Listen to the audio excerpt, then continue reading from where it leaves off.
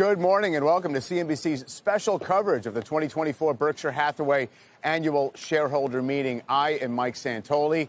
Becky Quick is here with me as well. We are here in Omaha, Nebraska, on the floor of the exhibit hall where Berkshire companies are selling their wares to shareholders. Just a few yards from here inside the arena, shareholders are taking their seats ahead of Warren Buffett taking the stage. We are expecting some big names sort of in the circle of Berkshire Hathaway and Warren Buffett. You see Apple CEO Tim Cook has arrived. He is here. We also believe Citi CEO Jane Fraser is here, as, of course, is Bill Gates, who is a regular. Okay. Becky has arrived. Sorry, I was just running back from the floor. Tim Cook is here. Yes. And we've been going through the earnings and reading through. And there's some pretty significant news that was revealed in this 10Q today. Earnings, yeah. Going through the numbers, checking it out. I know we're going to go more in depth on some of the top line numbers. But one of the big stories is, and I'm really sorry, I ran really fast. One of the big stories is that Berkshire has trimmed its holdings of Apple. Apple is by far Berkshire's largest holding. Berkshire is Apple's largest shareholder. Right. But they trimmed about 13% of their holdings in the first quarter. That's more than $20 billion. We don't know the sales price, or it's around $20 billion, I should say. We don't know the price they sold, but it's some big numbers. We're going to run through those numbers. And I just finished talking to Tim Cook about it. Mm-hmm. He did know that this was coming. He talked to Warren about it yesterday, Warren Buffett. He said that they had a long conversation with it. He pointed out that they're still a very large shareholder, their largest. More than 5%. And that Apple is still by far Berkshire's largest holding. That's right. Said he feels good about it, and he says it is a privilege to have them as a shareholder. So that's the comment from Tim Cook coming off of this. He knew this was coming, already had spoken to Warren about it, and said that this is a privilege to have Berkshire as a shareholder.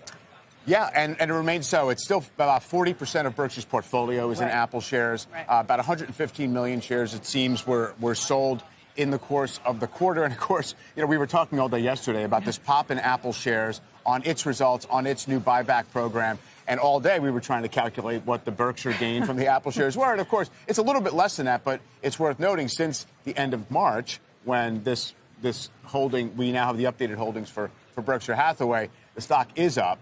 I did note that in the first quarter, Berkshire's net sales approximated Apple's share buybacks over the quarter. Oh, wow. So I was also saying yesterday, hey, Apple's buying back stock from everybody else, but Berkshire raising their stake. Not quite the case, but again, Apple still seems more than 40% of Berkshire holdings. Right, and Berkshire's Berkshire more than 5% portfolio. Apple. This is a massive portfolio.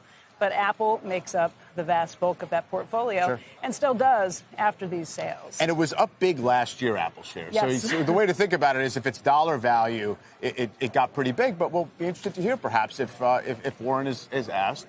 Yeah. And if he says much about it. Yeah, I mean, it's just a very interesting news. And again, it's the news that we've been digging through for the last hour since this filing came out. I mean, there's a lot more to look at in those Plenty more numbers. To look at. The operating results were actually good, pretty good growth in the insurance earnings and things like that. And I think Berkshire Hathaway Energy showed some improvement, too, in the operating numbers. Had come back, So it's very interesting. Also, the cash holdings at Berkshire up close to $190 billion, so up, I think, about $20 billion in the quarter. And that's a big stash of cash. What do you do with that? And that's been a big question for Berkshire for a while. That cash hoard just keeps getting Warren bigger. likes to talk about how they are perhaps the single biggest buyer of Treasury bills. That's right. And they own a ton. You can actually point to one person in the office who makes all of those purchases because the home office here is only about 24 people at headquarters. Small number of people who do all of these things, including putting out these the 10Q that we've been pouring through this morning. Yeah. On the earnings level, it looks like, it was a much smaller earnings number from the quarter ago, but that was because of investment gains that were much, much bigger a year ago in that quarter. Yeah, they have to mark their portfolio to market. They complain about that all the time. Sell it. It's just on paper. Right, which is why they look at operating earnings. Operating earnings were actually up $11.2 billion from $8.06 billion.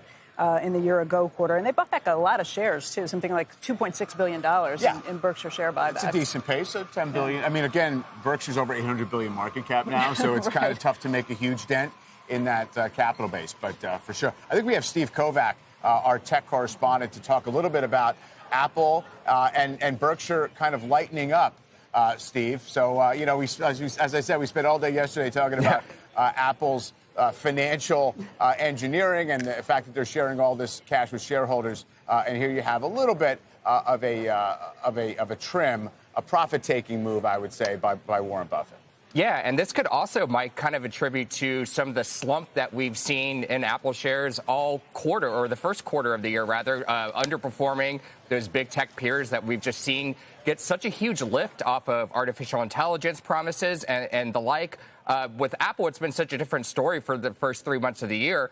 First of all, no artificial intelligence story to tell in the sense of generative AI that's really captured everyone's imagination. Of course, I was with Tim Cook just a couple days ago when they reported earnings, and he was telling me about the anticipated artificial intelligence announcement that they're going to have next month at the Worldwide Developers Conference, or at least that's when we presume it's going to happen. But it's also been these iPhone sales that have been a real drag on the company. iPhone sales were down 10% for the quarter. Now, Apple says that's a one-off thing, that there's some kind of COVID production wonkiness that happened at the end of 2022 that caused some people to start buying at a different time and so on and so forth. But he also told me that China is improving and that China sales, iPhone sales, that is, in mainland China, not greater China, but mainland China, actually grew in the quarter. That kind of counters this narrative that we had been hearing all quarter long, that sales were just kind of falling off a cliff and it was like an iPhone apocalypse out there in China. That did not materialize. In fact, quarter over quarter, the China business is improving, and Cook told me that he's quite optimistic about China in the long term still, despite this short-term bump that we're seeing. And then, of course, the question is, how much of that decline that we've seen in Apple shares was from these Berkshire sales throughout the quarter as well, guys? Yeah, obviously a significant, bit of selling pressure, although I would say Apple's a vast company, and, you can, one thing I believe that Berkshire probably tries to do is be smart about how they're, lightening up their positions. But you're right, it does reflect the fact that people, in general, investors seem like Apple stock up a lot last year. The growth outlook may be a little bit more muddled. Although I would say, Steve, that the rationale initially, and as Warren has explained it over the years, is that he considers it a branded consumer staples company in a sense. Slow and steady, huge installed base. The services business looks great. People don't get rid of their iPhones. Yeah, and it's the moat, too. And our Kif Lesswing on CNBC.com kind of wrote about this theme, that moat might not be as strong as it used to be. We are seeing so many regulatory challenges across the world, especially in Europe, kind of forcing Apple to open up its ecosystem to allow more competitors in. That's a moat breakdown and could potentially give people to stop buying iPhones if it plays out the way the EU would probably like it. And then not to mention the Department of Justice antitrust case that was filed this spring against Apple as well, covering a lot of those same issues. And then on top of that, there's the DOJ antitrust case against Google, which in a weird way impacts Apple because Google pays Apple up to $20 billion.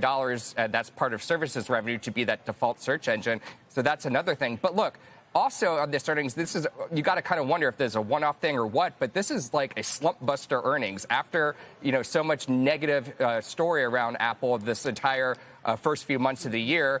There's a more positive story, at least on this earnings call, not just the buyback, but also a return to growth coming in the June quarter. That's what they guided to. And then also teasing up this big artificial intelligence announcement coming next month, guys. Yeah, and Steve, if you talk to the Verizons and the AT&Ts, AT&T specifically said that they saw a slowdown in sales of smartphones, not just for Apple, also Samsung, but they attributed it really more. I spoke with the CFO at the time of AT&T. He attributed it more to just the idea that these phones last a lot longer. The new phones didn't really have things that made people decide they had to go out and get new ones. It was the same story when we spoke to Irv Blumkin earlier this weekend. He's the CEO of Nebraska Furniture Mart, and he said, yeah, they saw a slowdown, too, in sales of smartphones.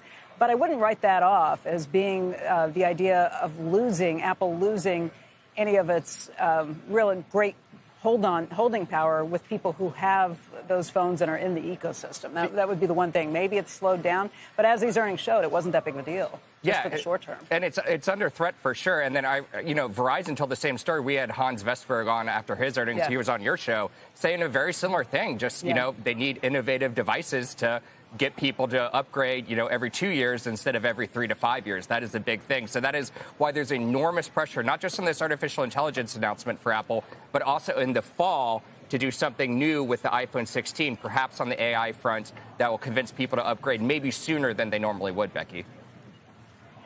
You just keep giving me a better phone and I'm in. I get a better camera for your phone and I'm in. That's all that I really want these things for. All right, Steve, thank you. Thanks, Becky. Good to talk to you. Folks, right now, we want to give you a look at the day's schedule. The morning question and answer period kicks off at 10:15 a.m. Eastern Time. It's going to end around 1 p.m. Eastern, and that's when we will join you once again right here to break down everything that we heard in that first session. Once Warren and company recharge, that afternoon session will start. That should be right around 2 p.m. Eastern Time, and it's going to run for another 2 hours.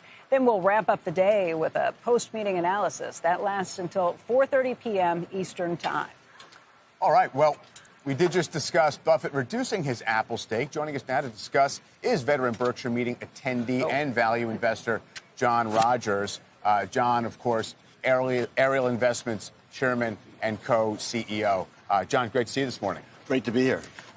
Just your quick first impression on the change in the Apple position, how it fits into what you're expecting in general out of Buffett this year. Well, we all know Warren's very much of a long-term investor, is always thinking long-term, but every once in a while he gets an idea that maybe the market's a little expensive, and I think we've had a long time without a recession.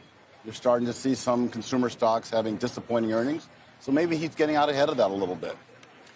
Do you see it as a little more of a portfolio manicuring to a degree as well? I mean, he had over 40% of the public securities portfolio was in one stock. I don't know. He seems willing to sort of hold things forever, even as they get big, but might have played into it. Well, also, I would think the concerns around China and what's happening there. You know, Tim Cook is a terrific CEO, but he can't control the geopolitical challenges that we're facing. And I know Warren's had some concerns about Chinese exposure, so that could be a part of it also. You know, you mentioned, once in a while the market gets expensive. I wonder what your view is of Berkshire shares themselves at this level. It's like 1.5 times book value, sort of the upper end of a, 15-year range or something like that. They bought back some in the quarter, maybe not a ton. What's your current take if you were talking about initiating or adding to a position of Berkshire? I tell people all the time, just get started. It's like one of the best investments of all time. So there's never a bad time to buy Berkshire. But I think also at this time, maybe it is a little bit in the high end, so maybe you wouldn't go all in. You just do dollar cost averaging in building your position. How long have you been a shareholder, and how long have you been coming here, John? I've been coming here over 20 years, and I've been a shareholder over 20 years. I really wished I had started 40 years ago, and I keep kicking myself. It's how could I have missed that? When you look at what you've learned over time, I mean, Charlie Munger isn't here this year. This is the first meeting. He's not going to be part of that. But coming here every year, you tend to hear a lot of the same messages, both from Charlie Munger and from Warren Buffett. But they both are people, or Charlie was a person, who would kind of question his own knowledge, question his own biases on a constant basis. And so if you've been coming for a long time, you tend to hear things that change over time, too. And I just wonder if there's anything that's kind of stood out to you or any lesson you've taken away that made you challenge your own implied biases and the things that you thought you knew were absolute truths. I think one of the things that it's just been reinforced over and over again, the importance of always just thinking long term, that you don't have to worry about the headlines, what's happening with interest rates today or inflation rates or what's happening with the pandemic. Eventually, as he always says, our capitalist democracy is the best system ever invented. And just realize we're going to get back on track and things will be great. So I've had those values reinforced. Also, the reinforcement of staying within your circle of competence. Invest in what you know and understand. Don't stretch outside of what you really know really well. And then you can interpret whether the moat is strong enough to keep that company strong. Okay, what do you think about Paramount shares with that as the perspective? Because there's a bid that's come in. They were in an exclusive bargaining period. Now you've got the second bid from Apollo and Sony that comes in. As a shareholder, which bid do you think is the better offer? Which one would you like to see them take? Oh, for sure. It's not even a close call. The Sony Apollo deal is the best. World-class international media company with a world-class private equity firm. All kinds of great leadership there. So it's not even a close call. We're really rooting for them and hoping that the independent board members do the right thing. I have a lot of confidence in them, and I think they're looking at this the right way now. And if they don't do the right thing, what will you do? Well, we will continue to challenge it. We have, been public with our perspective and concerns. We've written a letter to the shareholders. Of course, we've been talking and looking at all of our legal options because we've been told over and over again that the B shareholders will be treated fairly, and we've taken people at their word. John, I want to thank you very much for joining us today. Great to be here. Great to see you. All right now, we want to take you to this year's annual meeting for the first time ever. The Berkshire Hathaway movie will be shown right here on air and online. It's long been only shown in the arena, so only the people there get to see it. It's a compilation of Buffett skits, advertisements from holding companies, and Buffett interviews.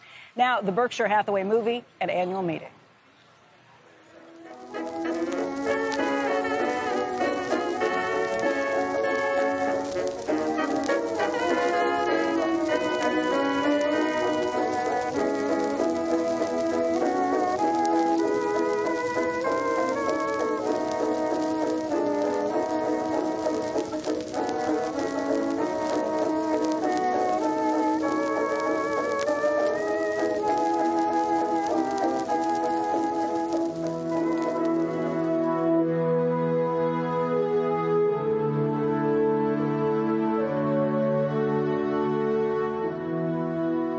So, Charlie, you were born on the first day of 1924. You have seen a century of history. Do you ever stop? Not only that, I lived in the aftermath of a previous century of history.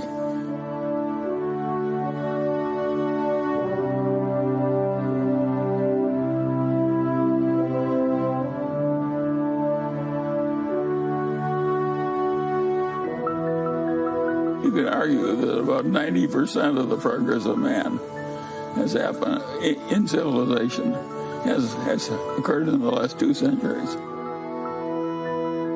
There was no car. There was no broadcasting. It was a very different world. We figured out so very, very much that was quite important as a start. And, of course, that's what brought the economic system up, so man had enough leisure, had enough time to think.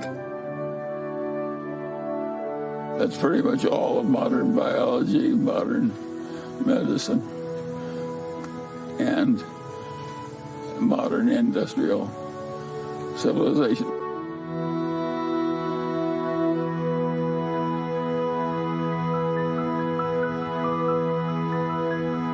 Just imagine what the world would be like.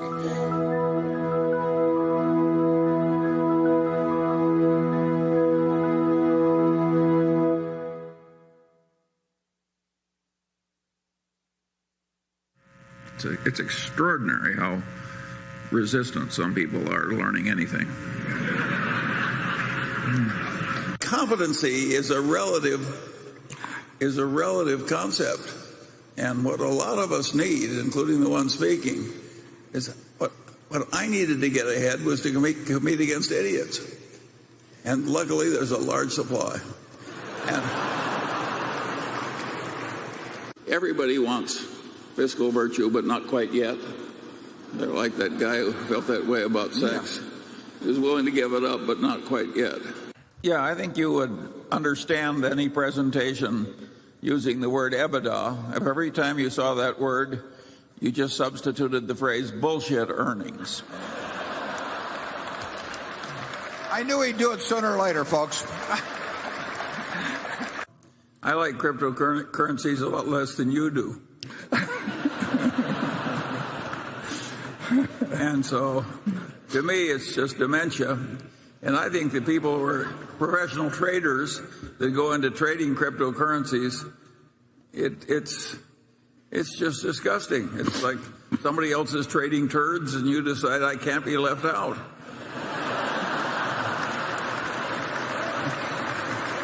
But those of you who are about to enter business school or who are there, I recommend you learn to do it our way, but at least until you're out of school, you have to pretend to do it their way. In accounting, you can do things like they do in Italy when they have trouble with the mail. You know, it piles up and irritates the postal employees. They just throw away a few carloads, and then everything flows smoothly thereafter.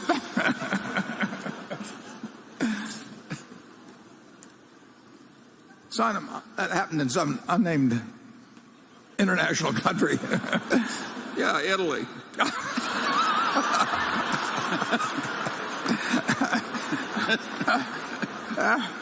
It's perfectly obvious, at least to me, that to say that derivative accounting in America is a sewer is an insult to sewage.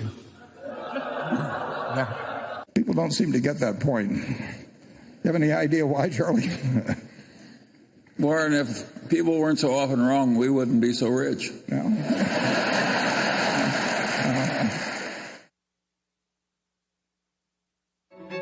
Before Ben and Jerry, Oprah and Gail, or Sergey Brin and Larry Page, there was Warren Buffett and Charlie Munger. Born and raised in Omaha, Nebraska, both worked at Buffett's grandfather's grocery store, but their paths didn't cross until Buffett was 29 years old and Munger was 35. To understand the most successful couple in business, it's best to start at the beginning and how they first met. Well, want to tell the story? Go ahead. There was a doctor couple, very prominent in Omaha, and his name was Eddie Davis. Her name was Dorothy Davis. And it was Mrs. Davis that called me, naturally. She did everything. And she said, we've heard that you manage money, and we'd be kind of interested in listening to your story about how you do it and what we might do with you. So I went over, and I talked to him, and I was all full of myself. And I couldn't talk fast enough about stocks in those days. And Dorothy Davis, very smart, and she listened to every word. And the doctor was kind of over in the corner spinning a yo-yo or something, and not paying much attention. And the wife looked over at the doctor, and he said, I'm going to give him $100,000. And I was managing about $500,000 at the time, so it was a big deal. And in a very nice way, I said, Dr. Davis, I said, you really haven't been paying much attention to what I've been saying. Everything. I kind of like to know why you're giving me this $100,000. It was much more modest than that, the way I edged into it. And Dr. Davis looked at me and he said, well, he says you remind me of Charlie Munger. And I said, well, I don't know who Charlie Munger is, but I like him. And it sort of became their mission that sometime they wanted to get me and Charlie together. So Charlie, in 1959, his dad died, and he came back to Omaha. His mother lived there, and the Davises really got us together. And so they arranged a dinner. About 5 minutes into it, Charlie was sort of rolling on the floor laughing at his own jokes, which is exactly the same thing I did. So I'm not going to find anything out like this. And we just hit it off. Charlie, what did they first tell you about Warren? How did they describe him to you? Well, the Davises were like a second set of parents to me. There were two sets of three children. My father's best friend was Eddie Davis. My mother's best friend was Mrs. Davis. I lived in that house back and forth as though it were an alternate house of the Mungers. And Mrs. Davis gave me the honor of switching my legs when I misbehaved, just as if I were one of her own. You probably gave her plenty of cause, too. Anything the Davises asked me to do, I was going to do. What did you think of Warren when you first met him? We got along fine. Oh, well. Both of our wives thought, my God, another one. What I like about Warren is the irreverence. We don't have automatic reverence for the pompous heads of all civilization. Is that something that came with age, or you guys were born with that? We were kind of always the way. We were a little more extreme. I've learned to behave a little bit better. Charlie really hasn't learned to behave much better. But, I just knew instantly Charlie was the kind of guy that I was going to like and I was going to learn from. But, it wasn't anything calculated decision or anything like that. It was natural. And we have had nothing but fun.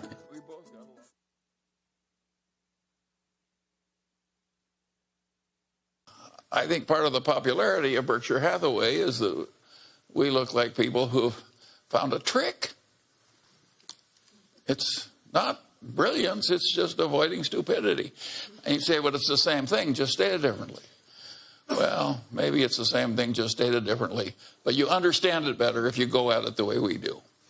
It's to identify the main stupidities that do bright people in, and then organize your patterns of thinking and development so you don't stumble into those stupidities. Berkshire Hathaway is constantly kissing off ideas, and he's in about 2 seconds flat. We know we've got opportunity X, which is better than the new opportunity. Why do we want to waste 2 seconds thinking about X? Many of you come from places that don't do that. You've got to have one horse, one rabbit, one something or other, and that rabbit is going to be thinking about something which would be ruled out immediately by an opportunity cost available generally to the place. But it's in a different department, and you have to be diversified, and so on and so on. So it's easy to drift into this idea that opportunities don't matter and you've got some different way of doing things that are better. It isn't better. The right way to make decisions in practical life is based on your opportunity costs. When you get married, you have to choose the best you can find that'll have you. And the rest of life is the same damn way. And you have to figure these things out if you want good results in life. And if you don't, well, you have to pretend that you can get good results in life. And if you have enough sales ability, maybe you can get by with it. Sure, there are a lot of things in life way more important than wealth. All that said, some people do get confused. I play golf with a man. He says, "What good is health? You can't buy money with it."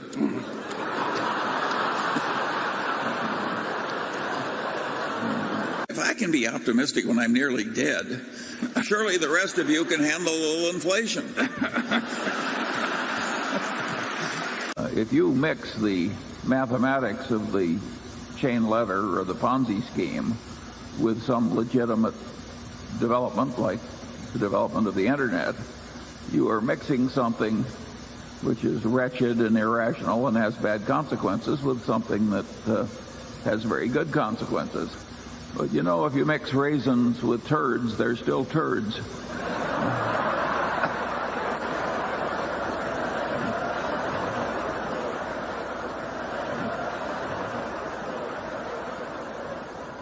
That's why they have me write the annual report. I would rather throw a viper down my shirt front than hire a compensation consultant. A director getting $150,000 a year from a company who needs it is not an independent director. Being put on the comp committee of American corporations, as I've said, they're looking for Chihuahuas and not Great Danes or Dobermans, yeah. And I hope I'm not insulting any of my friends that are on comp committees. You're insulting the dogs. No.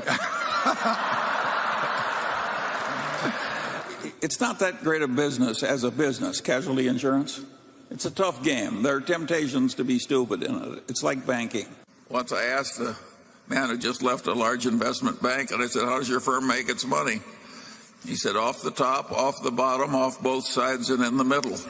The general system for money management requires people to pretend that they can do something that they can't do, and to pretend to like it when they really don't.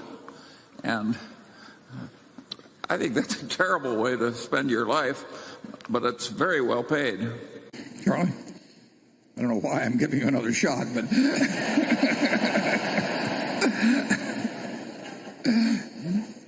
I think I've offended enough people. Right. There's 2 or 3 in the balcony.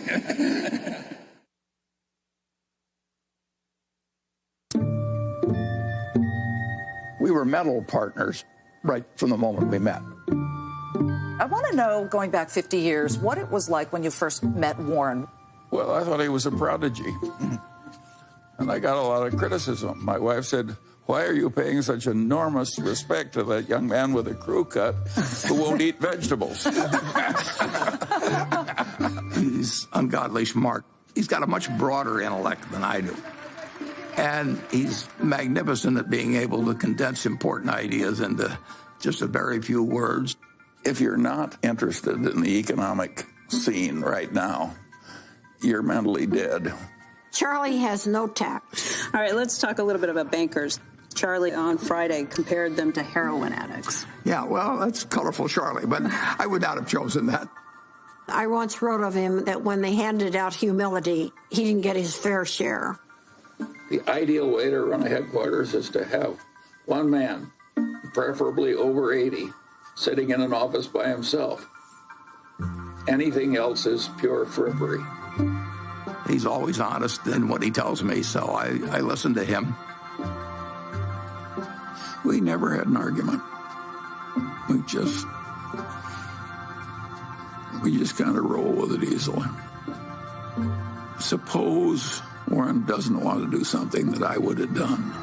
And suppose that happens 4 times over 40 years or something. What the hell difference does it make to me? Net, the record is working out fine.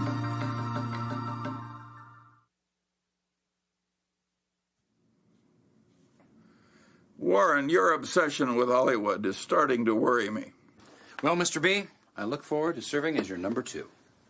Well, actually, I already have a number 2. Meet Charlie, my Dwight.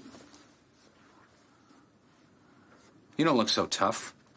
Well, actually, there are 18 ways I could kill you right now. I'm in. I'll raise. I fold. Where's Warren? Well, unfortunately, I wasn't Warren's type. Oh. Well, who needs a billionaire anyway, right? Oh, I got myself a billionaire. It's just not Warren. Come in, sweetie. Hi, girls. This is Charlie. Hi, Charlie. You come here and sit right down, and I will grab us a couple of beers.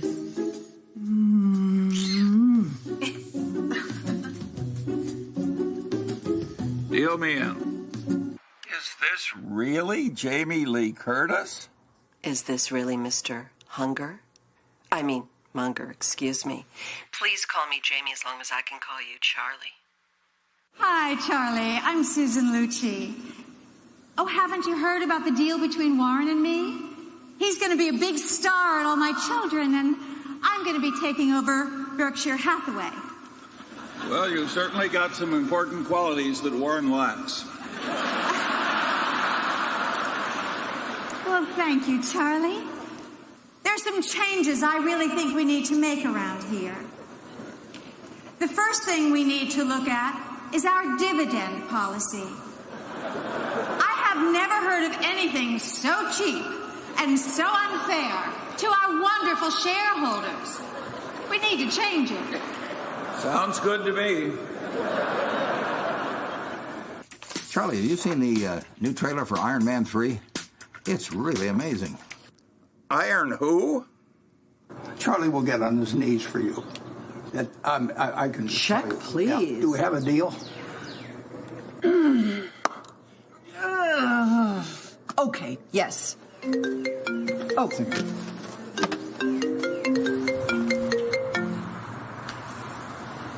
Charlie, it's a bad time. I'm right at the Oh, is that Charlie? Oh, give me the phone. Give me the phone. Give me the phone. Charlie, it's Jamie. Hi. Oh, it's so great talking to you, too. 1, 2, 3. Heisenberg. Jesse. All right. I'm going to call my partner and have him draw up the papers. Wait a minute. Did you just put that piece of brittle back in the batch? Yeah, I'll try that. Contaminated the whole thing.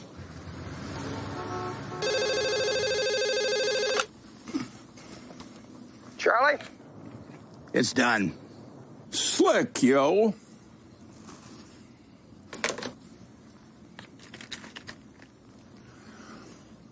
Brittle, bitches.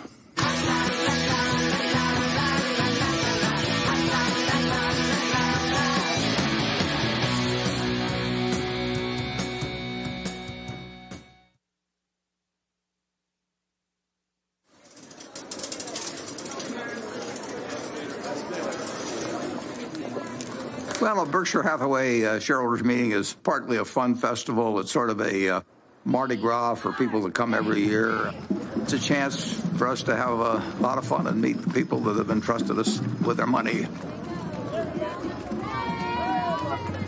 Well, we used to have just 30 people in a cafeteria, and now we have this huge public spectacle. Celebration is part of making a group of people work well together. It's a celebration.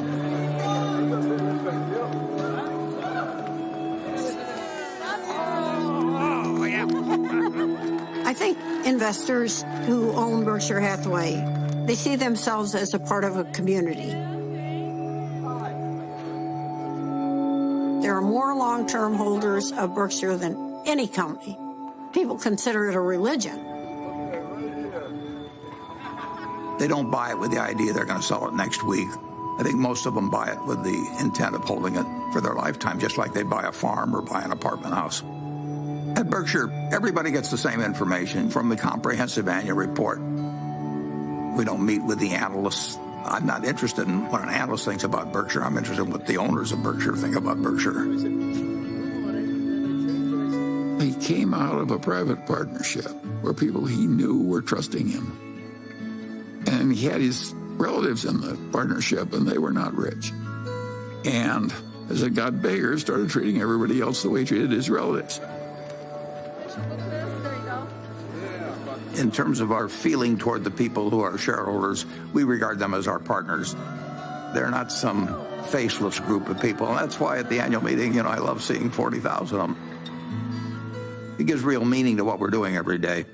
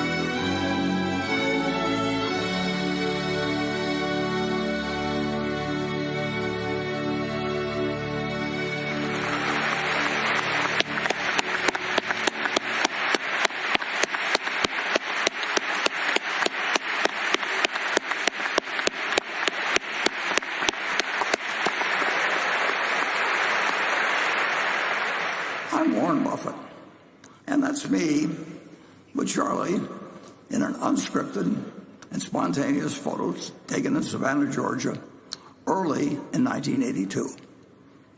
Our wives could tell us apart, as long as we wore name tags. When Charlie and I first met in 1959, it was as if twins who had been separated at birth were reunited. But there were a few important differences between Charlie and me that many people missed. Let me elaborate. For one thing, I was only interested in whether things worked. Charlie wanted to know how things worked. I would turn on a switch, and if the TV or light bulb went on, I could not care less about what had caused that miracle. Charlie, however, would want to understand every aspect of how the generator worked, how electricity traveled to his home, the merits of AC versus DC, whatever. You could say that Charlie understood electricity better than Thomas Edison ever did. Like his hero, Ben Franklin, Charlie wanted to understand everything, and he pretty well succeeded. Additionally, Charlie liked to design things. When we met in 1959, he was designing and building the house in which he lived throughout his life. He once wanted to design a home for me in Santa Barbara on a piece of property Berkshire inherited. Fat chance. In 1958, I bought the house I now live in, but I would have been happy with any of 100 or more houses as long as it was in the general neighborhood of where I was then renting. Of course, I wanted my wife to like it, and I wanted to have room for 4 or 5 kids. But what it looked like inside, outside, was irrelevant. The difference, of course, was of supreme importance to Berkshire. Charlie's architectural thoughts led to the Berkshire Hathaway of today. Some of you may be surprised that Charlie first became a director of Berkshire in 1978. Through a small partnership, I had bought control of Berkshire early in 1965.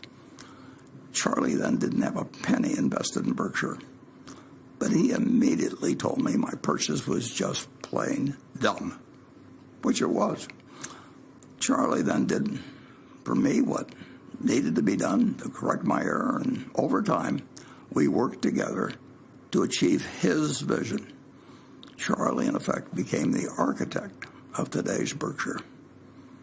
The architect is the person who dreams of, then designs, then finally supervises the construction of great structures.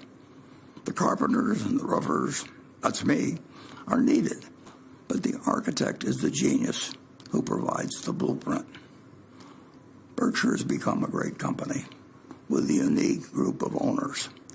The directors of Berkshire are the trustees of the structure Charlie designed that lives beyond his lifetime and will live far beyond mine. I'm now going to introduce these directors and give you a short first quarter report and the outlook for the company. After that, we will take your questions.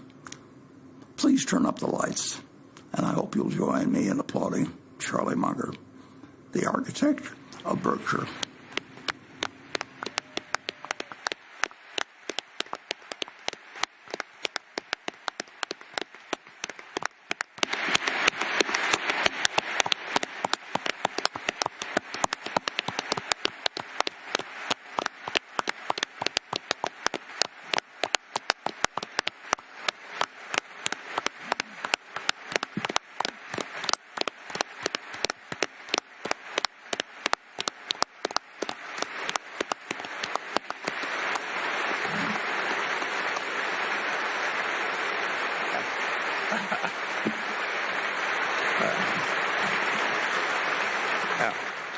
Yeah, don't wear out all your clapping on Charlie. I mean, we got.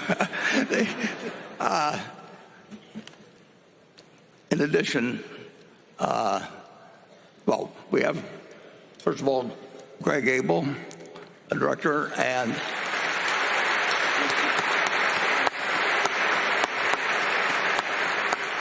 Ajit Jain, sitting at Tim, runs insurance.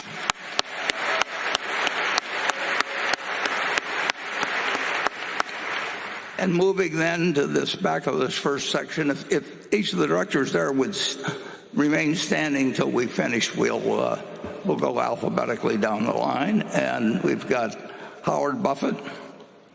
We have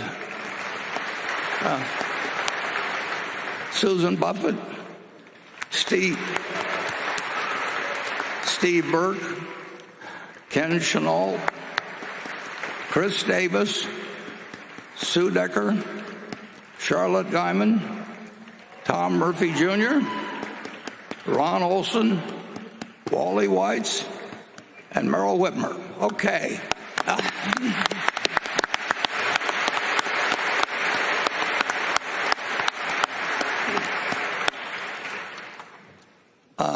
There are two people I would like to thank, and then we'll get on to the brief description of the results of the first quarter. First of all, I'd like to thank Melissa Shapiro, who put this whole event together. You can't imagine the work that goes into it. But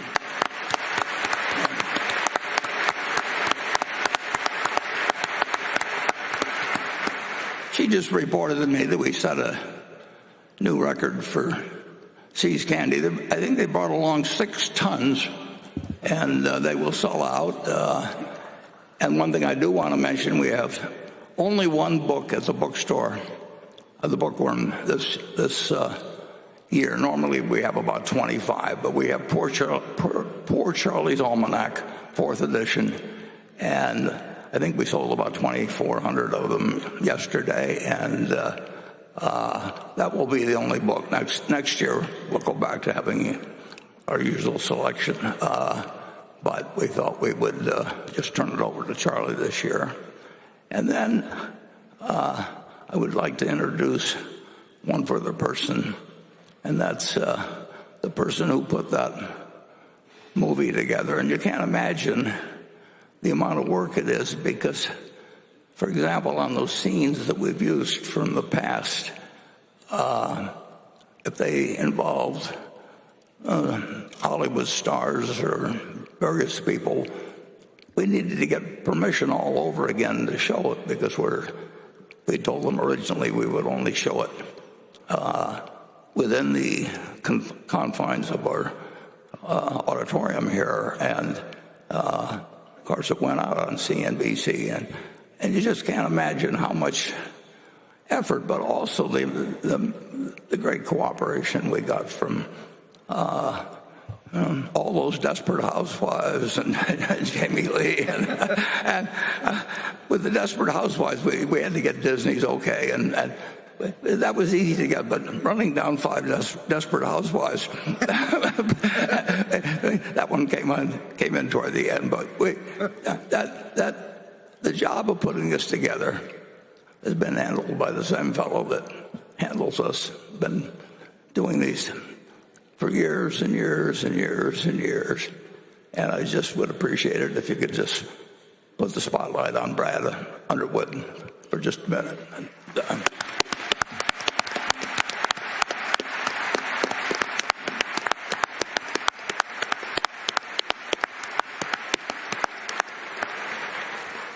Okay, we put out some results for the first quarter this morning at 7 o'clock our time, and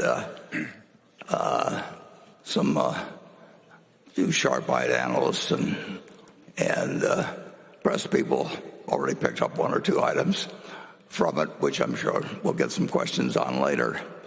But if we could start out with slide number 1, which is should be showing now, you'll see that in the first quarter, the way, and we talk about operating earnings at Berkshire, we've explained that many times. This is why we think these figures that we give you are the most descriptive of what's really going on in the business, and take out the wild swings in the market that otherwise just can have us reporting big earnings one quarter and big losses another quarter. We pay no attention to those at Berkshire, but you will see that we had a better than average quarter, and Ajit Jain wants me to point out to everyone that you cannot take the insurance earnings of the first quarter and multiply by 4. It just doesn't work that way in insurance. And while we insure storms around the world, the major storms, for example, that would affect our earnings would be, probably number one would be something that went along that came in at the wrong place from our standpoint, and then just kept going up the East Coast, and that's our number one risk as we evaluate things. But we're in all kinds of risks. There can be an earthquake tomorrow. There can be an earthquake 10 years from now, and there can, we're in that sort of business. But the first quarter does hit the. Should be our best quarter. Certainly shouldn't be our worst quarter. The most likely quarter to be the worst quarter is the third quarter. But anything can happen in insurance. But fortunately, nothing much happened in insurance during the first quarter. So we had much improved earnings in insurance underwriting, and then our investment income was almost bound to, well, it was almost certain to increase. And I said that in the annual report because yields are so much higher than they were last year, and we have a lot of fixed short-term investments that are very responsive to the changes in interest rates. So that figure is up substantially, and I can predict that one will be up for the year. We've got more money to invest, as we'll get to in a minute, and that's fairly predictable. So that number will be up. When you get into the railroad, the railroad earnings were down modestly, but we should, not immediately, but we should be earning somewhat more money than we are earning under present traffic conditions, and then traffic conditions can also hit the it's a potential earnings of the railroad. And if you want, every Wednesday you can get car loadings from the previous week, and I'll regard you as a little deranged if you do get them, but I get them every week. They're available, and you'll see that car loadings have been running for the industry, have been running down modestly, and these earnings were as is expected, but we should earn somewhat more money than that on the equivalent amount of car loadings. And we in the energy company, we had better earnings, but our earnings were distorted. Well, they were affected by conditions that I wrote about in the annual report, and we'll undoubtedly discuss more this morning. But off a low base of last year, they were up somewhat, and so you get down to the final figure, and $11.2 billion is it's quite an improvement from last year, but we would expect our earnings should go up modestly from year to year, because after all, we're retaining like $37 billion last year of earnings. So if we put $37 billion more, you left it with us, we should do something that's satisfactory. And the goal of Berkshire, economic goal, is to increase the operating earnings and decrease the shares outstanding. It's that simple to describe. It's not quite so simple to pull off necessarily, but that's what we're attempting to do. And if we'll turn to slide 2, please. I've got the history, and I just picked the pre-pandemic year of when we hit $24 billion, and then we fell off in the first year of the pandemic, and then, as you see, we've moved up from 27 to 30 to 37 billion. And interesting thing about these earnings is they're after depreciation and amortization and taxes and all that sort of thing. So you can figure that essentially Berkshire has a little over $100 million per day, including weekends and holidays, coming in to deploy. And we've said out many times when we're attempting to deploy that money, but we have that responsibility. And sometimes, if you'll turn to the next page, well, you'll see how that's built up the shareholders' equity, so that Berkshire had at March 31st, 574 billion, and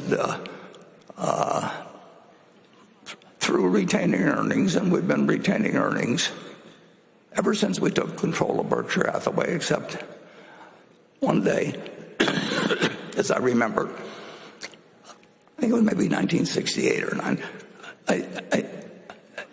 the directors declared a 10-cent a share dividend, and I think I must have been in the restroom or something at the time.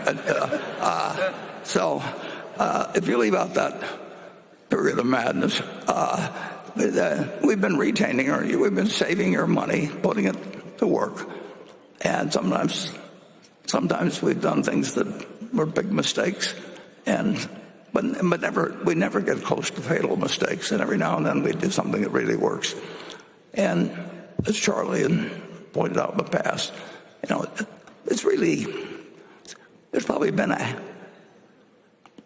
half a dozen to a dozen over 57 or 58 or whatever it would be, really important big decisions, and there's been nothing close to fatal.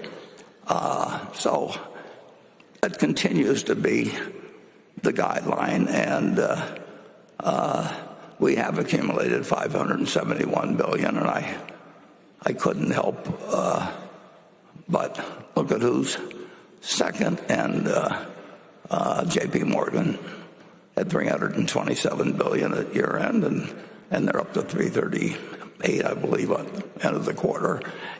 But they pay significant dividends. They repurchase shares. They've got a business that earns better returns on equity, but they don't plow it, and they shouldn't. They don't plow it back exactly like we have. And this does show what can be done, really without any miracles, if you save money over time. And we have a group of shareholders. We had a group of partners originally, Charlie and I did, that wanted to save money and left their money with, like, in that film you just saw, you saw Eddie and Dorothy Davis, and the Davis family and the children and the grandchildren periodically did some other things with the money, but they also basically left it with us, and we were a savings vehicle, and they were able to live very well, but they weren't trying to live like the kings and queens of earlier capitalism, and used to build the houses in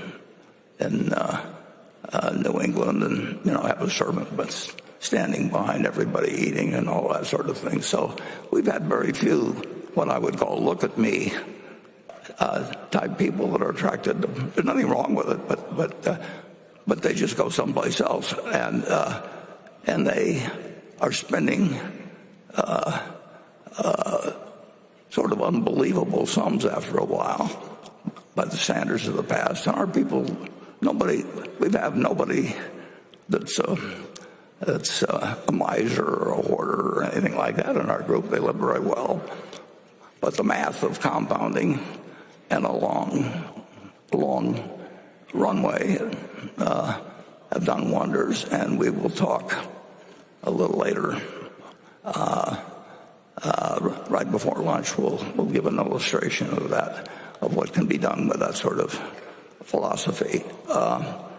So our cash and Treasury bills were $182 billion at the quarter end, and I think it's a fair assumption that they probably give about $200 billion at the end of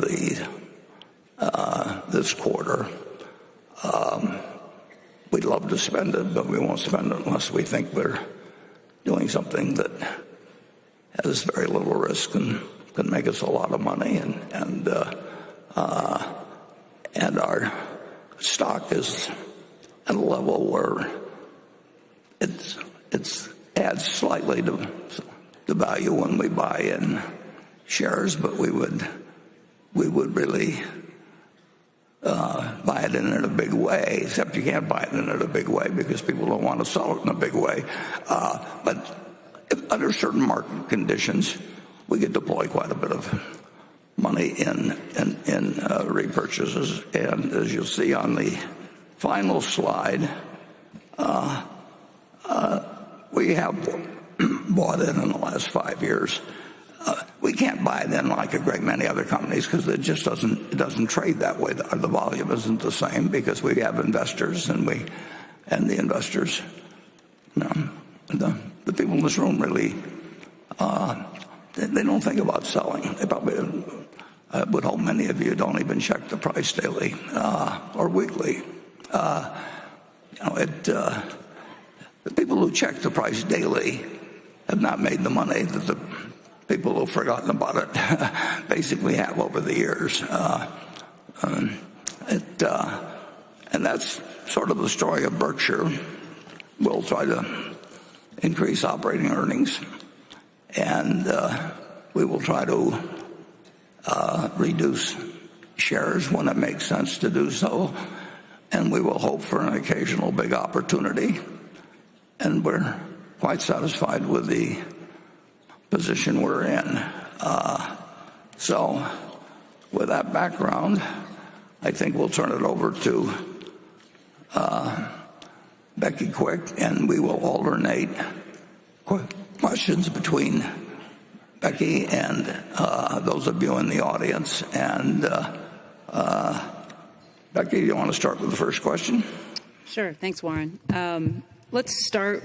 Just given what you mentioned, there was some news that came out in the 10Q this morning. It shows that Berkshire sold another 115 million shares of Apple in this last quarter. That's Berkshire's largest holding.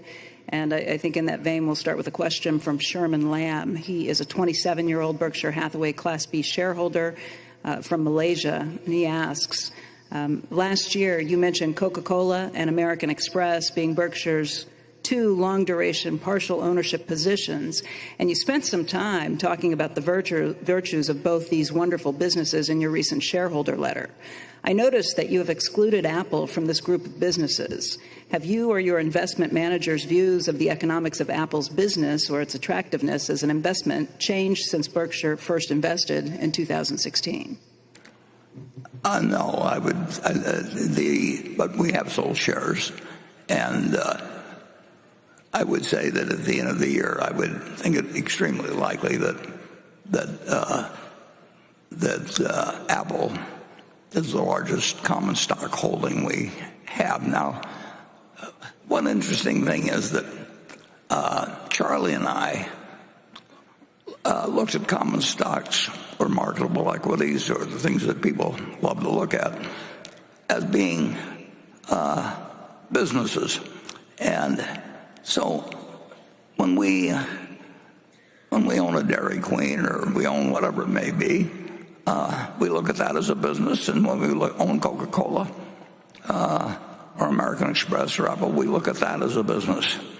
Now, we can buy really wonderful companies in the market as businesses. We can't buy all of them. All of their shares. We can't buy 90% or 80% or anything like that. But when we look at Coca-Cola and American Express and Apple, we look at them as businesses. Now, there's differences in tax factors. There's difference in managerial responsibility, a whole bunch of things. But in terms of deploying your money, we always look at every stock as a business, and we don't We have no attempt made to predict markets. We have no attempt made to pick stocks. I went through many, many years doing the wrong thing. I got interested in stocks very early, and I was fascinated by them. And I wasn't wasting my time because I was reading every book possible and everything else. But finally, I picked up a copy of The Intelligent Investor in Lincoln, and there was a few sentences in there that said much more eloquently than I can say it. But if you look at stocks as a business and treat the market as something that doesn't tell you, isn't there to instruct you, but it's there to serve you, you'll do a lot better over time than if you try to take charts and listen to people talk about moving averages and look at the Fed pronouncements and all of that sort of thing. And so that made a lot of sense to me then. And the way I've been allowed to deploy it, Charlie and I talked about this, of course, constantly. It's changed over the years as the amount of capital we have and has changed and all of that. But the basic principle was laid out by Ben Graham in that book, which I picked up for a couple of dollars, and which basically said to me, you've been wasting your time now, but maybe you can use what you've learned or been reading about and put it to better use. And then Charlie came along and told me how to put it to even better use.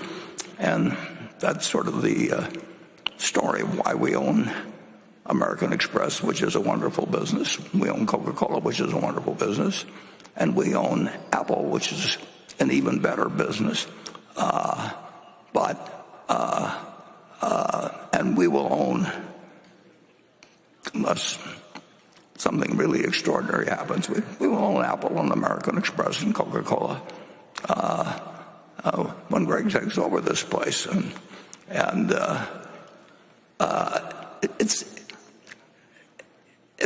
It's such a simple approach that it's almost deceptive. Most things, if you keep working harder and harder at it, you learn a little more math or you learn a little more physics. But investments, you don't really have to do that. You really have to have your mind set properly. So we will end up, unless something dramatically happens that really changes capital allocation, a strategy, and we will have Apple as our largest investment, but I don't mind at all, under current conditions, building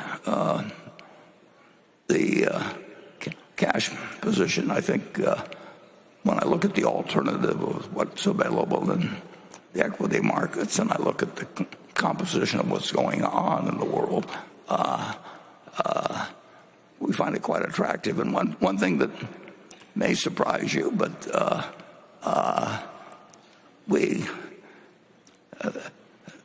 almost everybody I know pays a lot more attention to not paying taxes than I think they should.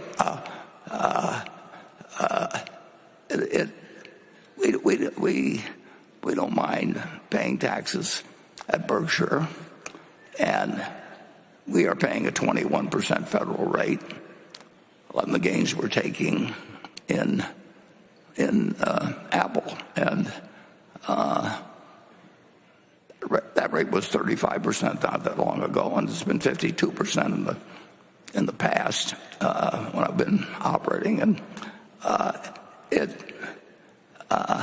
the federal government owns a part of the earnings of the business we make. They don't own the assets, but they own a percentage of the earnings. And they can change that percentage any year. And the percentage that they've decreed currently is 21%. And I would say with the present fiscal policies, I think that something has to give, and I think that higher taxes are quite likely, and the government wants to take a greater share of your income or mine or Berkshire's, they can do it. And they may decide that someday they don't want the fiscal deficit to be this large because that has some important consequences, and they may not want to decrease spending a lot, and they may decide they'll take a larger percentage of what we earn, and we'll pay it. And we always hope at Berkshire to pay substantial federal income taxes. We think it's appropriate that a country that's has been as generous to our owners.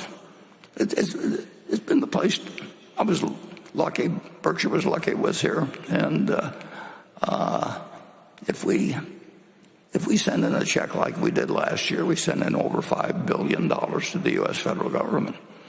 And if 800 other companies had done the same thing, no other person in the United States would have had to pay a dime of federal taxes, whether income taxes.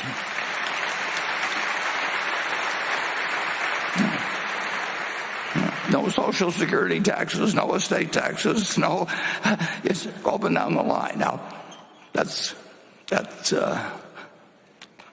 I would like to.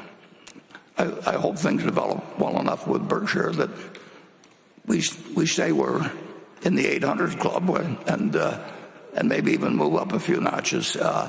It doesn't bother me in the least to write that check, and I would really hope with all that America's done for all of you, it shouldn't bother you that we do it. And if I'm doing it at 21% this year and we're doing it at a higher percentage later on, I don't think you'll actually mind the fact that we sold a little Apple this year.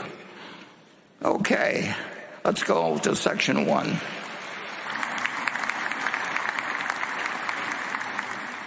Hi, Mr. Buffett. This is Matthew Lai from China, Hong Kong. I'm running my listing company called FW, and we are so grateful that to learn from you, and you really inspire us. My question is, besides the electrical car company, Birdie, under what circumstances you will reinvest and reconsider to invest Hong Kong and China company? Thank you. Yeah. Well, our primary investments will always be in the United States. We do think it.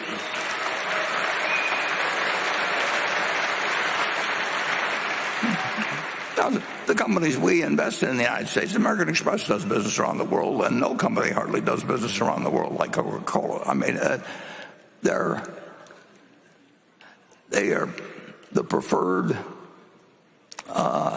soft drink, in something maybe like 170 or 180 out of 200 countries. Those are rough approximations from a few years back, probably, but that degree of acceptance worldwide is, I think it's almost unmatched. I can't really think of any company that has it. American Express has a position in the credit card field, which I think is extremely strong, and part of that was part of the reasons for that is one of the directors that I introduced a few minutes ago, Ken Chenault. But it has strengthened dramatically over the last 20 years for a lot of reasons.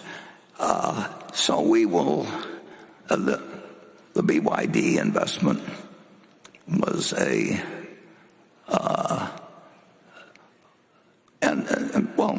we made the commitment in Japan, which I did 5 years ago, and that was just overwhelmingly was compelling. It was extraordinarily compelling, and we bought it as fast as we could, and we spent a year, and we got a few percent of our assets in 5 very big companies, but that's the problem of being our size. But you won't find us making a lot of investments outside the United States, although we're participating through these other companies in the world economy. But I understand the United States rules, weaknesses, strengths, whatever it may be. I don't have the same feeling for economies generally out around the world. I don't pick up on other cultures extremely well, and the lucky thing is I don't have to, because I don't live in some tiny little country that has just doesn't have a big economy. But I'm in an economy already that has, after starting out with 0.5% of the world's population, has ended up with well over 20% of the world's output in an amazingly short period of time. So we will be American oriented. I mean, if we do something really big, it's extremely likely to be in the United States. Charlie, in all those years, there's only 2 times he's told me that, this one is really, he would always go along with me and say, well, when I was suggesting something, he'd say, well, this is really not that great, but it's probably the best you'll come up with, so I'll go along with the idea.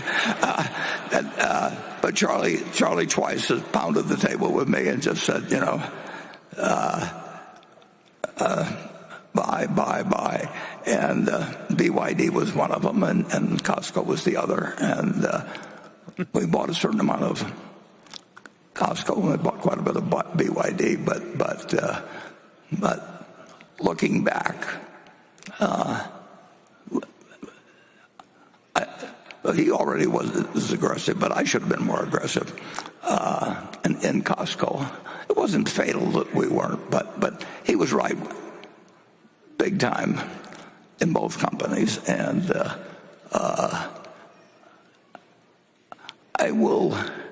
I'm aware of what goes on in most markets, but I think it's unlikely that we make any large commitments in almost any country you can name, although we don't rule it out entirely. And I feel extremely good about our Japanese position, and we'll have that I don't know how many years. Greg will be sitting with that at some point, and we couldn't be happier with that. But we really have a different outlook in looking at we look at your money, which we couldn't bear to lose, and we feel that we're very less likely to make any truly major mistakes in the United States than in many other countries. Okay, Becky. This next question comes from Stanley Holmes, who is a Berkshire shareholder from Salt Lake City. He asks, in his 2024 annual letter to shareholders, Chairman Buffett noted the severe earnings disappointment experienced at Berkshire Hathaway Energy last year and expressed concern about earnings and asset values in the utility industry. Recognizing that investors are worried about climate change-related expenses and that new uncertainties cloud the regulatory environment, the chairman suggested that some jurisdictions may adopt the public power model. There are now signs that policymakers in Utah, citing state sovereignty, may already be poised to move in that direction. The Utah legislature recently mandated the state's right to serve as sole purchaser of energy from an in-state power plant and, under some circumstances, purchase the power plant before it can be retired. The state utility regulator will be legally bound to prioritize public purchases of power and facilities that could include assets owned by Berkshire Hathaway Energy's Pacific Corp utility, Rocky Mountain Power. Will Berkshire, through BHE, continue to invest resources in jurisdictions where corporate assets may be subject to confiscatory state policies and actions? And how is Berkshire Energy working with officials in Utah to minimize potential corporate losses if and when state control is asserted over its electrical utility sector? Yeah. I will let Greg join with me in the answer on this, but I would say our feeling is that Utah is actually very likely to treat us fairly, whether the action is in granting appropriate rates that give us the return we expected, generally expected, in terms of our own properties, or if they decide for some reason to go to public power, I think they would compensate us fairly. In the 1930s, George Norris, a senator from Nebraska, just turned Nebraska into a public power state, and our experience in Iowa would indicate that free enterprise has its role, and that we can run a privately owned utility company that will be more efficient for society than, at least in most states, people can do with public power. But what has happened is that there's going to be enormous amounts of money spent on power. And if you're going to do it with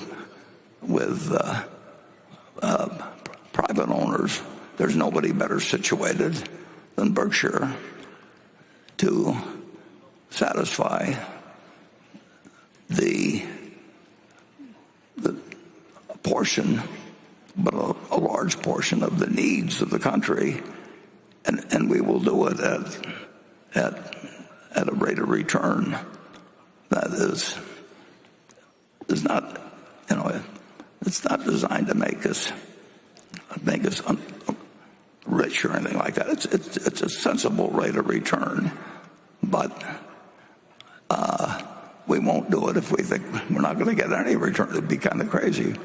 And we've seen actions in a few states where some of the costs associated with climate change are not being regarded as costs that the utility shouldn't incur. Well, believe me, if it was publicly owned, they would have incurred it too. But we'll do what society tells us, and we have got the money, and we've got the knowledge to participate big in something that is enormously important for the country. But we're not going to do it. We're not going to throw good money after bad. And I don't worry about. My understanding is, and Greg can elaborate on this now immediately, but I don't regard Utah as being unfriendly to the idea of utilities being treated fairly. Charlie? Charlie, I'm so used to it.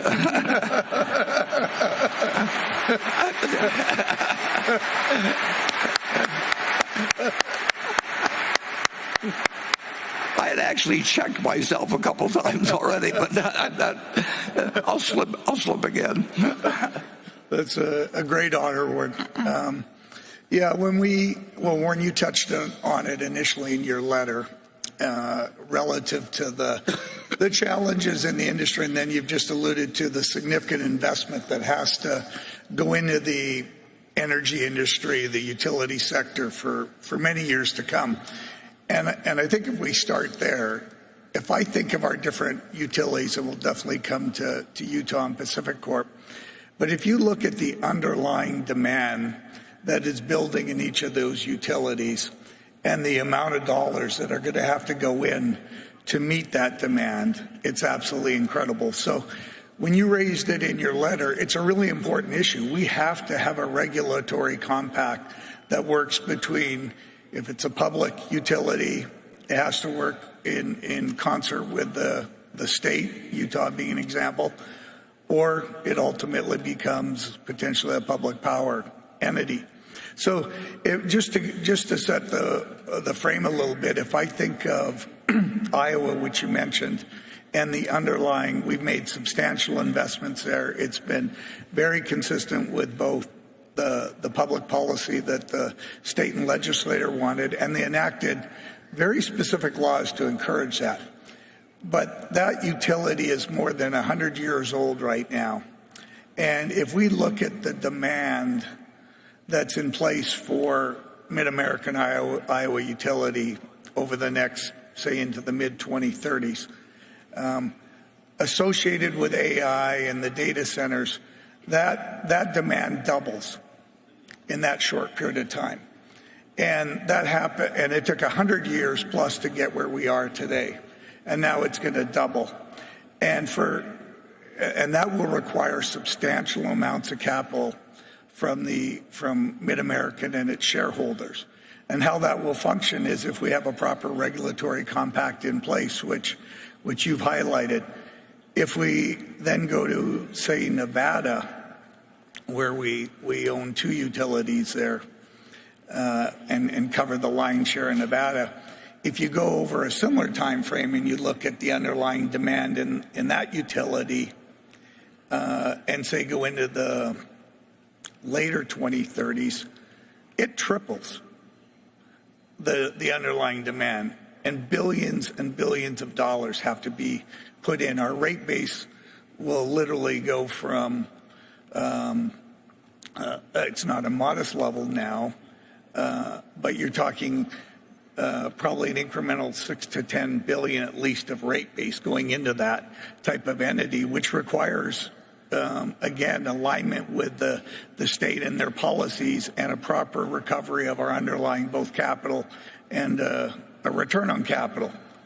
So when we come to the wildfires, that's been a substantial challenge because it's the first time there's been a lot of discussion around one of our utilities, experienced significant losses associated with the wildfires.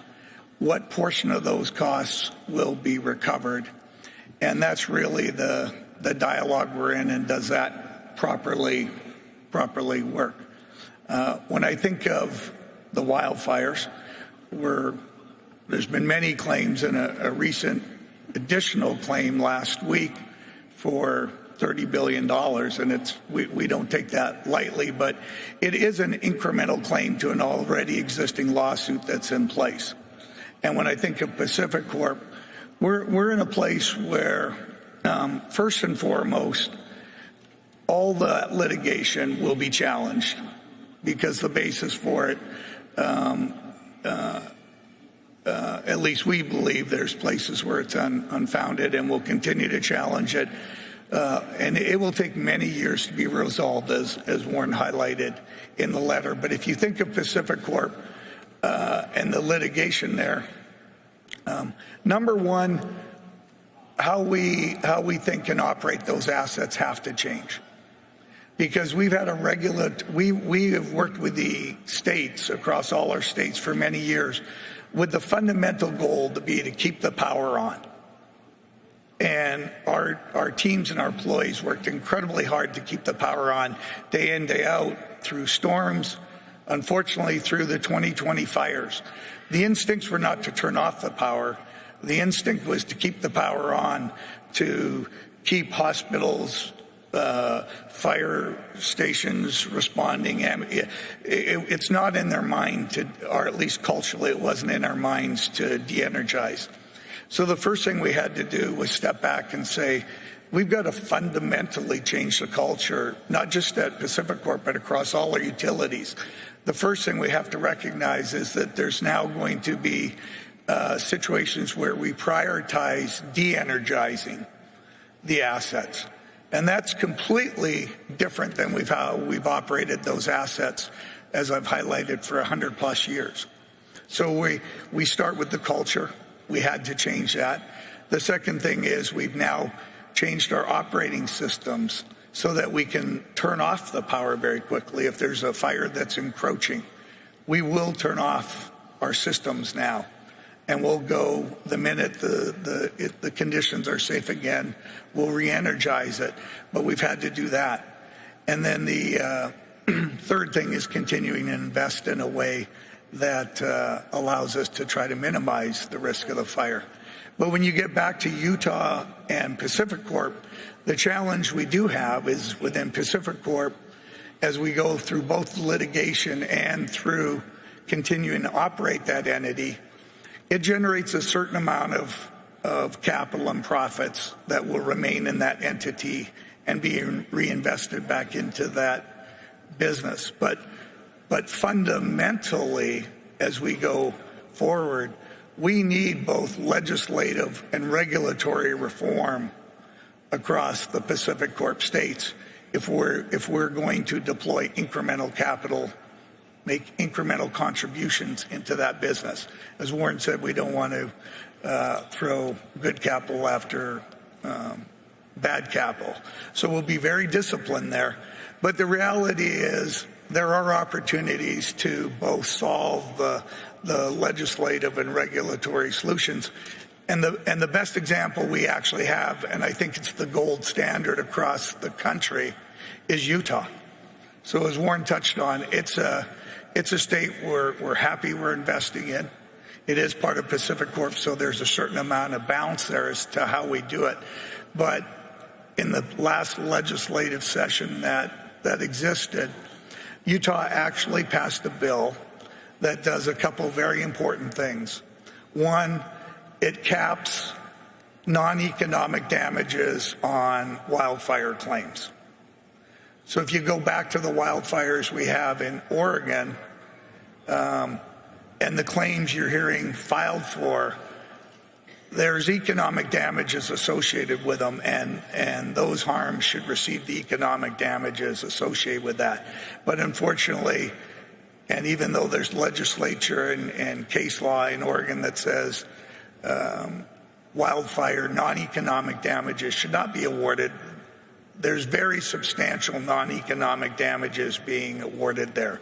Utah took a very proactive position to say, we will cap those non-economic damages. And it creates an environment, again, it's back to that, is there an environment where you want to invest in? Yes. And then incrementally, they've created a very substantial fund. It's literally called the Wildfire Fund for fires in Utah that will help facilitate both liquidity and the ability to resolve the situation. So Utah, we believe, including the legislation that a lot of other things came out of it, is the actual gold standard as we go forward. So very important issue for Berkshire Hathaway Energy. But at the same time, it is a Pacific Corp issue. The risk of regulatory compacts not being respected is a much broader one that we'll always evaluate and be careful how we deploy our capital. But both Pacific Corp will manage through it, and I see other very good and significant opportunities in Pacific Corp. In Berkshire Hathaway Energy. The return on equity investment, it's been promulgated and been achieved over the years, has been, particularly in recent years, well below the return on equity that has been achieved by American industry generally. And so whether you earn X or X plus 0.5% or X minus 0.5%, that differs by state, and some states are more attractive than others. But whether you earn X or go broke is not an equation that works. And we won't put our shareholders money. They didn't give it to us to lose it all. And we might like it if it's better when it's X plus 0.5% than X minus 0.5%. But the electric utility industry will never be as good as, just remotely as good as, the kind of businesses we own in other arenas. You look at the return on tangible equity at Coca-Cola or American Express, and the really top it off, Apple. It's just a whole different game. But in utilities, the trade has been, the compact has been that you get a modest return, and climate change comes along and it causes way more fires. That's just the cost of doing business, and it doesn't mean that we can't do things to mitigate fires in the future, and you can make different policies on when you turn off the lights. But somebody's going to put up many, many hundreds of billions, maybe in the trillions, and climate change enters into that. And it can be done through public power, or it can be done through private enterprise to quite a degree. And we would be certainly good for $100 billion or more, but we're not going to throw good money after bad. Okay, let's do station 4.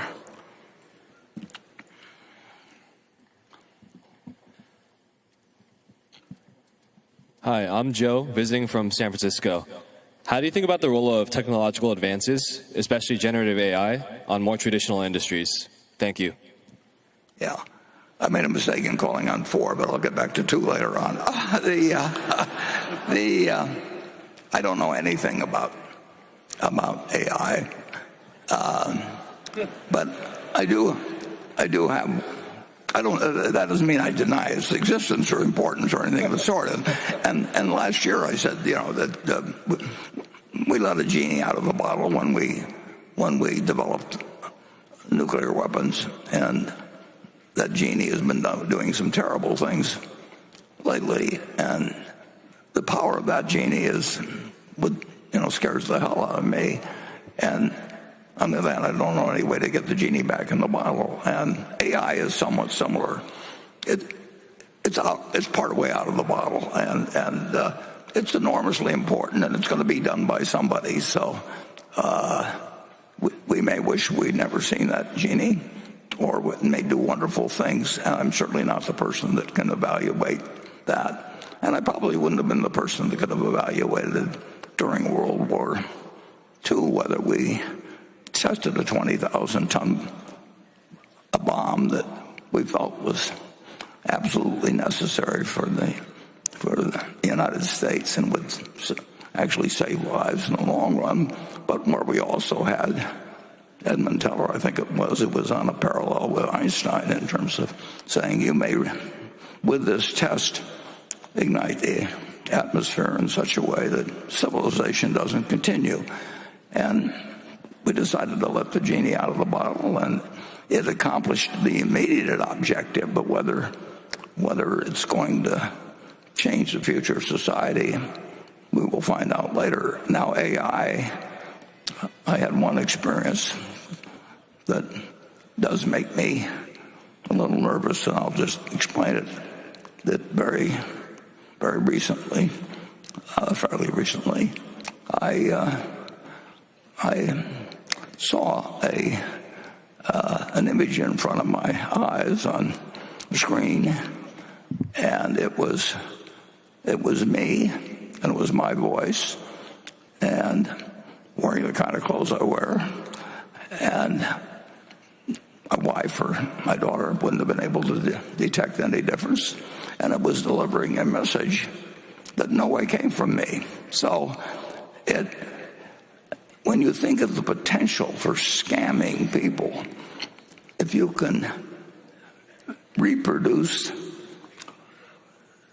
images that I can't even tell, that say, I need money, it's your daughter, I've just had a car crash, I need $50,000 wired. I mean, scamming has always been part of the American scene, but this would make me, if I was interested in investing in scamming, it's going to be the growth industry of all time, and it's enabled in a way.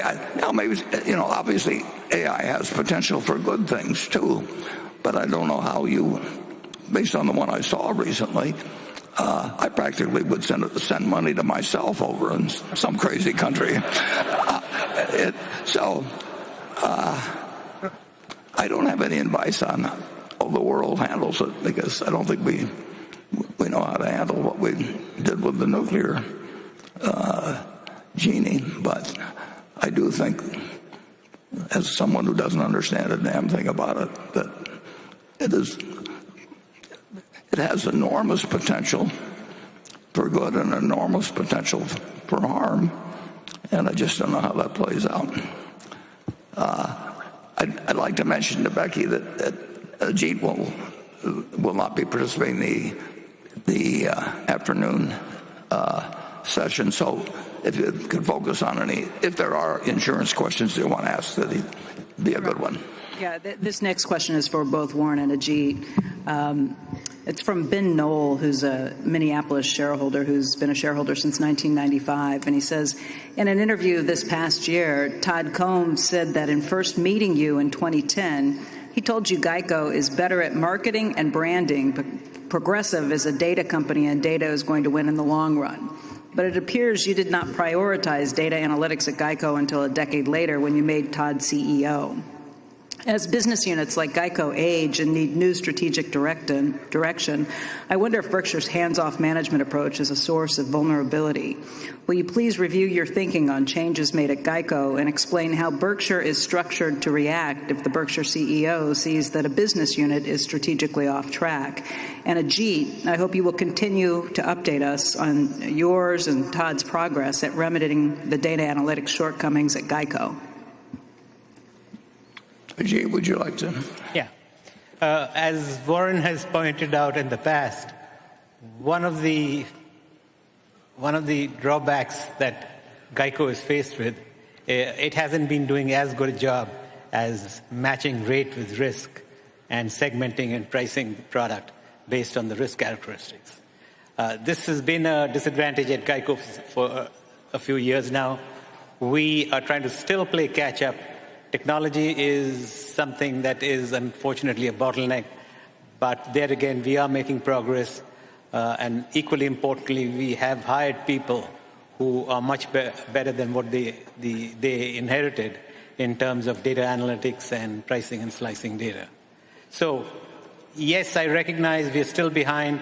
We're taking steps to bridge the gap, and hopefully certainly by the end of 25 we should be able to be along with the best of players when it comes to data analytics, whether it's pricing, whether it's claims, or any other factor that drives the economics of the insurance business.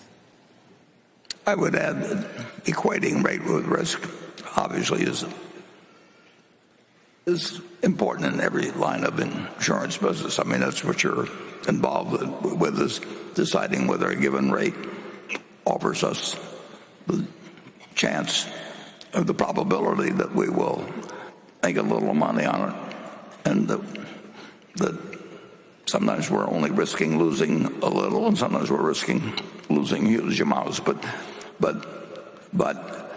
Geico and Progressive has done a better job in that recently. But our fundamental advantage at Geico, of course, is that we have lower costs than virtually anybody, and that cost advantage has been dramatic. We've driven our underwriting expense ratio below 10%, and there's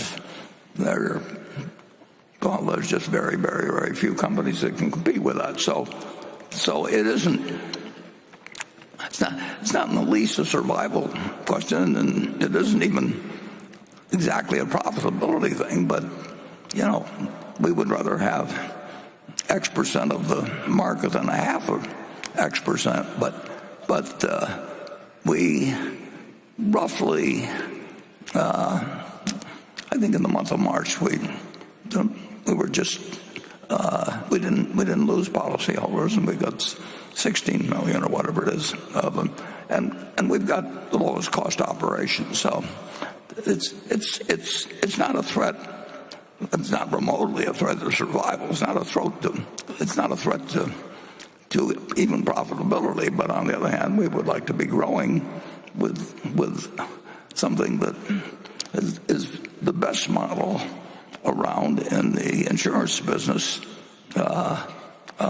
of delivering at a low cost, and we now have a recognition that we didn't have back when Leo Goodwin started in 1936. But the same principle that worked then is that if you can offer somebody a good product cheaper than the other guy, and everybody has to buy it, and it's a big business, it's very attractive to be in. And Geico is a very attractive business and has got its lowest cost thing, and it does have to do a better job of matching rate to risk.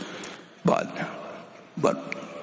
our low costs have masked the fact that for a while that we could do without progressing as much as we should have in the matching of rate to risk.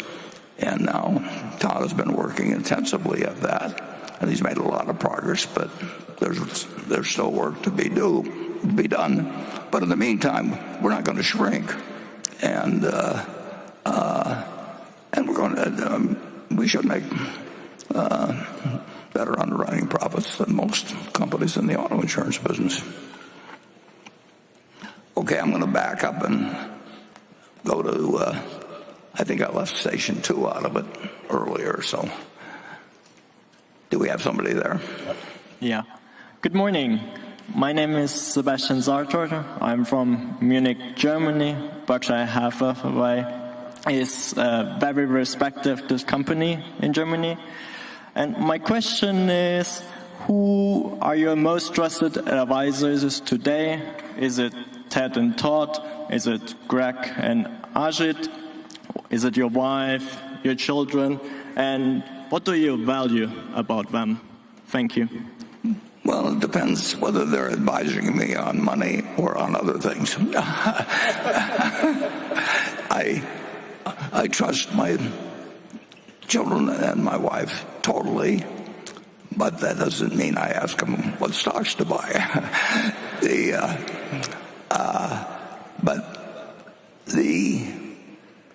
I was, in terms of managing money, there wasn't anybody better in the world to talk to for many, many decades than Charlie. And that doesn't mean I didn't talk to other people. But if I didn't think I could do it myself, I wouldn't have done it. I mean, to some extent, I talk to myself on investments, and I think my children have gotten a whole lot wiser over the years, and so I listen to them on a lot of things. I'll listen to my daughter on who to vote for locally, because she knows a lot more about that than I do, and I'll listen to my wife on a lot of things, and I won't get into details. So it is important. I mean, you don't live a life where you surround yourself and limit yourself to people you trust. It won't be much fun. I mean, I literally have been in the position ever since I was in my 20s of being able to have people I trusted around me, and I've made mistakes occasionally, but they filter out over time. You learn. And when I found Charlie, for example, in all kinds of matters, not just investment, I knew I'd have somebody that well, I'll put it this way. You can think about this. Charlie, in all the years we worked together, not only never once lied to me, ever, but he didn't even shape things so that he told half lies or quarter lies to sort of stack the deck in the direction he wanted to go. He absolutely he considered it total of utmost importance that he never lied. Now, that occasionally got him in trouble at dinner parties or something. If he said to the woman, I really prefer the way you used to do your hair or the way that somebody over across the room does it. I mean, but in terms of having a partner, I simply cannot think of a conversation I ever had with Charlie that in the least he misled me or shaped it his way or anything of the sort. So when you get that in your life, you cherish those people and you sort of forget about the rest. Okay.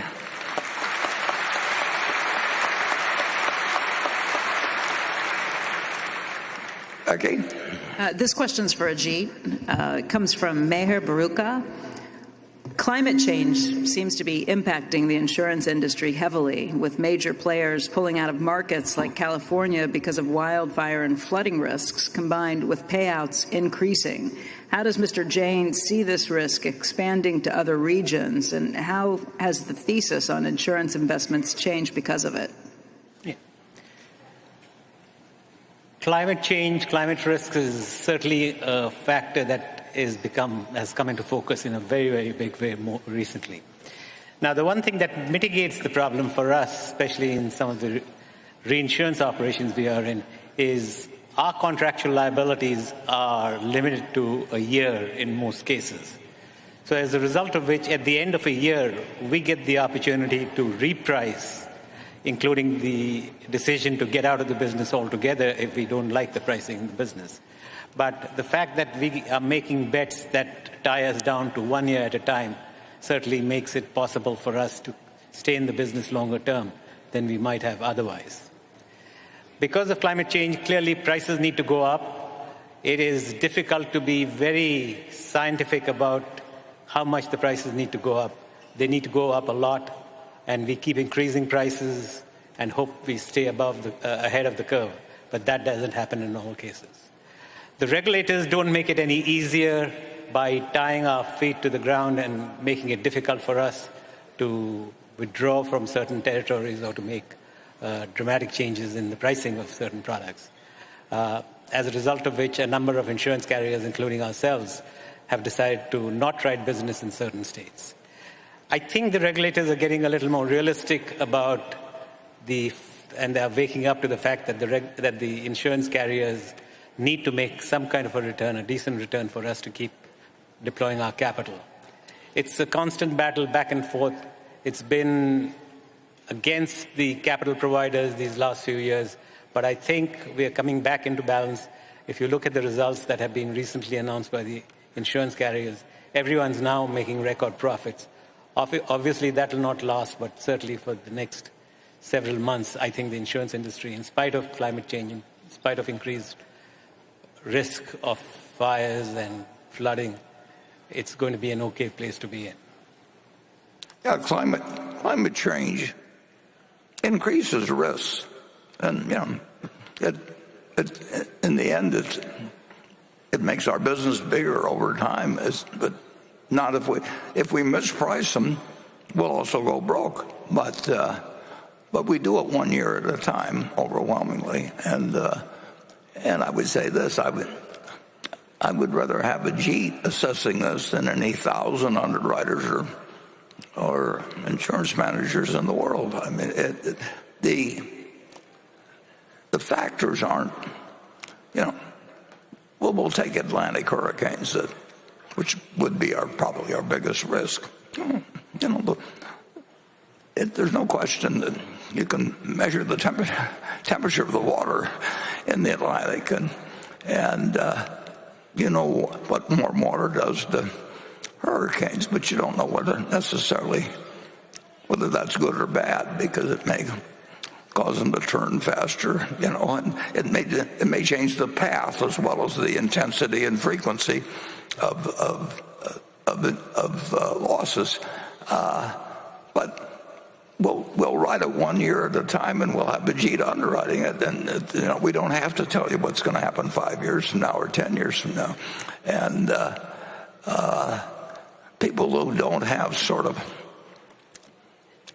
analytical insurance minds that comment on this subject really don't expand our knowledge. We get a lot of letters from people that I'm sure have good IQs, but they don't really know. They don't understand the insurance business, and they're not wrong, I don't think, in my mind, about climate change. But if there was no risk, there'd be no insurance business, and we're in the business of evaluating it, and we do it 1 year at a time.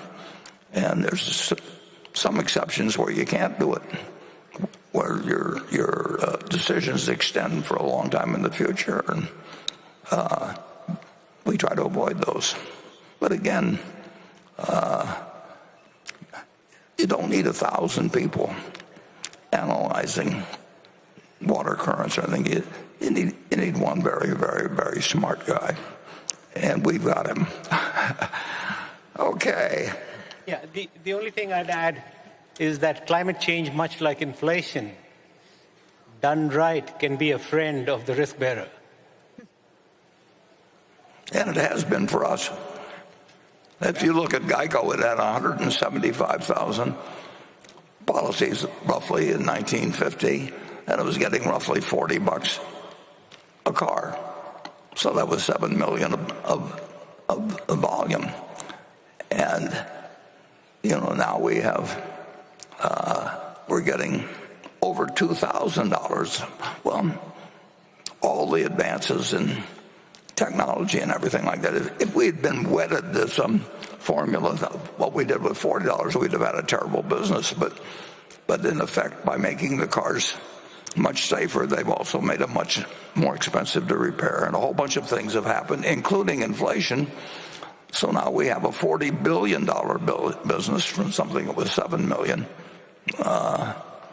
back when I called on it. So if we'd operated in a non-inflationary world, Geico would not be a $40 billion company. Okay, we're now finally coordinated to we're station 3, I believe. Hello. Hi, everyone. I'm Liam. I'm 27 from Newmark, Ontario, Canada. I got invested in Berkshire thanks to my dad, who brought me down to this meeting. I'm so excited to be here. Most 27-year-olds have idols who are rappers, but instead my idols are Warren, Charlie, who we'll miss forever, and also your cousin Jimmy, who unfortunately had to go this year too. It's been a tough year. As a Canadian, similar with Greg, I always wonder about our Canadian economy and what you think about the Canadian economy. We got some beat-down bank stocks right now, and I don't know what your opinions are on these. And I also wonder in your 90s if the rumors are true and you're still able to eat McDonald's. I like fast food myself, but I always wonder at 93 he's still able to eat those and enjoy the Coca-Cola. Thanks, Warren. Okay, well, we've got a Canadian here, so we'll let him answer the first part. And if you watch me, you'll see what I like to eat. I mean, I'll go to it, Greg. Okay. Yeah, well, we are fortunate to have a number of operations up in Canada. It goes across many of our operating entities, and then as Warren touched on, all the businesses that we have a piece of that we're invested in are up in Canada. So the presence is significant. We're always looking at making incremental investments there because it's an environment we're very comfortable with. Warren touched on understanding the U.S. environment, business environment, and I would put Canada equally in that bucket, that we understand it and would be comfortable. And I would say the economy moves very closely to the U.S. So the results we're seeing out of our various businesses that report both their U.S. and Canadian operations aren't drastically different. And there's a few that we're on the energy side, for example. We make very substantial investments up there in Alberta. But again, it's very consistent with how that economy is growing, and I would see it being very consistent with what we see here. Warren, anything to? Yeah, no, we Canadian. It obviously there aren't as many big companies up there as there are in the United States. But when we get I got one from Canada just the other day that I sent over to Greg too. When we see anything that's suggesting an idea that's of a size that would interest here and meets other requirements, we don't have any hesitancy about putting big money in Canada. And there are things we actually can do fairly well that where Canada could, benefit from Berkshire's participation. We did it some years ago, not that many years ago, but there was a financial institution up there, and they had a problem, and they'd had, as I remember, 30 plus, various other people that were kicking it around, and meanwhile the place was getting close to the edge for not a fundamental problem. And Ted Weschler from our office went up there. I heard about it on a Monday or something, and Ted Weschler went up there, and we offered a solution in a couple of days to something that was getting close to the brink. So we do not feel uncomfortable in any way, shape, or form putting our money into Canada. In fact, we're actually looking at one thing now, but they still have to meet our standards in terms of what we get for our money. But they don't have a mental. We don't have any mental blocks about that country. And of course, there's a lot of countries we don't understand at all. So Canada, it's terrific when you've got a major economy, not the size of the U.S., but a major economy that you absolutely you feel confident about operating there. Okay, Becky. Warren, you just said that you'd rather have a JEET running risk assessment at the insurance operations than any other 1,000 insurance adjusters in the world. So I'd like to follow up with a question that came in from Mark Blackley in Tulsa, Oklahoma. He said, Warren, for years you have spoken about the incredible impact a JEET has had on Berkshire. You've often joked, if you and a JEET are in a sinking boat and we can only save one of you, swim to a JEET. While we often discuss plans for the next CEO of Berkshire, little is mentioned on who will one day replace a JEET.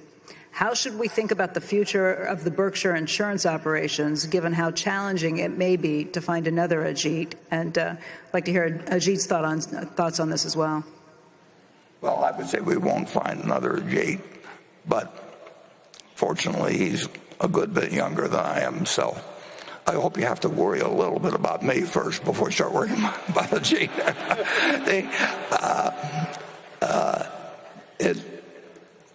We won't find another Ajit, but we have an operation that he has created, and that at least part of it is there are certain parts of it that are almost impossible for competitors to imitate. And if I was in their shoes, I wouldn't try and imitate them. And so we've institutionalized some of our advantages, but Ajit is, his presence allowed us to do it, and he did it. But now we've created a structure that didn't exist when he came in 1986. Nothing close to it existed with us or with anybody else. And insurance is the most important business at Berkshire. Marketable securities are important, but they're not in the class exactly as our insurance business. And Ajit, we won't have the same business if Ajit isn't running it, but we'll have a very good business. And again, that's thanks to Ajit. I'd been in the business when he came in 1986. I first went to Geico in 1950. We first bought National Indemnity in 1957. And it was something that we'd made quite a bit of money in the stocks of insurance companies. But we needed an ajit. Unfortunately, he came into the office on a Saturday, and he was tired of working at something where he really didn't. It just didn't challenge his intellect. And I said, well, we got a lot of challenges, so nobody's perfect. So you've never seen an insurance policy or owned an insurance stock, but here are the keys, and that's worked out very well.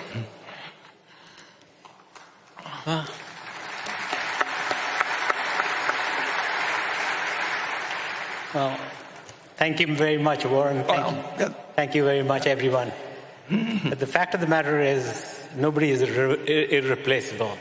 And we have Tim Cook here in the audience, I believe, who has proved that and has set an example for a lot of people who follow.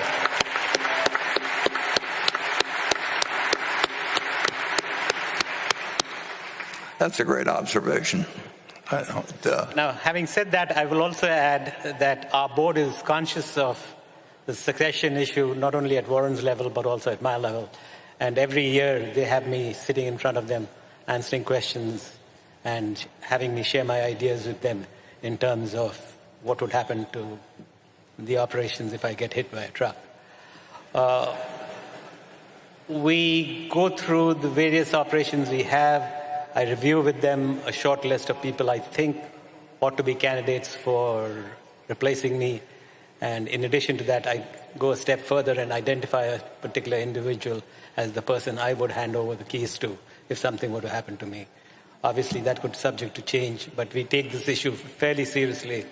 And I think at the end of the day, as Tim Cook has proved to us, it'll be the biggest non-issue of the day. The Earth will still keep revolving around the axis.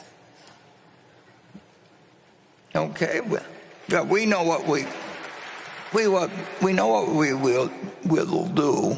We know it's a good answer, but we know it isn't. We won't have another G.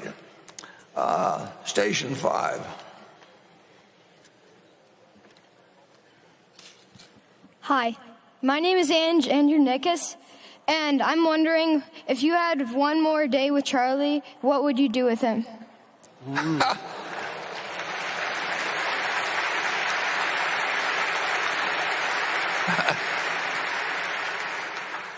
Well, it's kind of interesting because, in effect, I did have one more day. I mean, it wasn't a full day or anything, but he, we always lived in a way where we were happy with what we were doing every day. I mean, Charlie liked learning. He liked, as I mentioned in the movie, he liked a wide variety of things. So he was much broader than I was. But I didn't have any great desire to be as broad as he was, and he didn't have any great desire to be as narrow as I. But we had a lot of fun doing anything. And, we played golf together, we played tennis together, we did everything together. And this you may find kind of interesting. We had as much fun, perhaps even more to some extent, with things that failed, because then we really had to work our way out of them. And in a sense, there's more fun having somebody that's your partner in digging your way out of a foxhole than there is just sitting there and watching an idea that you got 10 years ago just continually produce more and more profit. So it wasn't, he really fooled me, though. He went to 99.9 years. I mean, if you had picked two guys, he publicly said he never did it a day of exercise except where it was required when he was in the Army. So he never did a day of voluntary exercise. He never thought about what he ate.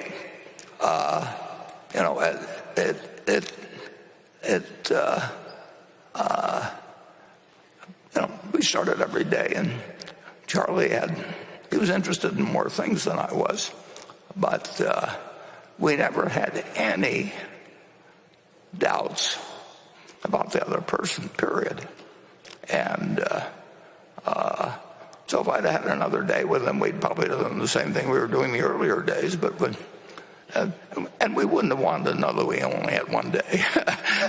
There's a great advantage in not knowing where you're going to, what day you're going to die. And Charlie always said, that just tell me where I'm going to die, so I'll never go there. Well,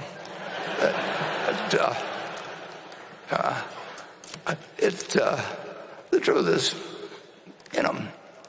he went everywhere with his mind, and therefore he was not only interested in the world at 99, but the world was interested in him. It's remarkable. I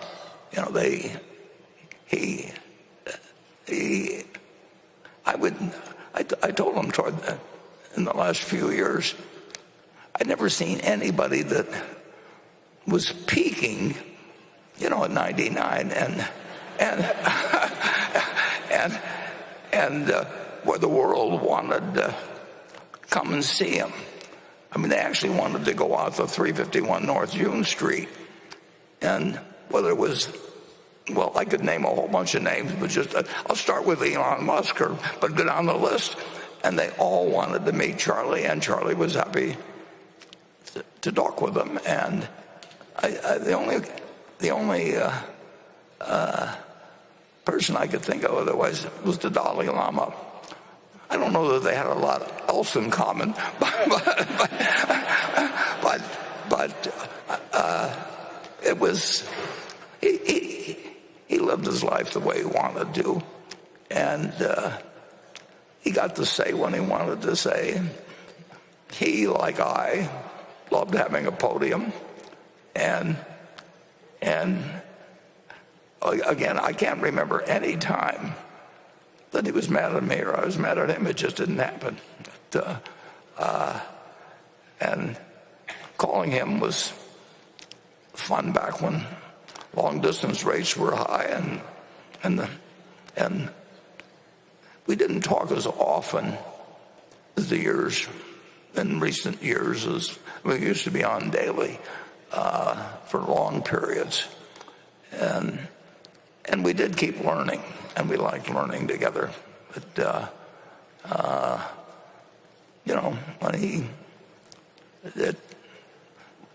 we tended to be a little smarter because as the years went by, because we had mistakes and we had other things where we learned something, and the fact that he and I were on the same wavelength in that respect meant that the world was still a very interesting place to us when he got to be 99 and I got to be 93. So I don't have a perfect answer for you there, but I can tell you the ingredients that would go into.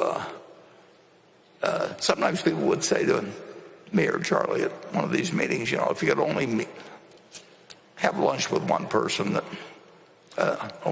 lived over the last 2,000 or so years, who would you want to have it with?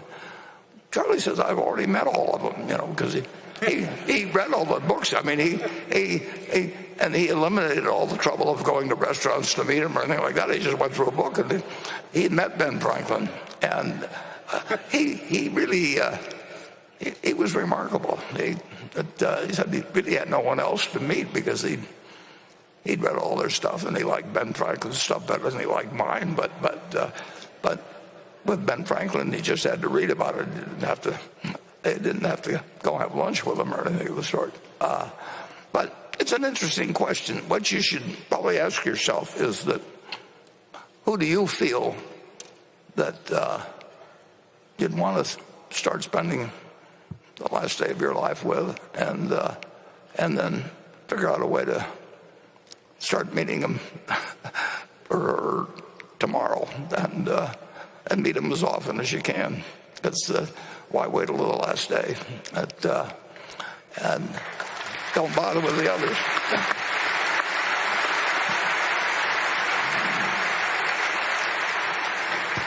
Okay, Becky. This question comes from Carol de Gend in Switzerland, in Europe. And this is for both Mr. Buffett and Mr. Jain. As political instability in the world is growing with a rise in the number of armed conflicts and trade tension, there is also increasing risk of cyber attacks. What are your views on cybersecurity insurance? Asking this question in general for retail, small businesses, and large companies, including critical key infrastructure such as power plants, harbors, airports, nuclear plants, etc. Do you see a potential for profit-making in cybersecurity insurances, and what are the key challenges? Okay, let me start. Cyber insurance has become a very fashionable product these days. Over these last few years, it is at least a $10 billion market right now globally. And profitability has also been fairly high. I think profitability is at least 20% of the total premium has ended up as profit in the pockets of the insurance bearers. Now, having said that, we at Berkshire tend to be very, very careful when it comes to taking on cyber insurance liabilities. For two reasons. One is it's very difficult to know what is the quantum of losses that can be subject to a single occurrence. And the aggregation potential of cyber losses, especially if some cloud operation comes to a standstill, that aggregation potential can be huge, and not being able to have a worst case cap on it is what scares us. Secondly, it's also very difficult to have some sense of what we call loss cost, or the cost of goods sold, could potentially be. It's not just for a single loss, but for losses across over time. They have been fairly well contained. Out of 100 cents of the dollar of the premium, losses over the last 4 or 5 years, I think, have not been beyond 40 cents on the dollar, leaving a decent profit margin. But having said that, there's not enough data to be able to hang your hat on and say what your true loss cost is. So in our insurance operations, I have told the people running the operations I've discouraged them from writing cyber insurance to the extent they need to write it so as to satisfy certain client needs. I have told them no matter how much you charge, you should tell yourself that each time you write a cyber insurance policy, you're losing money. We can argue about how much money you're losing, but the mindset should be you're not making money on it, you're losing money, and then we should go from there. So it is good. It's projected to be a huge business. My guess is at some point it might become a huge business, but it might be associated with huge losses. And our approach is to sort of stay away from it right now until we can have access to some meaningful data and hang our hat on data. Well, you've just heard why Ajit is invaluable, because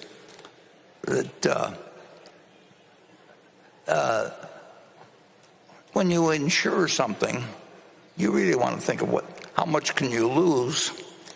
And the question, I remember the first time it happened, I think in 1968, when there were the riots in various cities, because I think it was the Bobby Kennedy death that set it off, or the Martin Luther King death. I'm not sure which one. But in any event, when you write a policy, you have a limit in that policy. But the question is what is one event? So if somebody is assassinated in some town and that causes losses at thousands of businesses all over the country, if you've written all those thousands of policies, do you have one event, or do you have 1,000 events? And there's no place where that kind of a dilemma enters into more than cyber. Because if you think about it, if let's say you're writing $10 million of limit per risk, and you decide that's fine, and if you lose $10 million, for some event, you can take it. But the problem is if that one event turns out to affect 1,000 policies and somehow they're all linked together in some way, and the courts decide that way, you've written something that in no way we're getting the proper price for and could break the company. And I will tell you that most people want to be in anything that's fashionable when they write insurance, and cyber's an easy issue. You can write a lot of it, and the agents like it. They're getting a commission on every policy they write, and you've got to have somebody in charge of things that understands that you may get an aggregation of risks that you never dreamt of, and it may be worse than some earthquake happening someplace just because you have a whole bunch of policies with $1 million limit. And I would say that human nature is such that most insurance companies will get very excited, and their agents will get very excited, and it's very fashionable, and it's kind of interesting. And as Charlie would say, it may be rat poison. Okay, well, that cheerful view, we'll go to station 6.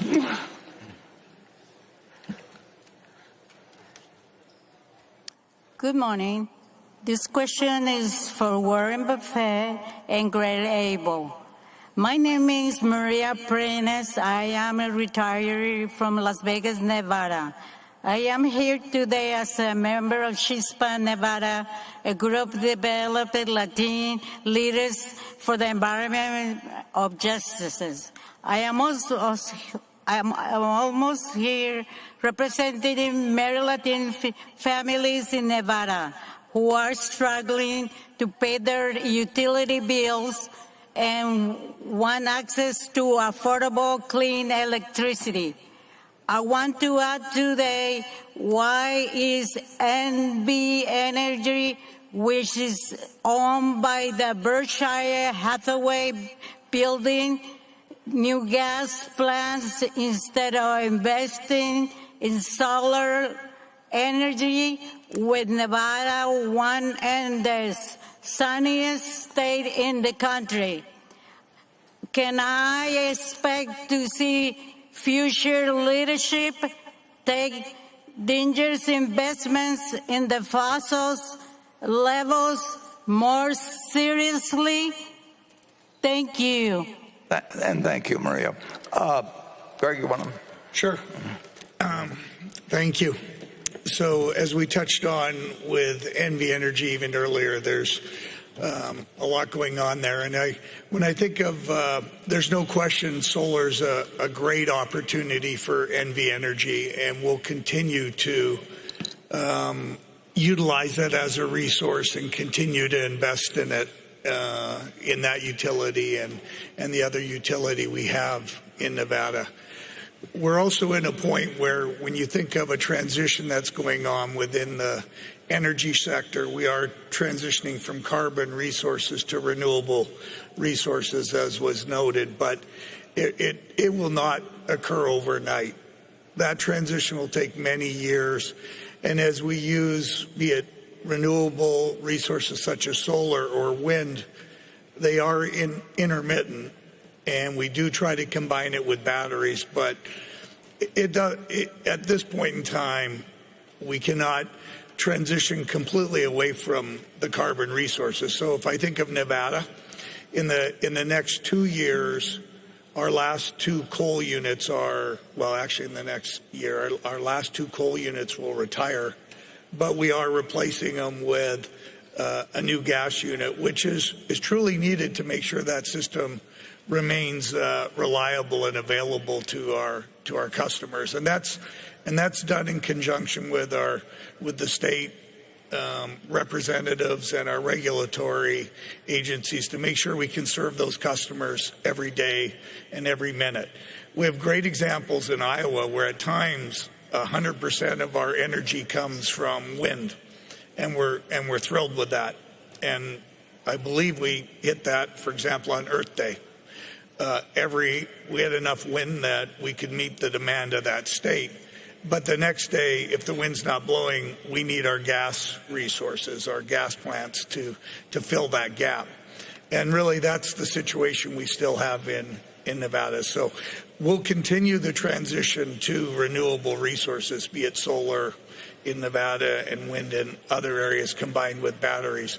But for the foreseeable future, we do see gas being a very important resource to help maintain reliability and meet our customer needs, and to meet it in an affordable way is also an important piece of that. So thank you for your comments. Yeah, in effect, we've got the capital to do whatever makes the most sense in a place like Nevada. And Nevada, I don't know, each state calls their ruling commission something different, but they probably call it the Public Service Commission or something like that. And they're making the decision as to what they think can and should be done in terms of getting from where a vastly complicated utility business moves towards something different without messing things up in the meantime and having the lights go off. And I think they would probably agree with you very much, Maria, that where they want to get, but they can't do it tomorrow, because of the intermittent problems. And their job is to make sure the lights stay on, and their job is also to move toward better sources. But solar will never be the only source of electricity, because well, Greg may know more about this, but barring some real breakthroughs in storage and that sort of thing. Right. Yeah. Yeah, generally a battery right now, to do it in an economical way, is a 4-hour battery. And when you think of the time without the sun being available, that's a challenge. Now there's a lot of technology advancements, and that's stretching out, and you throw dollars at a lot of things, you can accomplish things. But the reality is that there's a careful balance of the reliability, and also balancing, as it was noted, the rates do matter, and how much customers are paying. So delicate balance of both delivering reliability but doing it in an affordable way. Yeah. My friend Bill Gates, he's working on shortening up that, lengthening the time the battery works. And so you've got some very smart people working on it, but it isn't something that you actually do overnight. And I can understand why people want it done overnight, but it is going to take a lot of money. It's going to take a lot of good ideas and smart people like Bill and Greg. Not me. I don't understand why the damn lights go on when I even turn a switch. But those fellows really do know. And there's plenty of them working on it, and we got plenty of money to implement it. But there are certain things that just take a certain amount of time. My daughter hates it when I use this example, but it's really true that you can't create a baby in 1 month by getting 9 women pregnant. I mean, you may want a baby, but so there are certain laws of nature that you have to work with. Okay, Becky. This question comes from Rich McCloskey in Dunedin, Florida. He says, Warren and Ajit, would you let us know what you think about the car and property insurance situation in Florida? As a resident, both seem out of control. Since the Florida market seems to be so mismanaged, is this an opportunity for Berkshire? Yeah, the Florida market, both for auto insurance and for homeowners insurance, has had a few tough years. The two problems we face in Florida, and all the risk bearers face in Florida, one is the lawyers, and the amount of corruption that takes place in the Florida market is keeps skyrocketing, making it difficult for us to price the product and make a profit. And secondly, the amount of activity in terms of storms, both the frequency and the severity, is also so severe that the losses in Florida tend to make it very difficult for a risk bearer to make money. Having said that, we've fortunately had a very good run at Florida last year. We increased our exposure in Florida, as we talked about last year, and fortunately nothing bad happened. So a lot of our premiums that were in the top line flow straight to the bottom line. Florida is a large market. Florida is a market that's subsidized by the rest of the country. I don't think that's going to stand the test of time. The Florida market, the legislators are trying to improve it. They have passed law that is bringing down the amount of fraud that takes place in Florida. And I hope Florida will be a fairly buoyant insurance market, because at the end of the day, they do believe in the free market more than some of the other states that have an insurance crisis, like California and New York. So, yes, Florida has a problem. Prices will go up fairly substantially, but at the end of the day, I think we'll achieve a degree of balance so that the risk bearers can make a decent profit and will be deploying capital out there. Okay, station 7, please.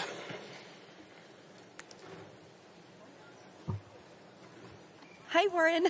My name is Christine Hone Garcia, and I'm from Agoura Hills, California. Thank you for being an excellent teacher and imparting your wisdom to us throughout the years. What advice would you like to share today that you believe everyone needs to hear?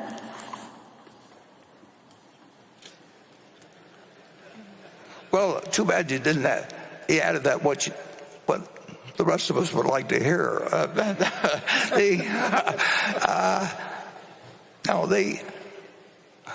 would say that if I had one piece of advice, I would try to, and you're lucky you live in this country, because it's just to start with, because you've got opportunities here that wouldn't exist in much of the world.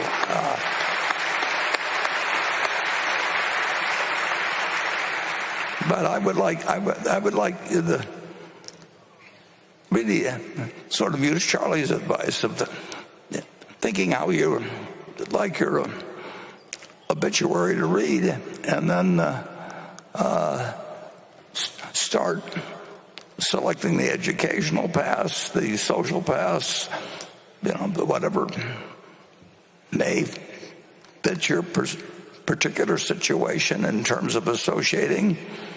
And perhaps, certainly in my day, it would have been marrying the person that would best help you do that. Well, Charlie would say you were offering some similar benefit to the partner, and the opportunity in this country is basically limitless. When you think of going back not that many centuries, if you were going to be a shepherd or something like that, 100 years from now, your grandson was granddaughter was going to be a shepherd. I mean, nothing really happened. And what has happened in the last 200 years with the combination of the Industrial Revolution, and whether it's science or education or health, or you name it, we are so lucky to be born when we were, the people in this room, and many of us were lucky enough to be born in the United States as well.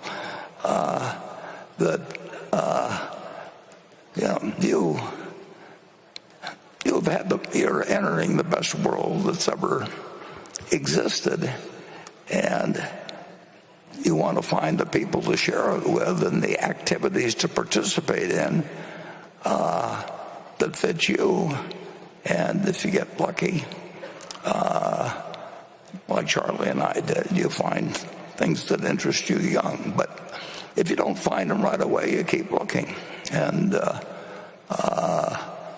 I always tell students to take the job that you find the job that you would like to have if you didn't need a job. And sometimes you can find that very early, and sometimes you go through various experiences, but don't forget what you actually are trying to do.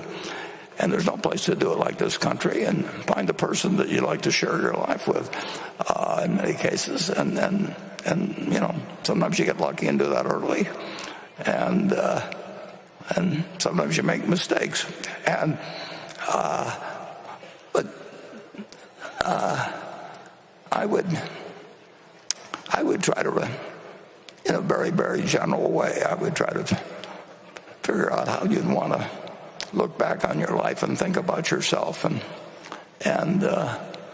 start today to go on the path that leads to that goal, and expect some difficulties along the way. But if you're thinking that way, you're more likely to get there.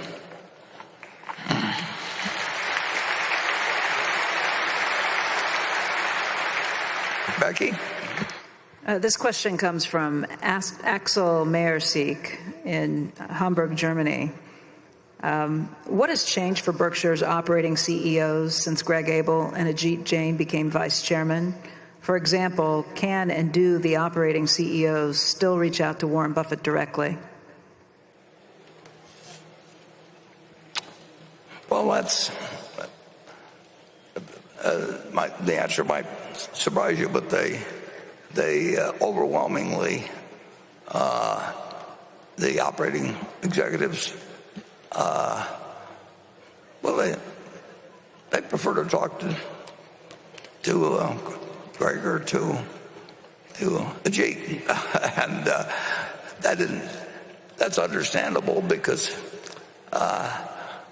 I don't really do much, and I don't operate at the same level of efficiency that I would have 30 years ago or 40 years ago. I don't know the managers as well as I would have when we were smaller, and when I could get more accomplished in a day than I can now. And when you've got somebody like Greg and Ajit, why settle for me? I mean, basically. So it's worked out extremely well.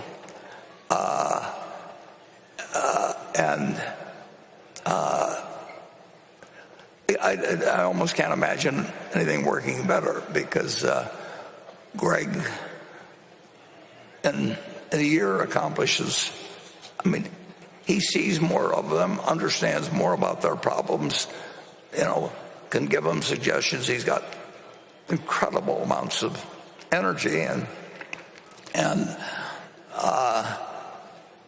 nobody has more wisdom than Ajit about insurance, and they've got access in insurance to him.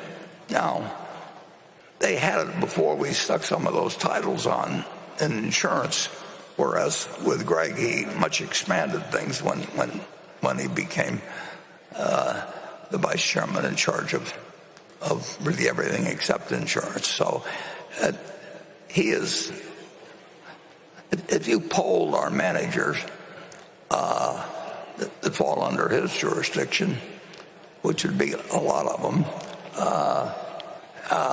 they would much prefer it, unless, like a few, they weren't paying as much attention to their business, and I wouldn't do anything about it, but Greg would, and they still like it when he does it. He can deliver news very well to people who, there'll be some people, if you have 20 children and you're very rich, you'll have some that will be go-getters anyway, and you'll have some that won't. And we are a very, very rich company, and we don't.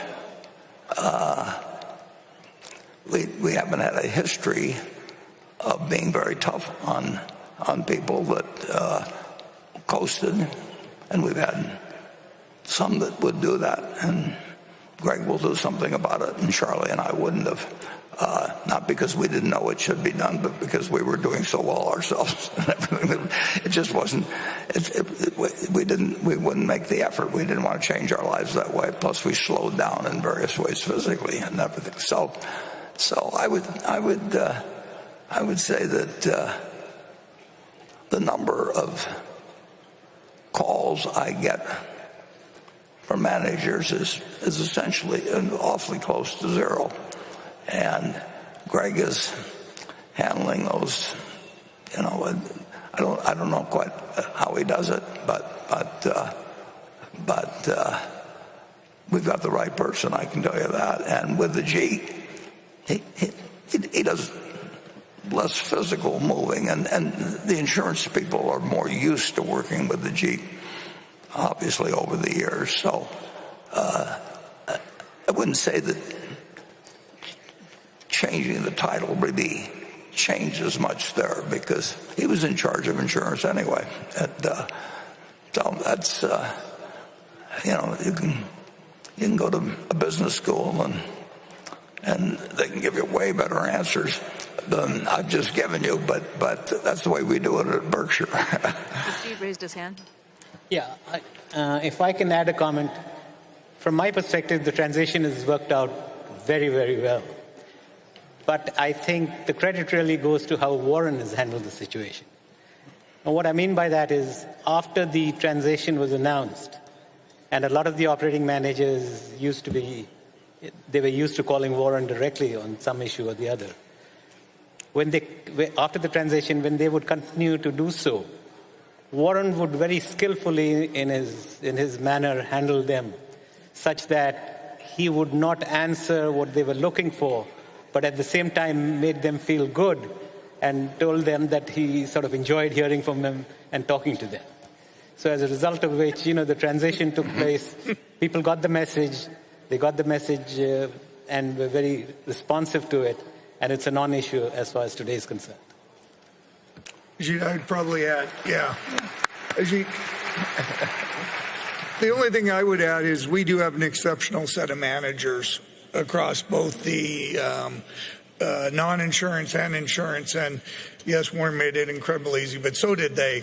It was a very easy transition because they cared deeply about Berkshire, they cared deeply about the culture, and they very much wanted it to be a success. And we're fortunate to have those managers in insurance and non-insurance. So thank you.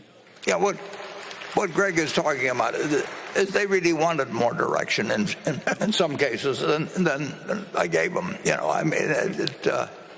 I just sat there reading the Wall Street Journal or whatever, and Greg is,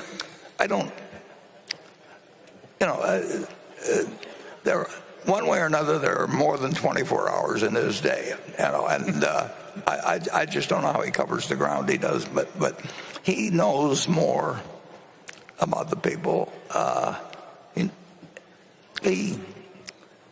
We got the same feeling in terms of judging the attractiveness of businesses and making capital decisions and that sort of thing. But he's willing to work. I mean, and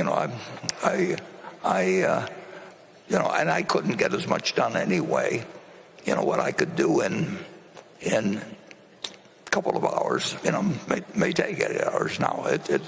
I just don't read as fast and different things. But it's working very well, and this place, if anything happened to me, it would be working extremely well the next day. I don't get any phone calls. You could actually, we can rig something up so we got some answering machine that people think I'm still around, or something. In terms of, so anyway, that's much less than you'd learn in business school, but that's the way we do it at Berkshire. Okay, station 8. Dear Warren, Greg, and Ajit, thank you for having us. Your teachings have not only made us better investors, but more importantly, better people. Thank you for that. My name is Rajiv Agarwal, and I am from New Jersey. I run an India-focused fund called Dudarshi India Fund. My question is related to India. Indian economy and Indian equities have done quite well in the last 5, 10, 20 years. It is the 5th largest economy and will be the 3rd largest in the next few years. My question is Berkshire actively looking for opportunities in the Indian equity market, and what will allow you to buy anything meaningful there? Thank you. Yeah, well, it's a very good question, and obviously India, I'm sure there are loads of opportunities in a place like India, and the question is, do we have any advantage in either insights into those businesses or contacts that will make possible some transaction that might, what the parties in India would particularly want us to participate. I would say that that's something that a more energetic management at Berkshire could pursue, because we do have the reputation now. Berkshire is known, not like it's known in the United States, but it's known around the world, and our Japanese experience has been fascinating in that respect. So there may be an unexplored or unattended to opportunity in that area. I'm not the one to do it, but that may be something that in the future it might be opportunities. There are opportunities. The question is does Berkshire have some kind of advantage in actually pursuing those opportunities particularly against people that are using other people's money where they get paid based on assets managed or something of the sort. I mean, there are plenty of people in the game who buying and running businesses that do not really have our philosophy. I mean, they're going to get rich no matter what happens, and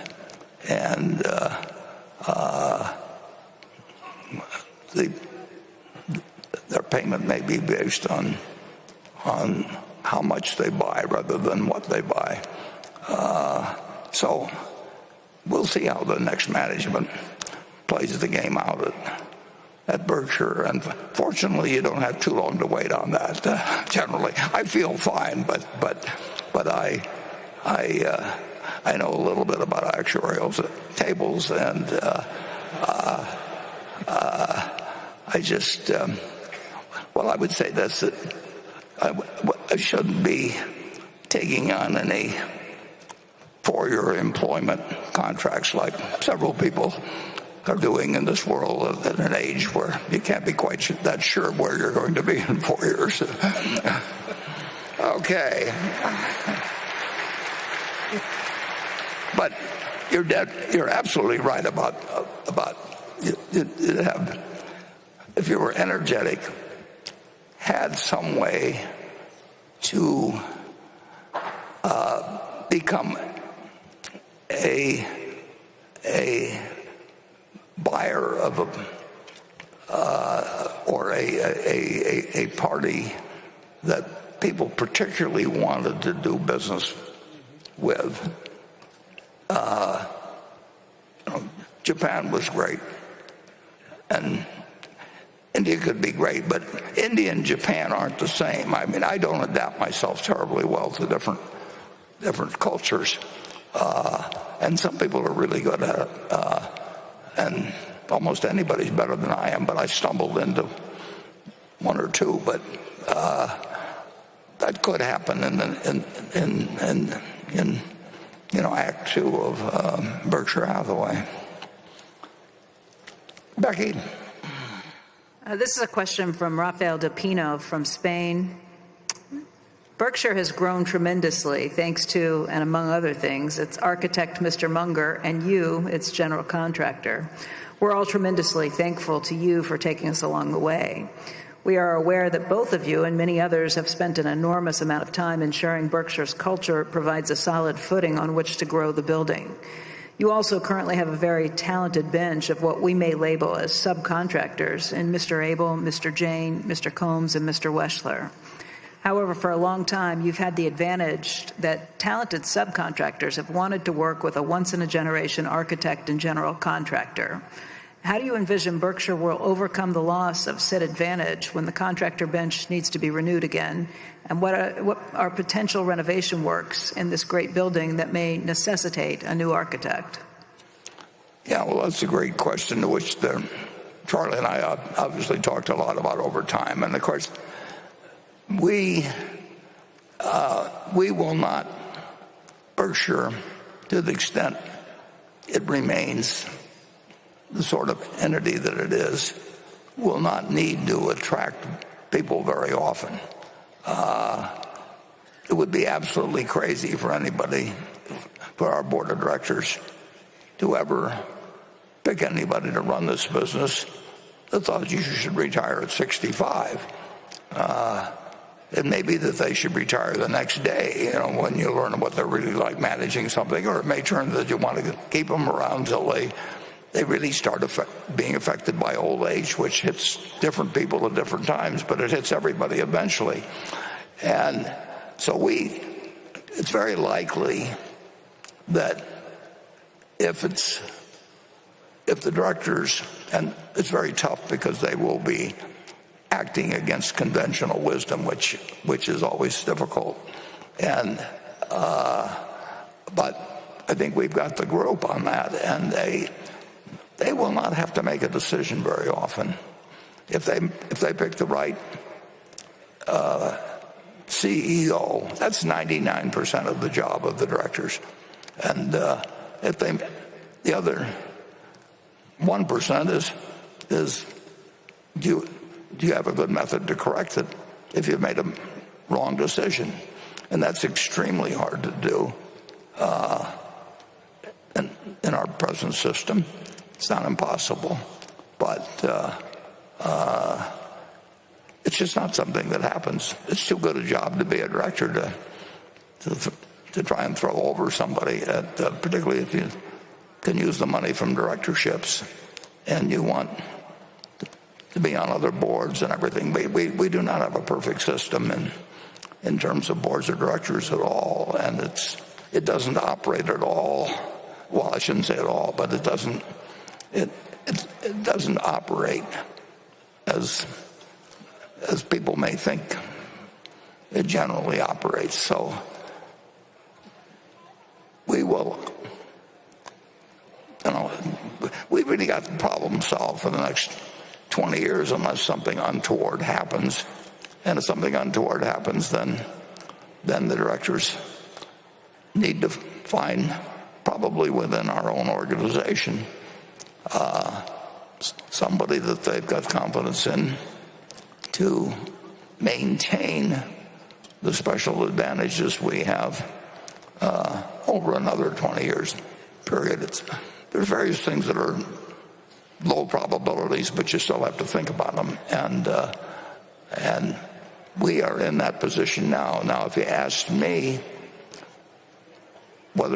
if something happened to Greg today, everybody says, don't travel in the same plane. The thing to do is not travel in the same auto. Planes don't go down that often. Autos crash all the time. I've seen all these corporate policies on that, which are kind of crazy when you think about the real risk. But in any event, Greg is going to have to tell the directors about if something happened tomorrow. He has to tell the directors about what should be done if anything happens to him. And that's not an easy thing to do. And I don't have,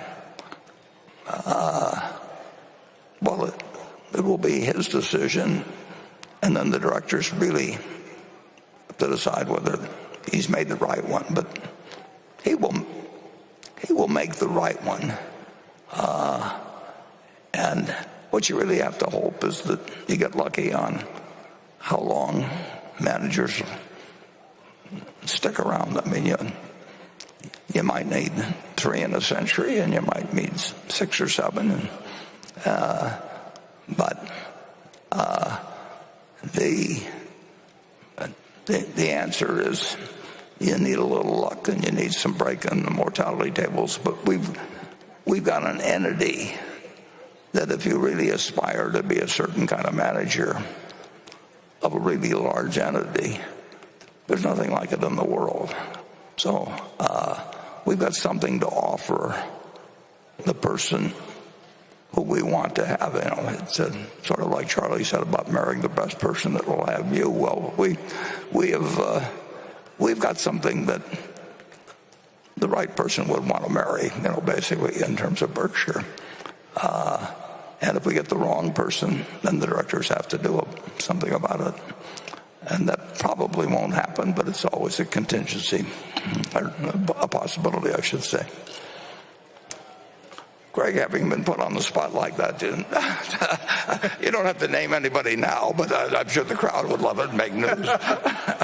Well, the only thing I would add, Warren, is, and it's really how the comment started, was around culture.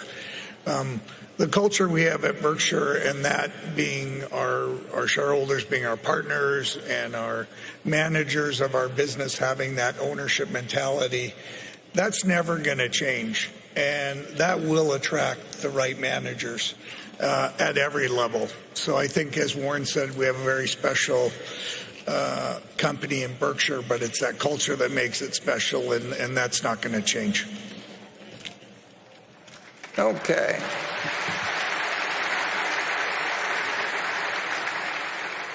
Station 9.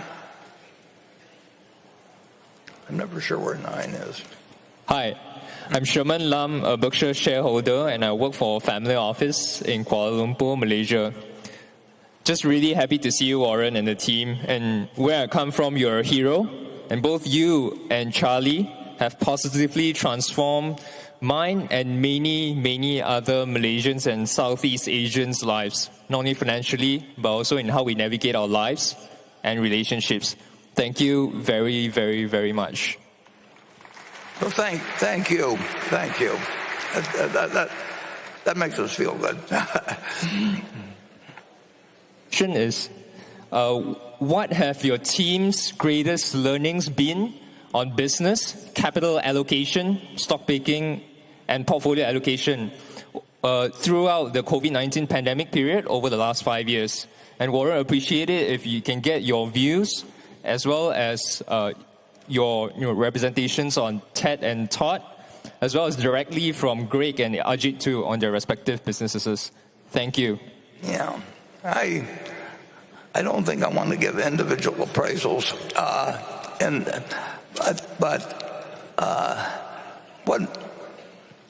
what you're doing is in terms of capital allocation, which is my job.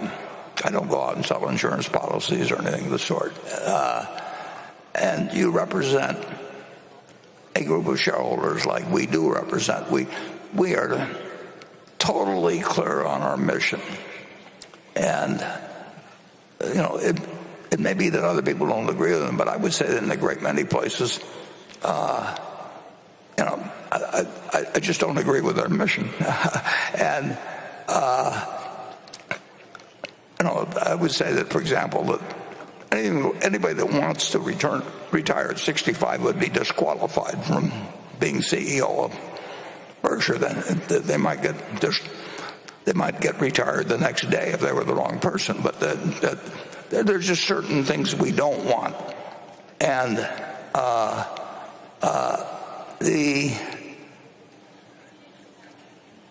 we're well fixed now. And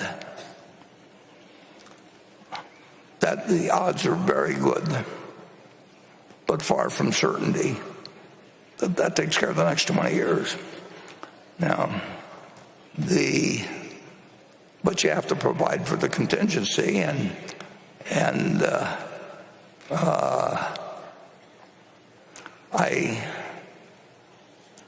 there's people on the board that know what I would do on that. But it's up to Greg. But if Greg and I go at the same time, then you'll move into making another decision. And there are a few people who know my thoughts on that. But the job of the directors is then to come up with the right CEO. And the right CEO can make a terrible business great. Tom Murphy, who was the best, he was the best business manager I've ever known. And Tom Murphy, he said the real key was buying the right business. And now Murph brought a million other attributes to it after that. But, Charlie, said what was this? He had a saying on that, but basically, we could have brought in Tom Murphy and told him his job was to run the textile business, and it would have done a little bit better, but it still would have failed. And one of the reasons I stuck with the textile business as long as I did was that I liked Ken Chase so much, and I thought he was a terrific guy, and he was a very good manager. And if he'd been a jerk, we'd have quit the textile business much faster and we'd have been better off. But so the answer was for him to get in the TV business like Murph had done and ad-supported. Murph's figured that out early, and he started with a pathetic operation, which was a VHF in Albany, New York, competing against GE and everything, and he was operating out of a home for retired nuns, and he only painted the side that faced the street. He had one car dashing around town, and he called it news truck number 6. But from that, he built an incredible company, and he built it because he was the best manager I've ever met.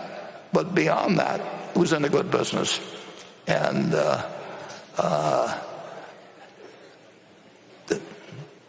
the key will be to find another Tom Murphy and then hand him a bunch of good businesses, and he or she will know what to do with it. Now, that's not as precise as you would get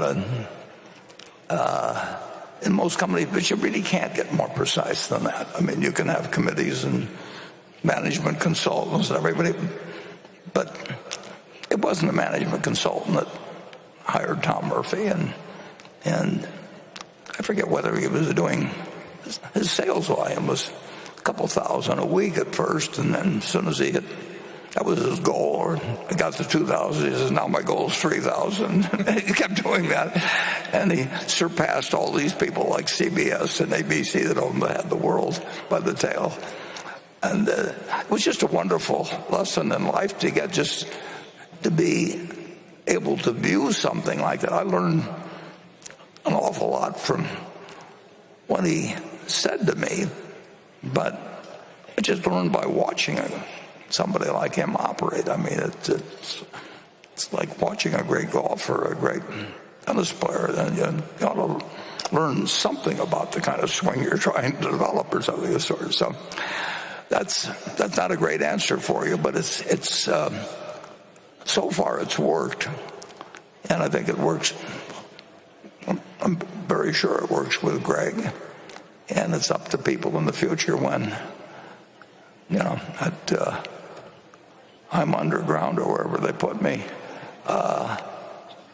to really make a decision every 20 years or something like that on average. It's the right decision, but correct it if it turns out to be the wrong decision. That's what a board of directors is for, and we've got the people on the board that really understand that responsibility. They take it seriously, but they don't take themselves too seriously. And so therefore they don't necessarily want to do a lot of things just to look busy. and they aren't using us as a stepping stone to get on other boards. But we've got people that really believe in what we're doing, and they're the ones that are going to have to make this place work. And if they got lucky on Greg's mortality, they can do just what Rip Van Winkle did and go to sleep for 20 years or so, and then make another decision. And Berkshire has every tool in the world available to be what it is now and continue to be what it is now. I mean, we've gotten from 20 million of net worth to 570 billion, and there aren't as many things to do, but we can do a few big things better than anybody else can do. And there will be occasional times when we're the only one willing to act. And at those times, we want to be sure that the U.S. government thinks we're an asset to the situation and not a liability or a supplicant. As the banks were, we'll say, in 2008 and 2009, they were all tarred with the same brush. But we want to be sure that the brush that determines our future, is not tarred. And I think we're in the. I don't think anybody's got a better position to do it than Berkshire.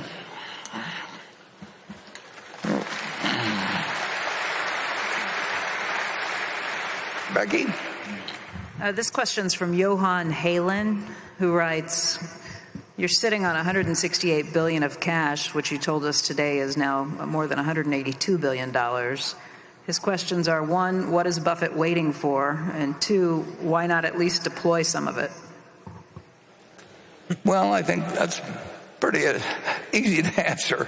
I don't think anybody sitting at this table has any idea of how to use it effectively, and therefore we don't use it, and we don't use it now at 5.4%, but we wouldn't use it if it was at 1%. Don't tell the Federal Reserve that, but prefer it. But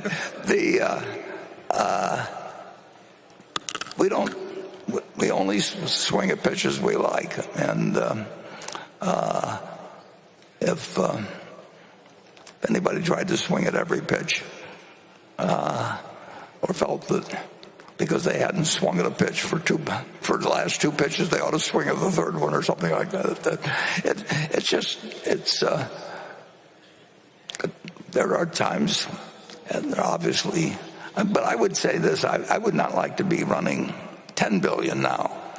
10 million, I think Charlie or I could earn high returns on, because I think there are just a few things that happen on a very, very small scale. But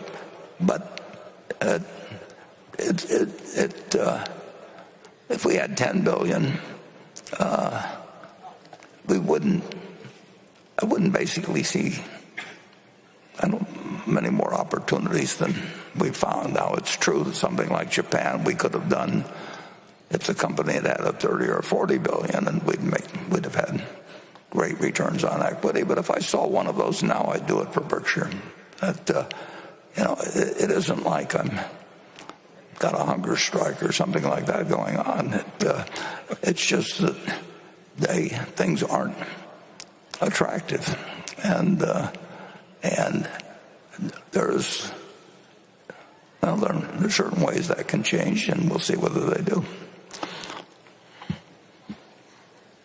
Okay, station 10. Mr. Buffett, this is an incredible meeting that you host every year. My name is Sean Cawley. I am a real estate agent with Berkshire Hathaway Home Services in Arizona and California. My mother, Cindy, my brother, and my two sisters all sell real estate with Berkshire Hathaway Home Services for many years. We love being a part of the Berkshire family, and along with the 70,000 other agents that sell real estate for the company. Mr. Buffett, Home Services of America recently settled our class action lawsuit regarding commissions for $250 million last week. This dollar amount's about $100 million more than Keller Williams, $166.5 million more than Anywhere Real Estate, which is Better Homes and Gardens, and Coldwell Banker. As a realtor with Berkshire Hathaway Home Services in multiple markets and a shareholder who's been coming to this meeting for 15 straight years, that's one of the reasons I got involved with real estate, is because of this meeting. What are your thoughts on buying and selling a home in light of this recent settlement? And I'd maybe ask the note to Greg and Ajit too. Would you consider a Berkshire agent when buying your next home? Well, I don't buy them that often, as some people have noted, but I certainly would consider them. But I'd say the probability of that happening is low. And I really appreciate the fact you've joined up with us. But I'm going to, in terms of the settlement, I mean, Greg kept me informed, but I turned it over 100% to him. So, Greg, you want to talk about it? Sure. So thank you for you and your family for being an agent and working for our company, Berkshire Hathaway Home Services. I think there's a few questions in there. One, there's no question the industry will go through some transitions because of that settlement. Ours and every other major player in the industry settled. The National Association of Realtors settled for more than $400 million. So effectively, everybody was swept up in that settlement. And it did set the grounds for both home services and for the industry to move forward. There's a lot of changes that happen or are being proposed associated with that settlement. But the one thing that I think you hopefully would absolutely agree with, the real estate agent is still an important part of these transactions. It's the one time in our lives where we make these massive investments, and having that counsel and guidance is critical. And that's really what our business and those other businesses rely on. How the commission structures change and how it's negotiated, which is really what the settlement was. It was no longer that a buyer would automatically pay a commission agent to the selling agent. That now has to be negotiated. That'll impact things, but I think the realtors will continue to be a very important part of that, and I think home services in the industry will remain very relevant. And then the only thing I would share with our shareholders on a broader basis is that obligation resides with home services and can be met by home services. And that was an important condition because they were also pursuing Berkshire and Berkshire Hathaway Energy, and we said, you can pursue us separately, but that settlement will reside with home services and be an obligation of that. And they decided the ultimate settlement, and we'll go forward from there. So, Warren, any other comments? Well, yeah, I've sold two houses in the last 93 fraction years, and I've bought one that I still have, but I obviously bought the other two. And I have not negotiated down the commission, even though the last one sold for $7 million or something like that. People do negotiate down commissions to some extent, but I can tell you, I've looked at the figures, and I think the system has really worked out very well. When I got out of school, they had what they called FSBO, with for sale by owner, and so I've been involved to some degree in watching the whole system operate, and I know what our average agent makes. I know how long they work on things. Sometimes the don't materialize. I mean, I don't think we'll end up with a better system. And but it's up to Greg and the people at Home Services how we work it through here. But I like our agency group, and we've got a very large number of real estate agents, and I've encouraged us the expansion we've done in the real estate brokerage business. It was just one or two operations when we bought Berkshire Hathaway Energy, and we really built up quite a company, and I think it's a very fundamental business. You need help. 90% of the people need help, in buying a home or selling one, and I've watched it operate all my life and been involved with lots of people who have been in the business. But there was a decision in court, and I told Greg to handle it whatever way it seemed best to him, and I'm perfectly happy with the way we've handled it. I think I'm surprised at the decision, but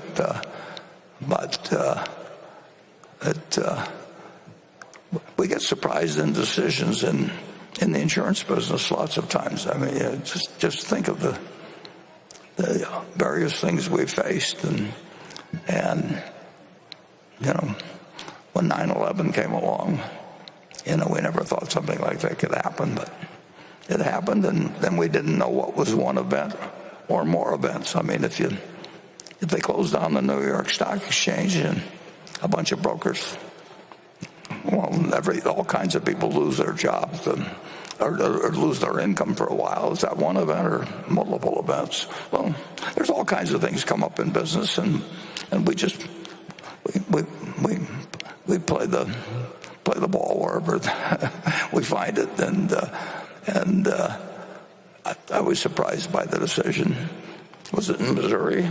Missouri, yes. Yeah, but we've gotten surprised by some other decisions, and we'll keep doing sensible things as we move forward.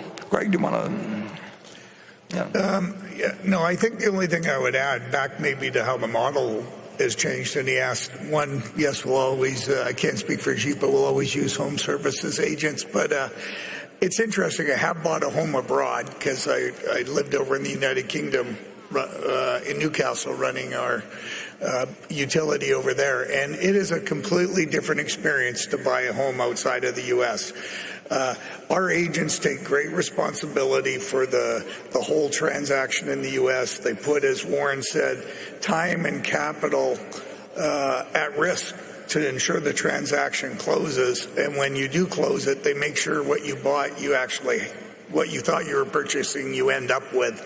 And that's not the way it is always around the world. And there are more affordable models, but it's the old saying, you get what you pay for. So I think our real estate agents still provide incredible value within our business. And as Warren touched on it'll survive. The form may be a little bit different, but there's no question it'll continue to thrive. Yeah, we still will want to buy real estate brokerages at the right price, and I hope we're bigger in the industry 10 years from now and 20 years from now than we are currently. And I did sell a house for $7 million. I did not negotiate the 6% down, and I feel I got my money's worth and then some. And I'm cheap by nature, so it isn't I'm careless about it. I got my money's worth, and so let's move on to Becky. This question's for Warren and Ajit. It's from Jeff Oyster. As a Berkshire and Tesla shareholder, I would like to hear your thoughts on the potential financial effects to Geico, assuming Elon Musk delivers on his fully autonomous driving goal.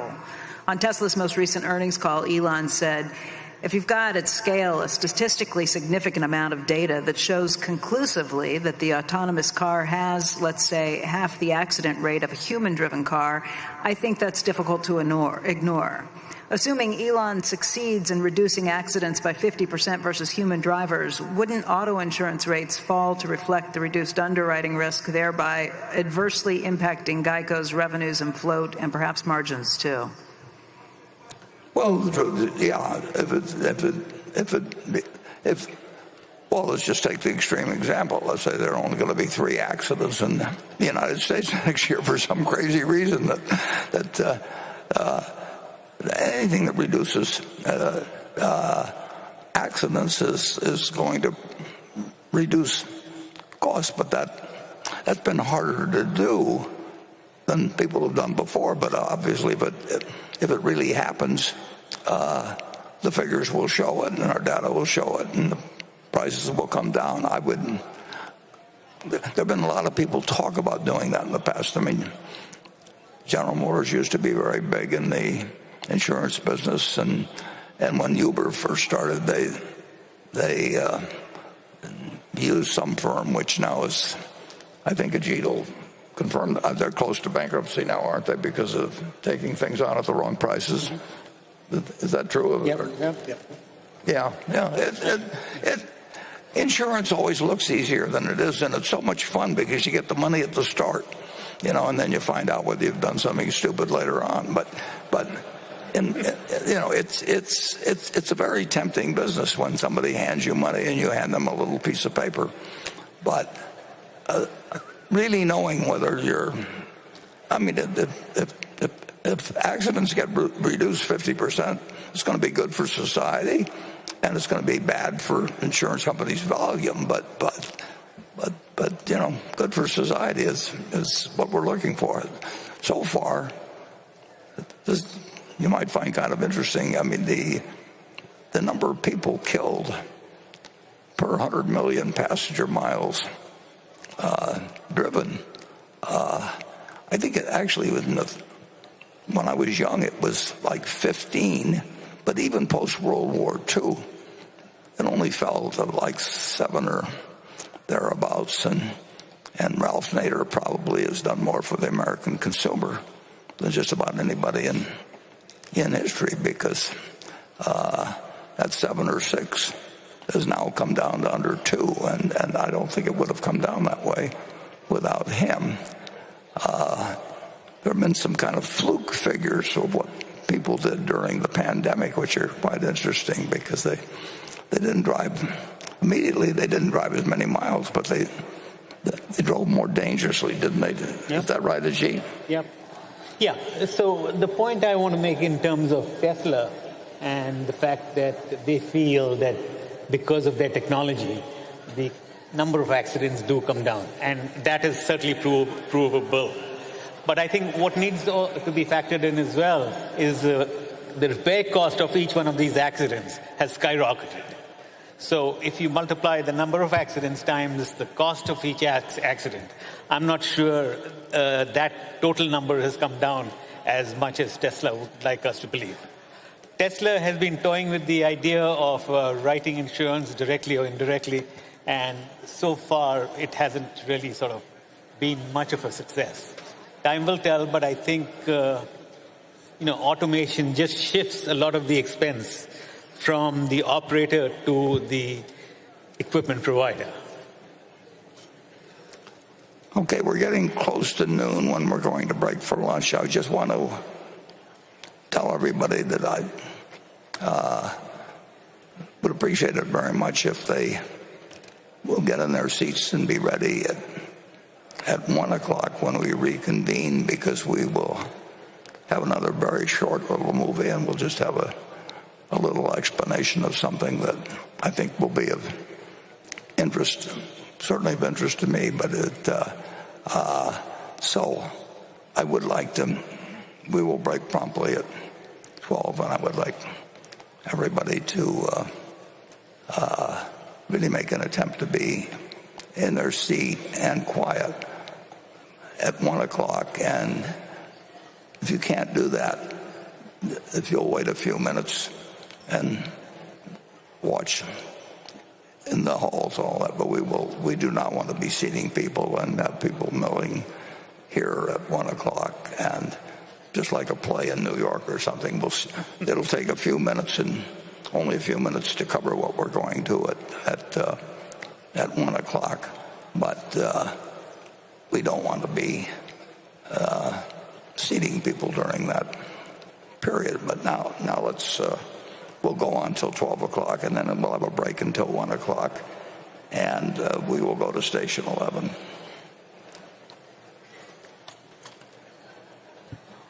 My name is Humphrey Liu, and I am from Charlottesville, Virginia.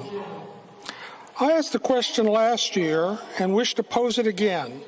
It can be considered a follow-up. There is something to be said for traditions. It is the same question, but it is a changing and different world we are in. Looking at global trends, it increasingly does seem that zero-emission vehicles may have finally reached the cusp of massive adoption. Do you see any opportunities in this space, either in specific vehicle manufacturers or in related technologies? As an addendum, I will note that Berkshire has very relevant interests in energy, Pilot Flying J, and BYD. Thank you. Yeah, well, we will. I hope you're right. And massive adoption has been sort of a moving target so far, but I hope we get there. But Berkshire would not be, I don't think that we bring any special talent to that field. You've got vehicle manufacturers, and I would certainly not know how to pick the winners in an industry like that. But I'll be delighted if there are some winners. But don't count on us foreseeing who the winners will be, and don't count on us for predicting when something will happen. It obviously has been a moving target so far, and it is an incredible problem that society faces, and it may be that governments are not very good at solving it for a while. It's all of climate change it's got a terrible problem just in the fact that, that the United States particularly has been the one that's caused the problem the most, and then we're asking poorer societies to say, well, you've got to change the way you live because we lived the way we did. And,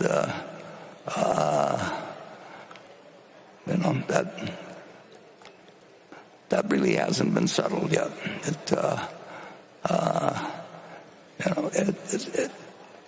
It's a fascinating problem to me, but I don't have anything to add to how you really slice through the world. When I was born in 1930, there were just essentially 2 billion people in the world. Population statistic. Now there's 8 billion.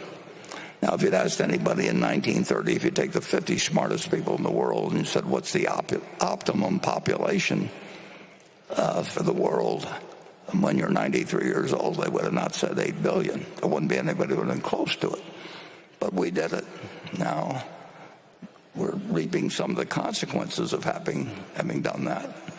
And we got the benefits in the United States. I'm exaggerating here to some extent, but the developed world basically got it, and then we're telling a whole bunch of other people that we want them to change the way they live because of the way they lived. We lived the way they lived. So we will see what happens with it, but that's a problem that is very, very, very hard to solve among a couple hundred countries, and I really don't have anything to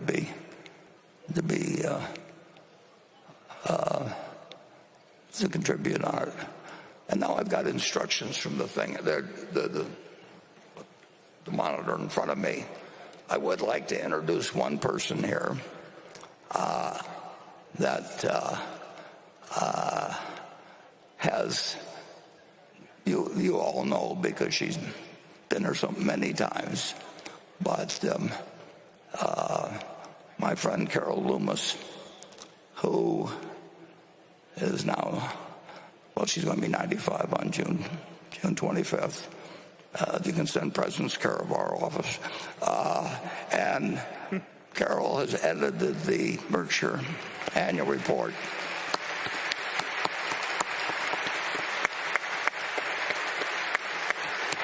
Since 1977. There we are. And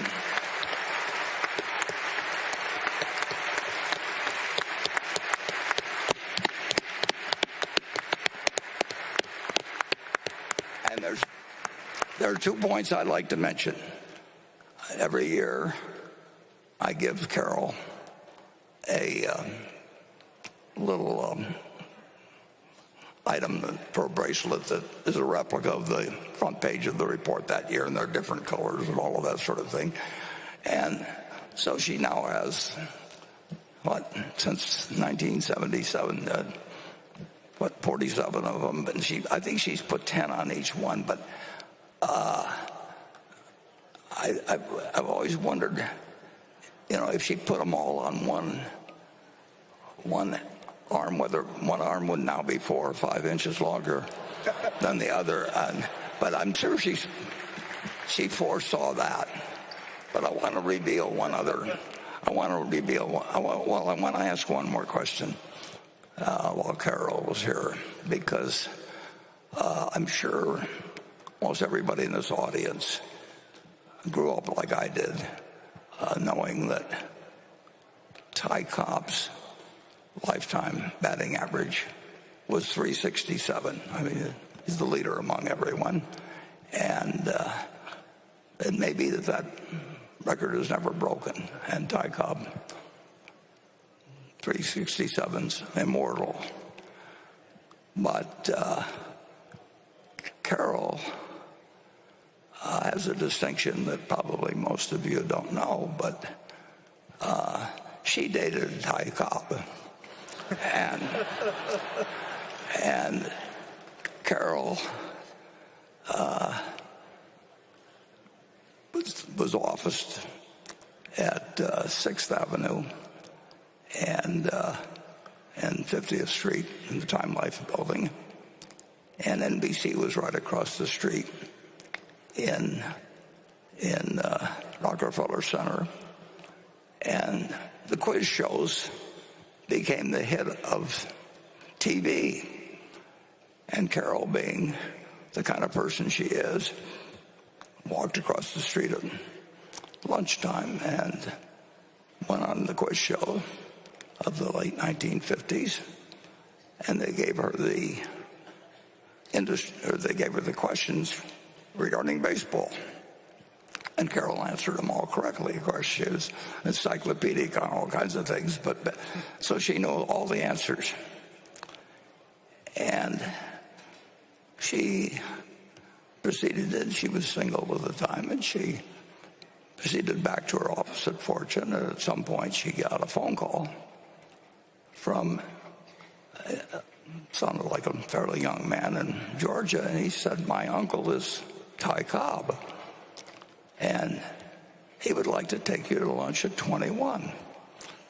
And so Carol went to lunch with Ty Cobb at 21, and I think he subsequently had one more lunch, and then she decided to call it off. But those of you who follow baseball may have noticed that in the 1990s, they found that the statistics had been faulty when Ty Cobb played, and that he actually only batted .366. That there were a couple of at-bats they didn't count. So the real question I want to know from Carol, and I think she should maybe tell us, is that would she have dated Ty Cobb if she not. I mean, I know she wouldn't have dated Ty Cobb if his batting average had been 300 or something like that.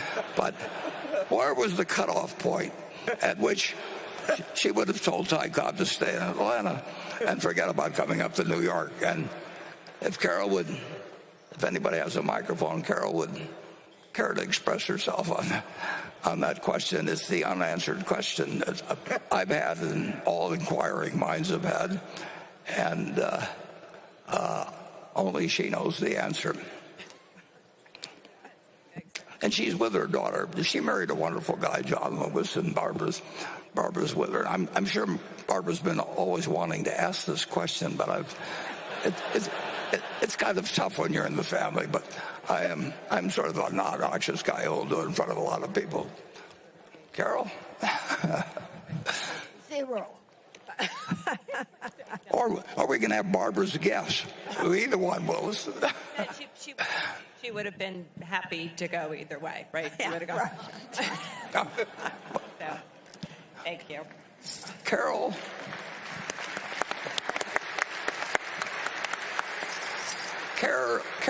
is the best business writer. She comes from a town of Colcamp, Missouri. I don't know the population is around 1,000 probably. She never took an accounting course, and she ended up becoming the best business writer in the United States. And she didn't want to be an editor, actually. I mean, she could have done other things at Fortune, but she just plain liked writing business stories. And like I say, nobody came close to her, and she started from scratch. But in 1977, I asked her to edit my report, and she turned out to be just as good an editor as she was a writer. And all the way through this year, including this year, Carol has edited the Berkshire report. And to the extent that anybody enjoys reading them, let's give a hand to Carol.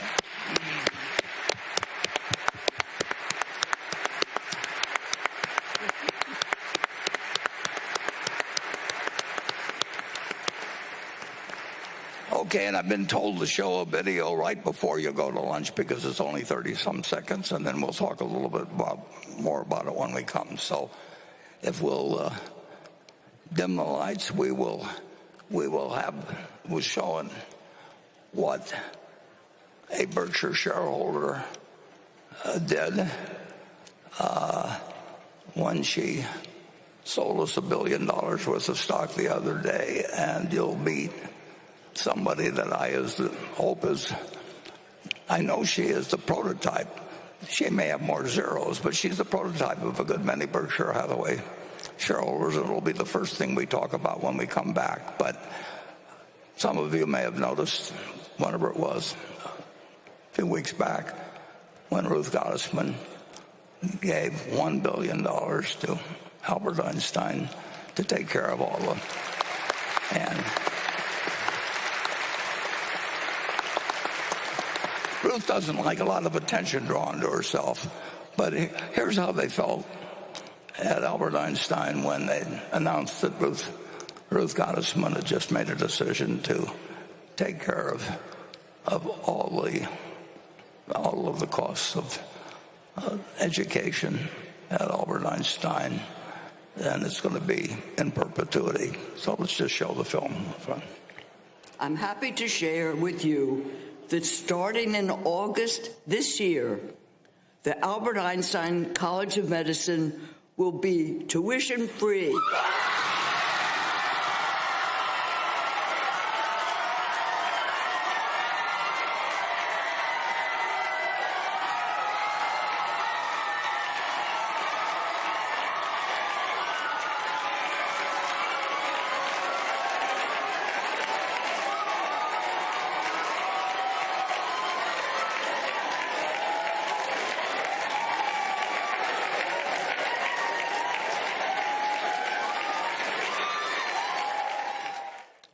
And that's why Charlie and I have had such fun running Berkshire.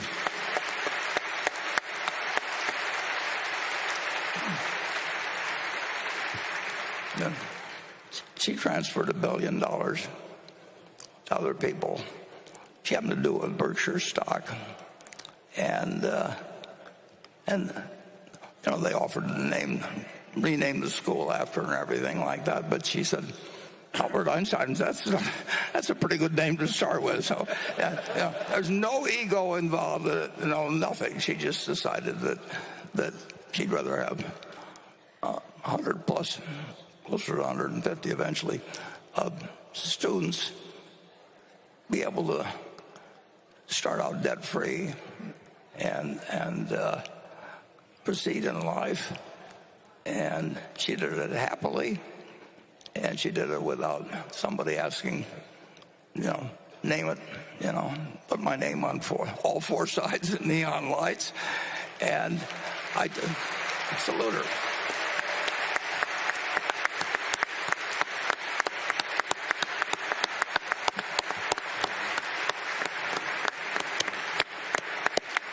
So let's all have lunch, and we'll come back and talk a little bit more about that. Thanks.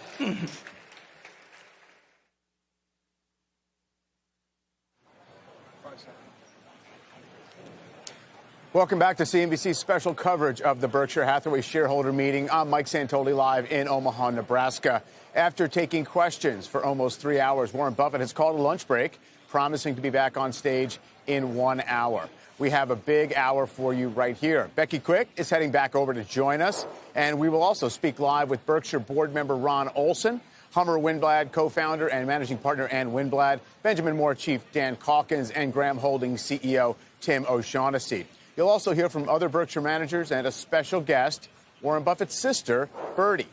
In the morning session, Buffett, along with Vice Chairs Greg Abel and Ajit Jain, covered lots and lots of topics, from the rationale for the company's recent sale of Apple shares to how high the cash pile at Berkshire will likely rise, to the need for more analytics at Geico, and Warren's 2 cents on AI thrown in there as well. He also admitted that he's starting to slow down just a touch. He said, quote, he doesn't get any phone calls anymore, and maybe it is not the time for him to take on any 4-year employment contracts or other agreements. Let's start with Apple and what sounded like a rationale for why Berkshire sold a chunk of its shares: taxes.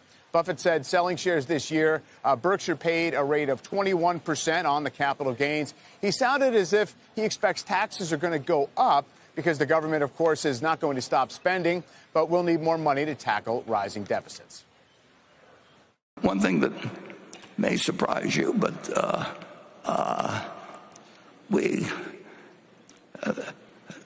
almost everybody I know pays a lot more attention to not paying taxes than I think they should.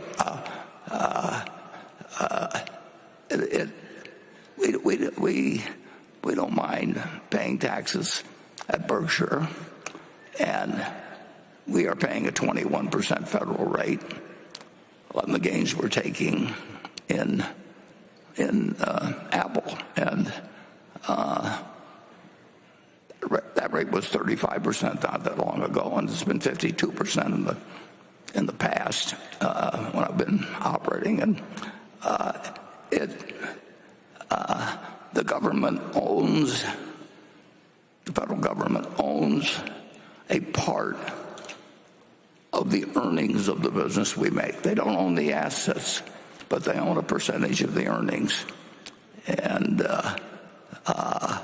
they can change that percentage any year. And the percentage that they've decreed currently is 21%. And I would say with the present fiscal policies, I think that something has to give. And I think that higher taxes are quite likely, and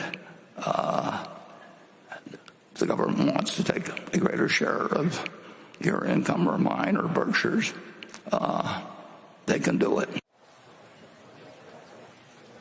And just to put some numbers on that Apple sale, it was about 13% of Berkshire's holdings, something like $150 20 million shares, 115 million shares. So the gain, the total proceeds, let's call it $20 billion, would have paid, $5 billion-ish in 21% tax rate on that. So it seemed as if he was kind of softening perhaps the reasoning behind the Apple sale, saying there's no real fundamental change in his view of the company. He said he fully expects it to continue to be Berkshire's largest holding. He also said he didn't mind building some cash right here. And, of course, there is a lot of it that had piled up, about $183 billion total at the end of the first quarter. He basically projected that it would likely get to $200 billion or so by the end of the current quarter. That's probably just, as cash comes in, and he's not redeploying it very quickly. And they're earning, obviously, very handsome yields on that, 5%. That's what I thought one of the weirdest things was. So that's what I actually thought one of the strangest things was. He said that he did this because he didn't mind building up the cash hoard at this point because of the environment that's taking place. I guess the economic environment, the stock outlook. I mean, I tried to pull a little more out of him later with another question, and he didn't bite on it. But what are you going to do with all that cash? Why do you need all that cash? He says he can't find good places to put it, and that makes you wonder if he thinks the entire market's overvalued. Yeah, that's the obvious inference, although I guess you have to think of it as, what would he put new money into that gets over that hurdle of 5% T-bills? 5.4%, yeah. And also maybe that is big enough for him to feel as if it's interesting or material to the company. Although he also said that he'd keep it in those T-bills even if it was 1%. Don't tell the Federal Reserve. Yeah. But, the hurdle is, you got to get more than 5% that you can earn in Treasuries in a very safe environment. But I still don't have a great sense of whether he thinks the market is just overvalued or whether it's hard to do things when you're that big and you have that much cash. Yeah, he clearly doesn't mind to have the financial cushion building up. He has never minded that. I also feel as if, and he doesn't pay attention to just exactly where the stock is trading or anything, but it's not as if the market is penalizing Berkshire Hathaway for having $200 billion in cash. Right. I mean, it's got to, it's trading at a good premium to book value. The value seems to be recognized at the underlying businesses. There's nothing really impelling him to do much more. The other piece on the Apple side of it is, the American Express and Coca-Cola holdings are all profit. It's all on paper gain. So you could, if you were selling something because you think taxes are going up, you'd only sell something you think you might eventually sell and pay higher taxes on, which, Apple, again, the position got very big and the stock was up 40+% last year. I'm just looking at the market. Again, we'll try and get something else out of this because the shareholders don't mind to have a big cushion of cash. It's great if you can be opportunistic if there are bad things coming or opportunities that pop up down the road. But there are a lot of questions about dividends, too, and I think we'll get into that in the second part of things. It's a question that we get every single year here. Why don't you pay a dividend? I'm retired. I don't love having to sell my shares to do some of these things. Is there the possibility for either a regular dividend or a special dividend at some point down the road? Yeah, it's definitely a question that's going to get louder. Obviously, people are looking toward whatever policies might change. Of course, so much of the conversation is what happens after Warren is no longer in the role. And in fact, I'm interested in your impressions of several times he's sort of gesturing toward he's kind of slowing down a little bit. The managers seem to call Greg and Ajit more than they do him directly. Although I thought Ajit's answer was brilliant in that he said, it's because Warren would talk to them and say nice things to them, but he wouldn't let them basically do a runaround. Right. Which I can think of a lot of managers that would be good news But he also said, I'm no longer as efficient as I used to be. And when he had the question about, investments potentially in India, he said, I'm sure there's great things to do there. Maybe a more energetic management would find them. So he's being self-deprecating, of course. But I do think that that's something that is building in the conversation. Okay, Berkshire's insurance portfolio took up a lot of the time in the morning session. And Ajit Jain, Berkshire's vice chair of insurance operations, did spend some time addressing one of Geico's issues. That would be data analytics. This has been a disadvantage at Geico for a few years now. We are trying to still play catch up. Technology is something that is unfortunately a bottleneck, but there again, we are making progress. And equally importantly, we have hired people who are much better than what they inherited in terms of data analytics and pricing and slicing data. So, yes, I recognize we're still behind. We're taking steps to bridge the gap, and hopefully, certainly by the end of 25, we should be able to be along with the best of players when it comes to data analytics. Right now, we want to bring in Berkshire Hathaway board member Ron Olson. He is seated with us right now and ready to take some questions coming straight out of this. Ron, look, this was a pretty Berkshire-intense series of questions that shareholders sent in, just really getting to the heart of how Berkshire operates. And I think in a post-Charlie world, and eventually post-Warren, I think there were very pointed questions that came from shareholders on those questions. You're on the board. You discuss this all the time. What were you thinking? I was thinking how smart our shareholders are. The questions were right on. I mean, these are the questions, I guess I would say that the board has asked and want to ask. And they've sharpened every year, the commitment of these shareholders, their ownership, adds to the value of the company. And I thought that's what came out of today's discussion. And Warren and Greg and Ajit's answers have been sensational.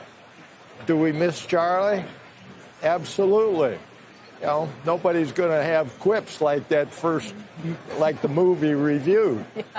But the substance was, I think, better than ever.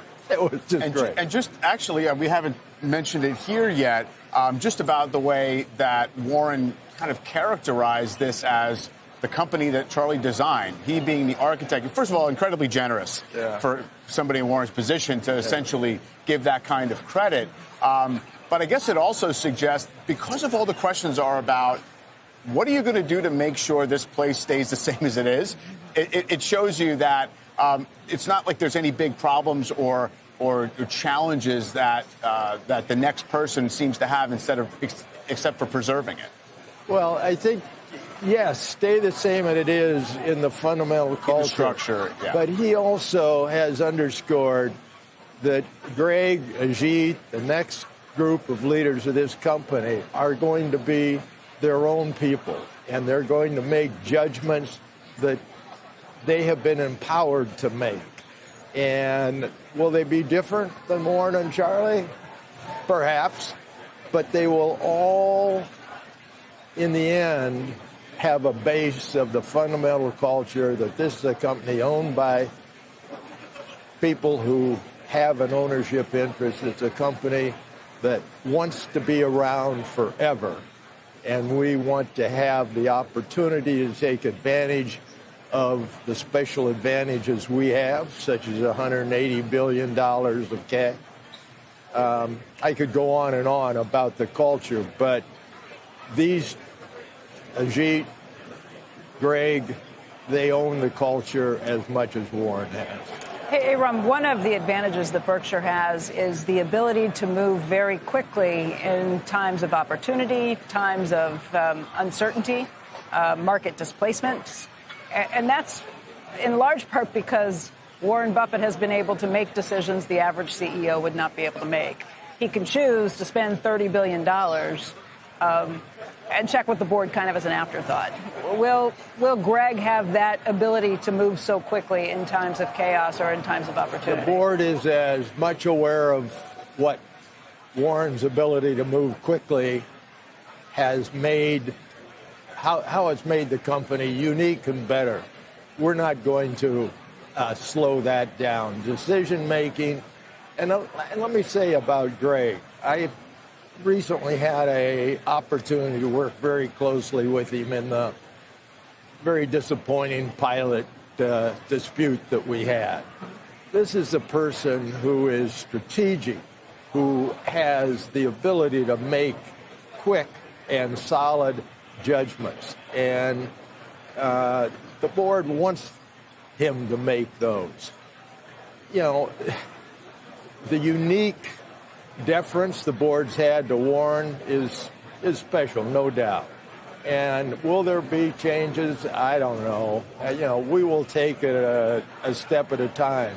But getting in the way of quick decisions, And, you know, from my perspective, we want quick lawyering. We had that last deal with Allegheny put together in 10 days. And that's the way Berkshire operates. It's not complicated. It's simple. You mentioned, the deference that the board does pay to Warren. Implicitly, the investors, the shareholders, defer to Warren on capital allocation, and we were talking about the dividend situation. And of course, he's always said, we're going to create more returns, more wealth by me allocating that capital internally than just distributing it out as cash. Do you think that will be the case under the next regime? Let me say this. I think it's been the case, and I think it's been the right way to go because, frankly, as a shareholder, I'm a lot richer from that, in effect, forced savings. Going forward, will there be an opportunity to deploy the capital in a way that will continue? That'll be a judgment that Greg will make. And will there be the possibility of dividends? I don't think anybody's, ruled that out. Sure. Frankly, I learned something today. I had forgotten that there was one dividend payment made early on. The 10 cents. When Warren said he went to the bathroom. Right. He wouldn't have made it today, I guarantee you. No. But, I think we will have opportunity. But as Warren and Charlie have demonstrated, patience is an incredible asset.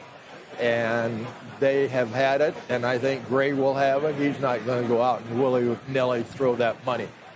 Very quickly, Ron, the biggest issue probably facing Berkshire at this point, outside of any of those, is the legal liabilities associated with Berkshire Hathaway Energy. You're a lawyer. You know this stuff inside out, the legal liabilities that exist with that. And Warren really pointed it back to Pacificorp and what might happen in a state like California or Oregon.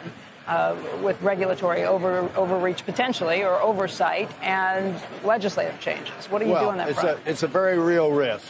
There are multiple causes for the great losses that are being experienced in the fires in the West and elsewhere around the world.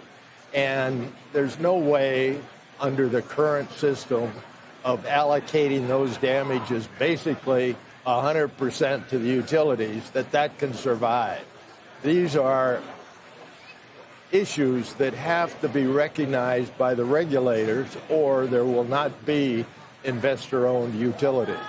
And I think that is something that I was pleased to hear a little bit more about Utah today, how they've recognized it.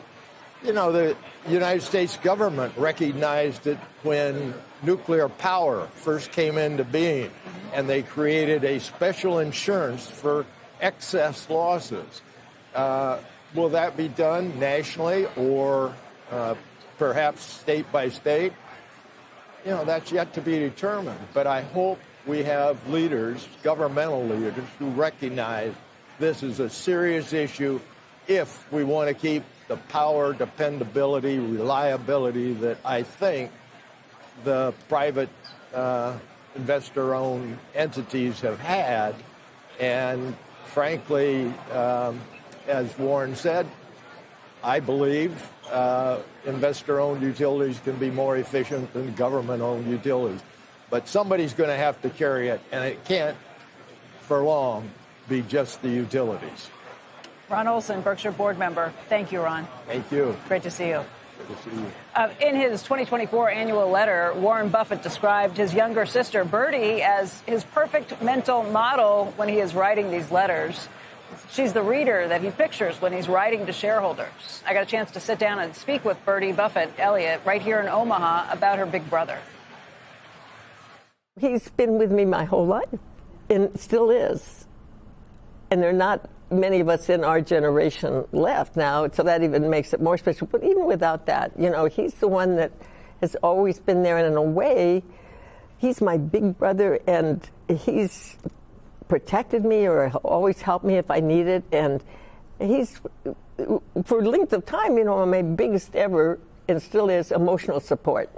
Warren pointed out in the annual letter that you are a really smart, savvy investor, that you're somebody who reads many newspapers every day. You have an opinion about financial issues, but you're also somebody who is a very smart investor in her own right, that you, something like 45 years ago, you kind of decided to take all of the other things that you were trading, and what happened? You put everything into Berkshire for the most part. Well, I figured out that Warren was better at it than I was. That was easy. And, I mean, it sounds so simple, but that's just what happened. And I thought, this is ridiculous. He is so good.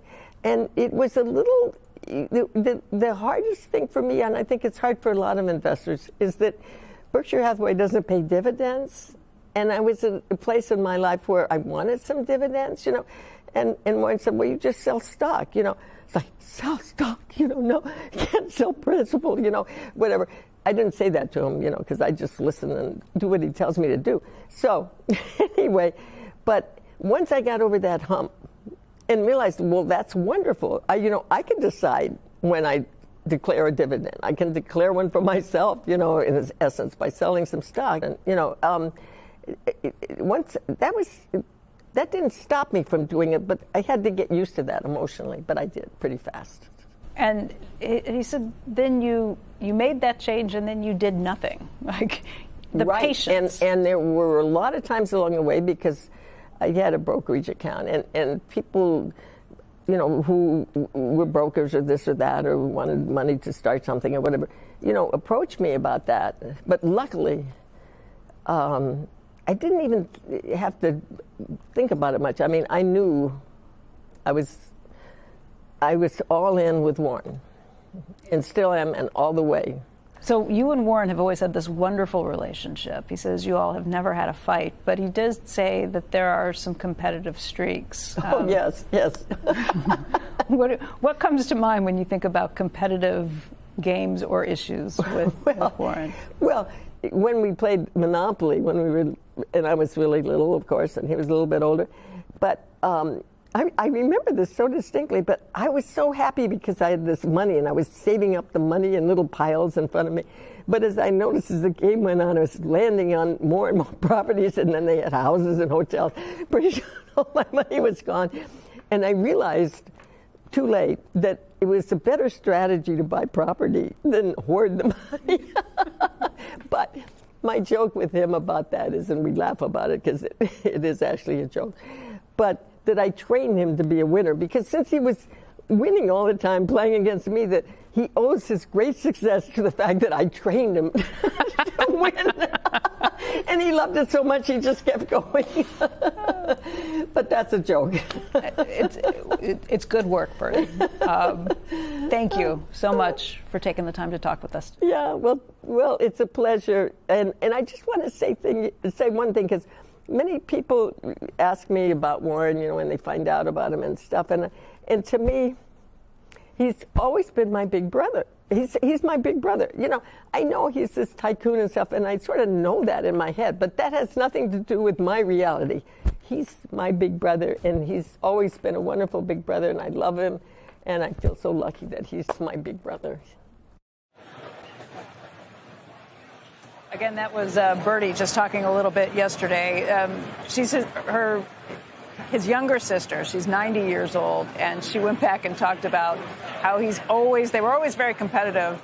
She lost nearly every single time, but she's got another great story that maybe we'll talk about later or on the podcast, where she finally beat him in bridge. Oh, in bridge. A few years ago, back in the 90s. Not just a few years ago, but back in the 1990s. And she has a very funny story about how he handled that. We'll try and get into that at some point, too. But she's the type of investor he thinks of because she moved everything 45 years ago or so into Berkshire and sat and has done nothing since. And it's that patience that you hear preached about again and again here, the willingness to do nothing and sit with what makes most investors uncomfortable and uneasy, to not be moving and not be running around. It saves you money from the tax perspective rather than jumping in and out of stocks. And that patience has been what's paid off, certainly for long-term shareholders. And the fact that that's the ideal reader he has in mind when he writes his letters explains why he's mostly just using that to reinforce the message that people presumably have absorbed. over the years. So I'm going to guess maybe Buffett doesn't like to lose, Warren. I mean, is that going to be he did not, and the punchline? He didn't behave very well. Yeah, you're right. Okay. Excellent. Well, the monopoly stuff was great, too. Yeah. Well, we are now joined by noted tech investor Ann Winblad. She's the co-founder of Hummer Winblad Venture Partners. Good to see you, Ann. Good to see you, too. So, you know, we were, I guess, just remarking the morning seemed to go nice and smoothly. Warren seemed to be on his game. What were your impressions? The energy was really high in the room, and in an event where you thought it might start out softer, but Warren was on his game for sure. He again was asked about AI and basically said, "I'm don't really know how it works. Not an expert. Seems like it might have some dangers. Maybe it's going to foster a new golden age of scamming." I guess he was introduced to an AI version of himself. How are you thinking about it, though, just in terms of the way the investment flows have been so massive, but mostly on the hardware side, at least initially, and how are you thinking about exploiting it? Well, the investments have been pretty high on the software side as well. Yeah. I mean, we have at least 3 to 4 large platform vendors that on their earnings calls, with the exception of Apple, talked about AI quite substantially and how this wave is really important to their future products and their future customers. So we really are seeing that as part of the digital economy. This meeting is interesting because it sort of ignores the digital economy, with the exception of Apple, which is presented to everybody as a consumer brand. That's why you're such a unique character, and you've been coming to this meeting for a very long time. You're a VC investor. You look at growth stocks. You are interested in what's happening in the lands of technology, and yet you're here in this value investing bubble. And I just wonder, having a foot in each camp, what you take out of this weekend and what you kind of think from the Valley perspective at the same time. Well, I'm originally from the Midwest, born and raised in Minnesota, so I am a Midwesterner. So at my heart, I probably am a value investor. The message to take away here is that we're all playing the long game, and that's really important to consider right now in technology. When you get to Silicon Valley, you get excited about the short game. What do we do today, tomorrow, what's right in front of me? Warren talked about a couple things where the deal flow he has is enormous, and he mostly says no. We're in the business of saying no as well. Our job is to audition the future, and at the same time, our job is to build products that serve customers. And many of our U.S. customers and global customers are right here at this conference. So it really gives you a feel of the customer to be here, as well as this concept that is more than a concept. It's really a core strategy that we're all playing a long game. So your job, you feel like, is to say no most of the time, too. I think that's interesting because a lot of people look at what's happening in Silicon Valley and they say, it's just buying a bunch of lottery tickets and figuring one of them will hit. You sound like you do things very differently. I think true venture capitalists really are in the long game. They really are looking for technology change. They can sit on the sidelines and not do deals. They build investors in their funds who really understand that we're really looking to build substantial companies, not to flip companies or sell them, but we're really there to build value and long-term value. And we're really part of an industry. We're a focused investor. We are only software, although software is almost a $600 billion industry in the U.S. alone, about half the size of our largest industry, banking. So there's a lot going on at all times, but very few choices that will turn into large companies. If the, couple dozen companies that are represented here as Berkshire subsidiaries, if they were each a public company, and most of them could be, they would all have an AI strategy, or they would be talking about an AI strategy. They're talking about how they're going to basically be able to take advantage of it. How are you viewing that in terms of the application? Because when I said before that it's mostly on the hardware side, Amazon, Microsoft, Meta, Google, they are absolutely more software players, but they're building data centers and they're acquiring a lot of hardware to do what they want to do. Yeah, this wave of technology, AI, is more capital intensive than the cloud, which was more capital intensive than software before it. True. So it seems that each wave is requiring more integration into hardware and semiconductor technology, NVIDIA being the benefactor first here. But it really is the software that makes it magic, and the software and the chips, and the software and the data center, and the software on these platforms. Back to what these companies are doing, it was interesting, the discussion of Geico just catching up on the analytics wave.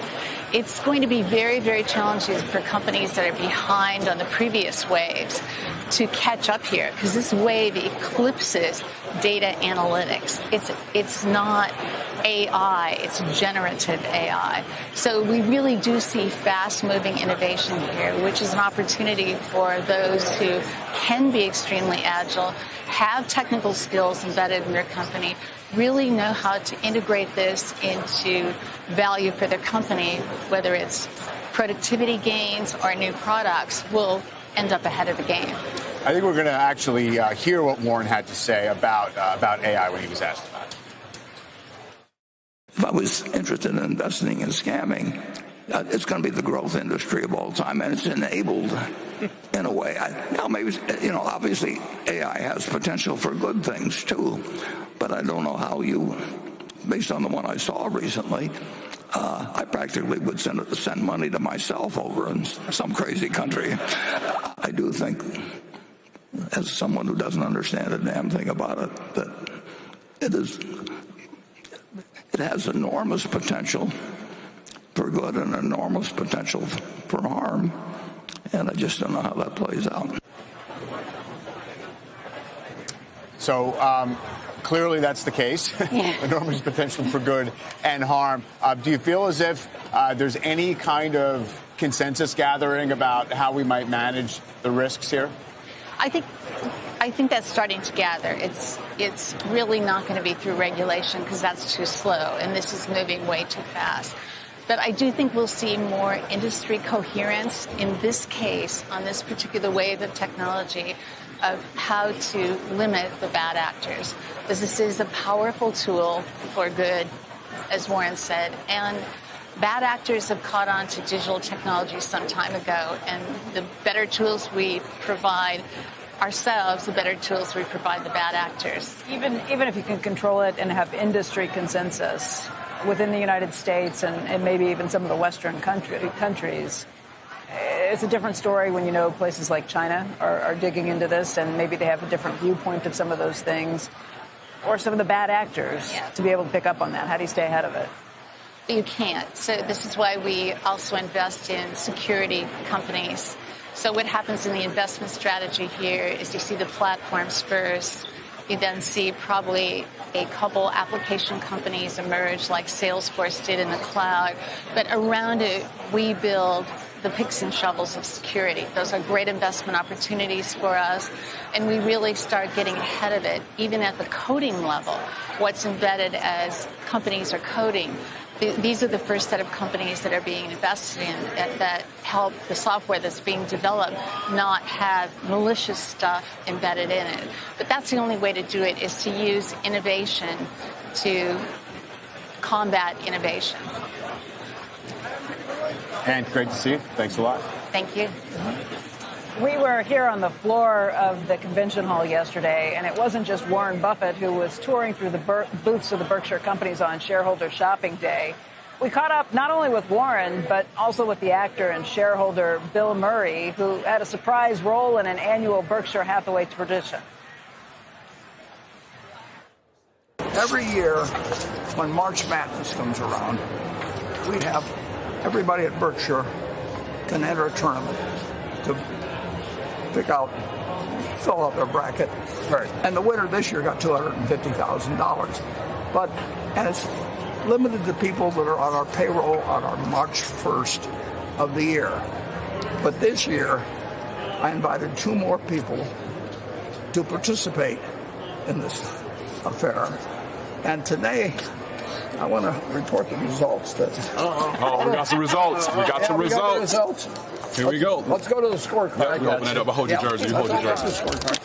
And we go to the scorecard, and there were approximately 64,000 employees of Berkshire that entered the contest, and the winner got $250,000. And Becky, I am happy to report, She finished 29,488. Wow. So she was slightly above average. Wow. But Mr. Murray, who has a son that is dynamite in UConn and knows basketball and all that sort of thing, but he came in 54,399. Wow. So, wait, not only was talk where you came in. I came in about where Becky. No, he beat us both. Well, I didn't want to be beaten by a girl, right? But I knew I wouldn't be beaten by Murray.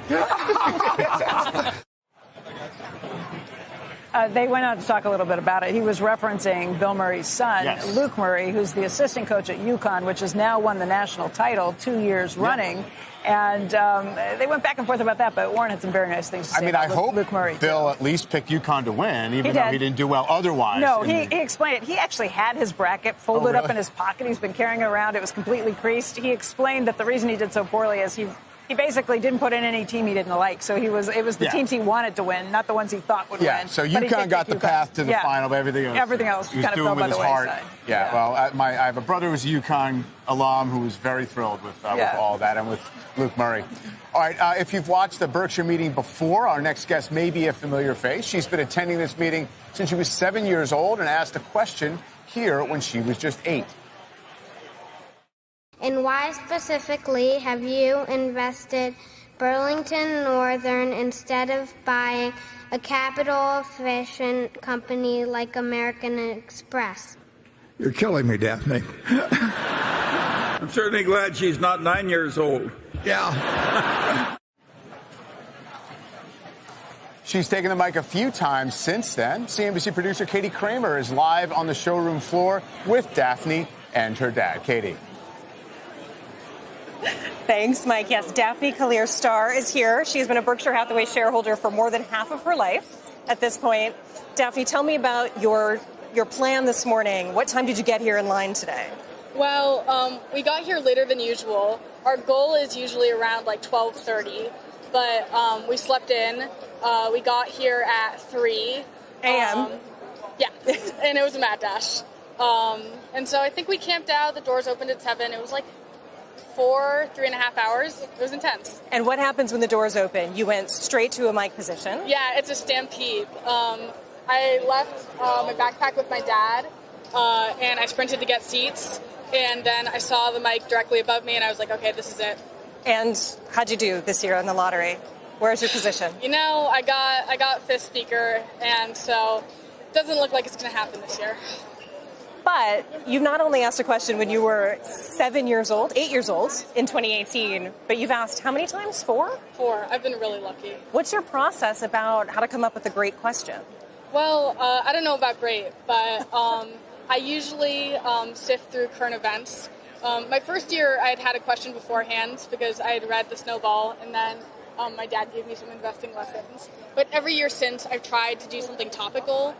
So this year, I wanted to do something about the national debt because it's become a really big issue now. So, do you help Daphne at all writing the questions? I don't help in the writing. At the end when she's done, like she's written it out, I invite her if she wants to practice it once before she actually does it, because she learned the first year that there's an echo with the mic, and so it's just helpful for her to have. It really threw me off, the echo. Yeah, it's helpful for her to have practiced it once if she knows she's going to say it. So that's my role. Yeah, you're a really scary audience too. You're your hands are crossed and everything. So it's a tough job to be a shareholder. It's a tough job to do something like this when you're so young. But you're going to come back next year, right? You'll be out there in line again. I really hope so. Yeah. Sarah, great. Well, guys, thank you so much, Daphne and Erez. And we're at the Squishmallows booth here, which has been the other crazy line in addition to the shareholder line outside this morning. But lots of stuff to do here on the floor during lunchtime, and we'll cross our fingers for Daphne. She's at position number 5 for Mike 3. Maybe we'll see you next year, though. Yeah, thank you. Thanks, guys. I'll send it back to you. Katie, thank you. And you can tell Daphne not to worry. I have seen a lot of other questions that kind of came into that same idea. She's not the only one who's thought that this is a really rich area, just the U.S. debt and deficit. So you might get that question asked whether or not she gets to be the one who reads it. Again, it's amazing to see Daphne here after so many years and to be that lucky because it's not easy to get a position at the mic. No, well, they're here at 3 a.m. instead of 12:30. Yeah. So that might be why. Well, the other thing I'll say is there was a guy who the very first question I asked was written by a shareholder who later made his way to one of the microphones and asked it. And that's the first time I've ever seen somebody able to get two questions in at once. I was like, what? When I heard the guy say his name, I'm like, I know that name. Crack the code. Yeah. All right. Joining us right now is Tim O'Shaughnessy. He's the CEO of Graham Holdings, whose operations include educational services, television broadcasting, auto dealerships, and hospitality companies. And Tim, it's great to see you today. Wonderful to be here. I know you've been coming for over a decade. I think it's even longer than that. It's been a very long time that you've been a regular visitor here. And you're somebody who is thinking of Graham Holdings as you're trying to model it as a baby Berkshire. You like to find interesting companies that maybe other people haven't found yet. I know you take all kinds of trips to out off the beaten path places to find those companies. What did you hear today as somebody who's been here for a long time and as somebody who is trying to take that same sort of investing approach? Well, I thought there was a lot of focus on cash and the importance of making sure that the cash balance at Berkshire continues to be strong. I thought that being part of the reason for selling down some of Apple was pretty fascinating. 21% tax rate versus 35% working into that. And if you look at the opportunities from the equity markets and what else is happening in the world, wanting to be more comfortable with the cash balance, I mean, that was something that stuck in pretty hard when it's already at 180 billion and going to 200 billion. You know, that's not necessarily where you would think to start. And we were having a conversation about that right at the beginning of this this half hour or whatever we're doing, this hour right now. To me, I thought, holy cow, does he see a really big potential problem coming where he can be opportunistic, or does he think stocks are overvalued here? I was kind of running through those scenarios in my head. What were you thinking? Those were the same scenarios that were going through my head. It really seemed like there was an emphasis on, it's not really attractive right now, and there's a lot going on in the world that could be kind of problematic, and the opportunities that could change in a hurry, and I want to have a lot of cash to do it. A perennial theme, of course, of his remarks and before that of Charlie's remarks is sort of like knowing where your competence lies and staying within it. And multiple times he sort of lets things go by and says the whole parts of the world maybe are not a place where Berkshire has a particular advantage. Talked about India in particular, why Japan was an exception to that, why China maybe isn't a place that's that fruitful right now.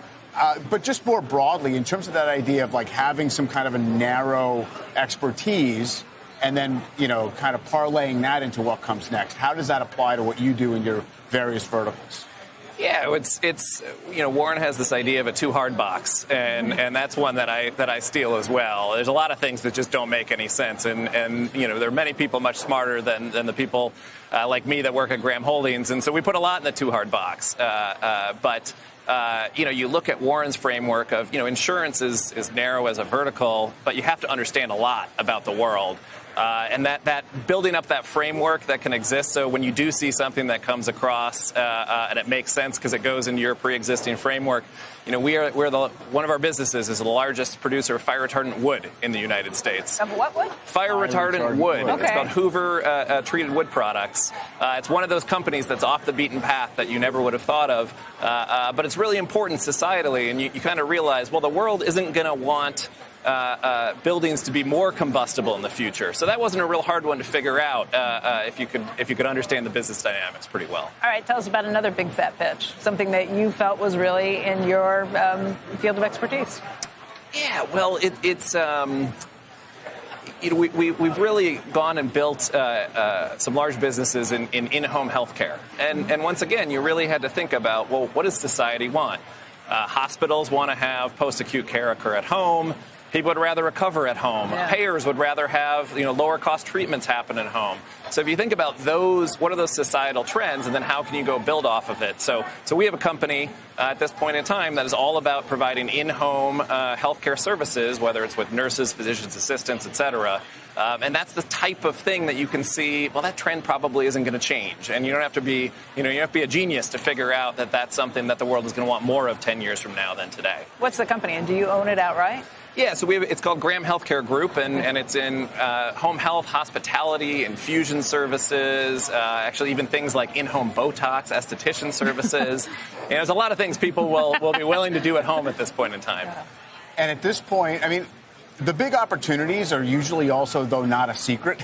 Right, so everyone knows kind of the demographics and, even the employment trends. You look at the jobs report every single time. It's, healthcare, a big hiring area. So how do you kind of, I guess, play an advantage, or maybe it's just scale? Well, I think it's thinking a little bit about the things that aren't going to change as well. Healthcare is 17-18% of U.S. GDP. It's probably going to remain that for a while. And so really just kind of figuring out where are the niches that you can understand within those big sectors is something that I think can be pretty important overall. Tim O'Shaughnessy. Tim, thank you for being with us again. It's good to be with you. From Graham Holdings. Great to see you. Right here on the convention center floor, shareholders can shop from all of these Berkshire businesses that are here, that have set up camp. We've shown you a lot of booths over the last couple of days. And at the start of the morning's Q&A session, Buffett mentioned some pretty eye-popping numbers.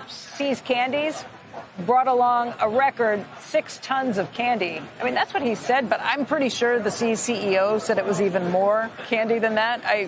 I think they got those numbers wrong. I think it's quite a bit more than that they brought along. They do expect to sell out. The bookstore, by the way, the bookstore that's here and usually sells 20 to 25 different business books that are related to Berkshire Hathaway, it's only selling one book. That's Poor Charlie's Almanac, the 4th edition. Hundreds and hundreds of copies sold yesterday. They brought 5,000, and I bet they sell out of those books, too. And Dairy Queen is expected to sell over 20,000 treats. We're talking dilly bars, I think, is most of it. We've seen dilly bars and maybe, what else do they have down there? Maybe that's the there was somebody hawking, Creamsicle? is it called a Buster Bar or something? Yeah. I don't know them. We're not the But ones I who hear have eaten about as much of them, but we've been seeing them because they're right next door. I spoke with the heads of some of those companies, and we got the chance to talk through some of those numbers also. Here's what they had to say. In our categories, it's been challenging, and the industries that we face, flooring, furniture, appliance, electronics, they definitely have had their challenges, and you can read all the public reports. It's just consumers having a challenge, inflation, housing's down, and so we just have to figure out a way to grow and to figure out a way to take share. Yeah, and I guess that's a big part of it, too. With mortgage rates so high, people don't want to move out of their homes. They want to hold on to their 3% mortgage rate. And that means that people aren't moving, which would spur more buying, too. Exactly right. Exactly. There's just traffic in general is down.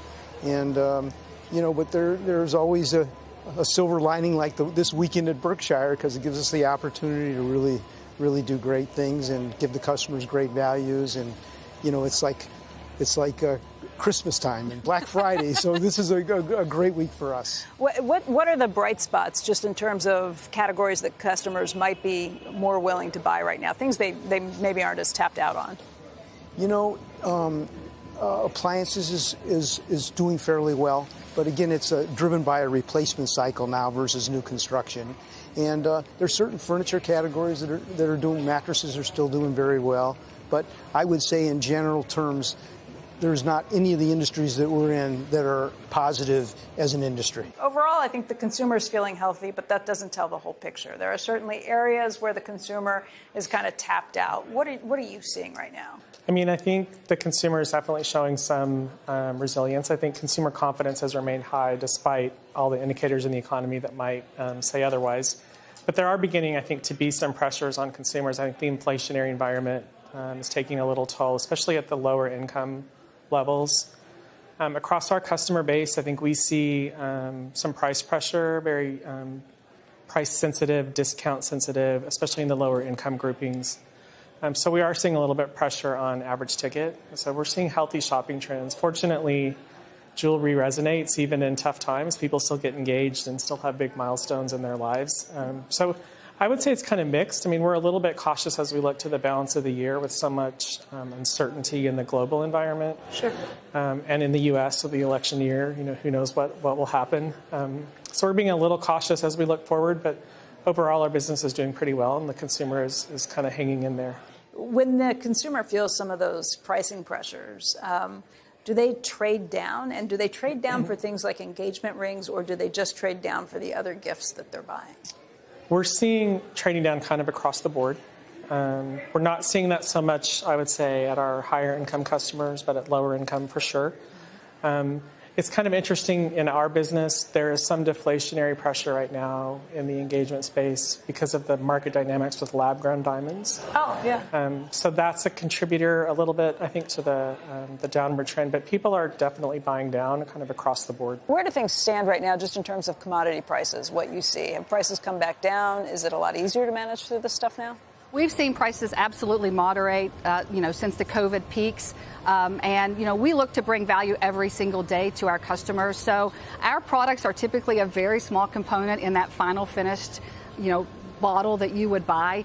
So we just look to bring value to our customers every day. What were you guys prepared for when you showed up with us? How much did you bring? We brought 11.5 tons, and we also brought a little more merch this year. So we've got a candle, we've got T-shirts, we've got a couple of other things that people have been asking for the last few years. And so we want to take care of our customers, and we brought a lot more product this year. You anticipate you'll sell out? We do, yeah. 11.5 tons. We do. And anything that's left over, we're actually going to reach out to a food bank here and donate what's left instead of trucking it back to California. Wow. Yeah.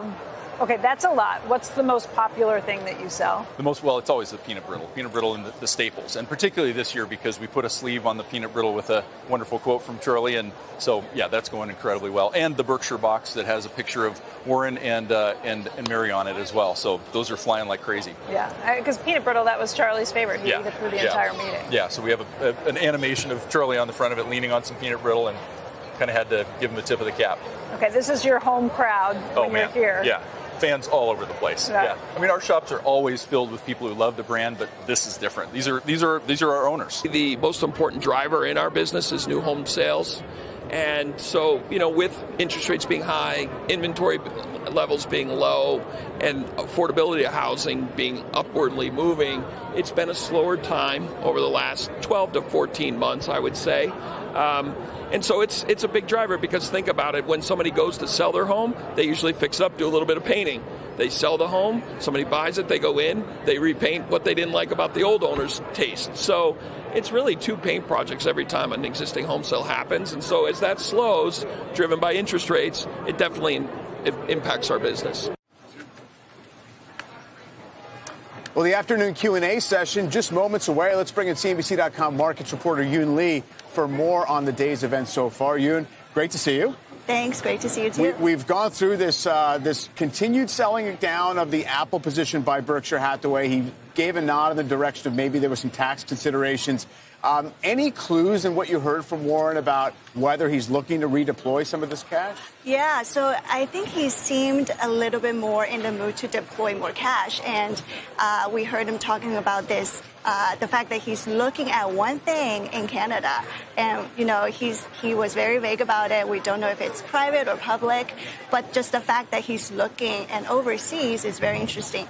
Now, he's invested in Canada before, a couple years ago, buying a mortgage underwriter just a few years ago. And as things get more expensive in the U.S., he started to look more overseas. And we know he's been very successful with his Japan bet that paid off very, very well. And, of course, there's also this undisclosed position that seems to have been building. Yeah, there's a lot of speculation as to this secret holding that he's been buying, or it could be one of his managers. Berkshire has been buying for the past 3 quarters straight. And we know it's something in the bank, insurance, or finance sector. And it is in $1 billion. It's in a couple $1 billion, so it is very significant bet. And that we don't know that yet. I hope somebody asks that question in the afternoon. Yeah, exactly. I mean, pretty hard to think he would actually name it, but who knows? You never know.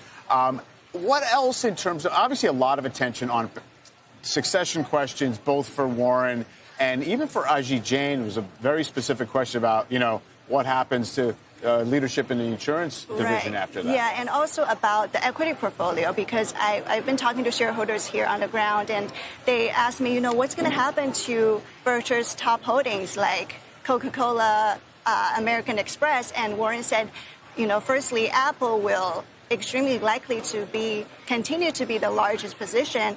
And when Greg takes over, they will still have, Coca-Cola, all the long-time holdings that Berkshire's had. Sure.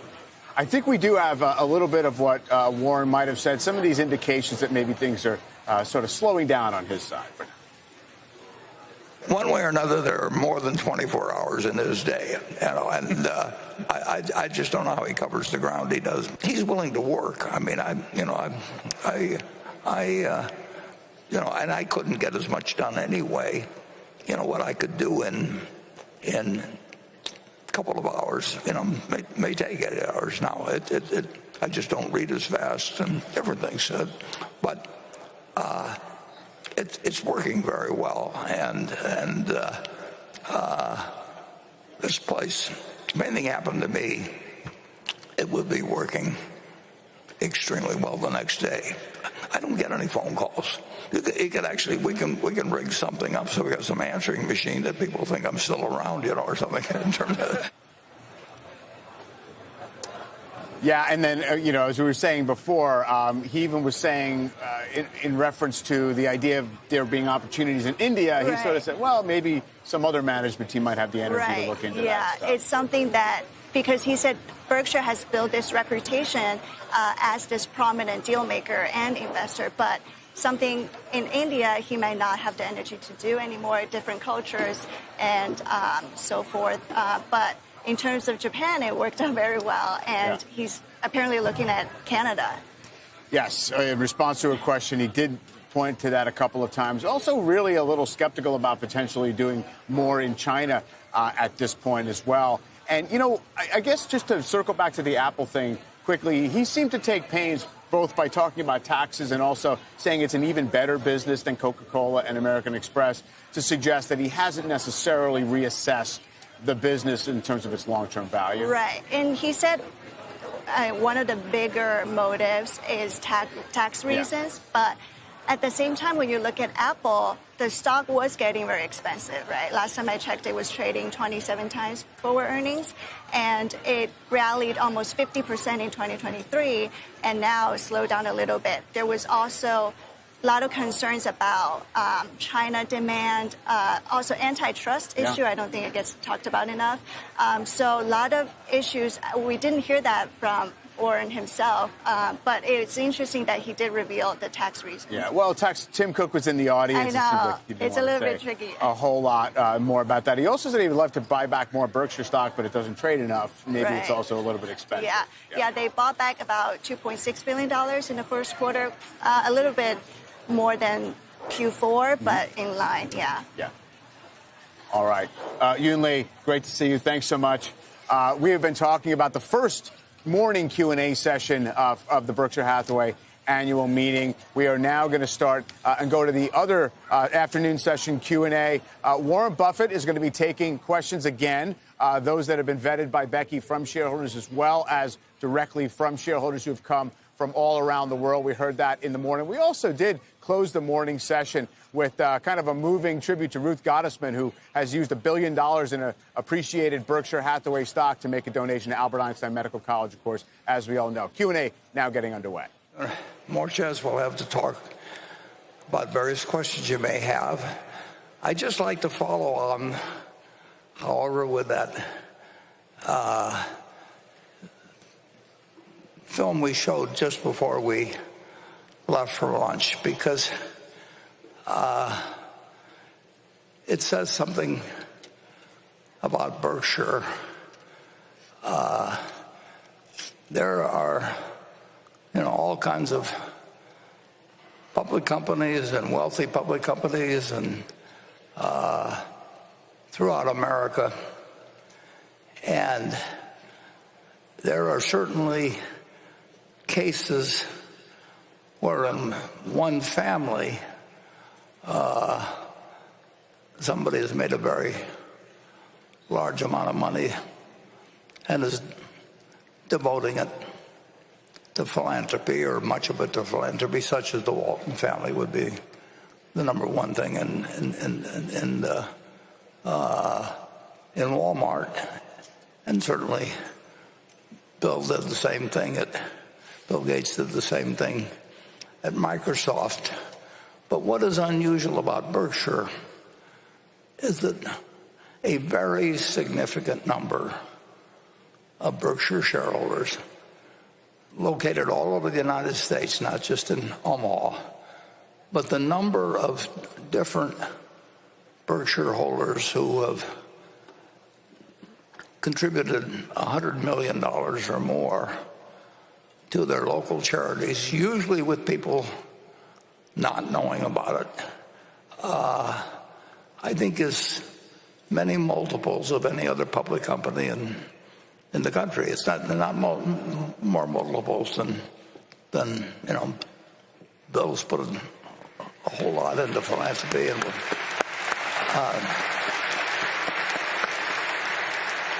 and I don't know the details of the family, but clearly there's a huge sum of money that the Walmart family, I'm sure, has done all kinds of things philanthropic and will continue to do it. But I don't think you'll find any company where a group of shareholders who aren't related to each other, so many of them have done something along the lines of what Ruth did a few weeks ago, just to exchange a little piece of paper that they've held for 5 decades, and they've lived well themselves. They haven't denied their family anything, but they don't feel that they have to create a dynasty or anything, and they give it back to society. And a great many do it anonymously. They do it in many states. To some extent, we see some concentration of it in Nebraska because they generally, when you're giving away a lot of money, they call it, in the philanthropic world, they call it absorption capacity. And the truth is, it's very hard to give away $1 billion to $10 at a time to people who are needy or something of the sort. And so large institutions have this absorption capacity, which tend to be universities or colleges or that sort of thing. And some philanthropies are much more imaginative than others. But the one thing most of them want to do it anonymously, so I can't tell their specific stories.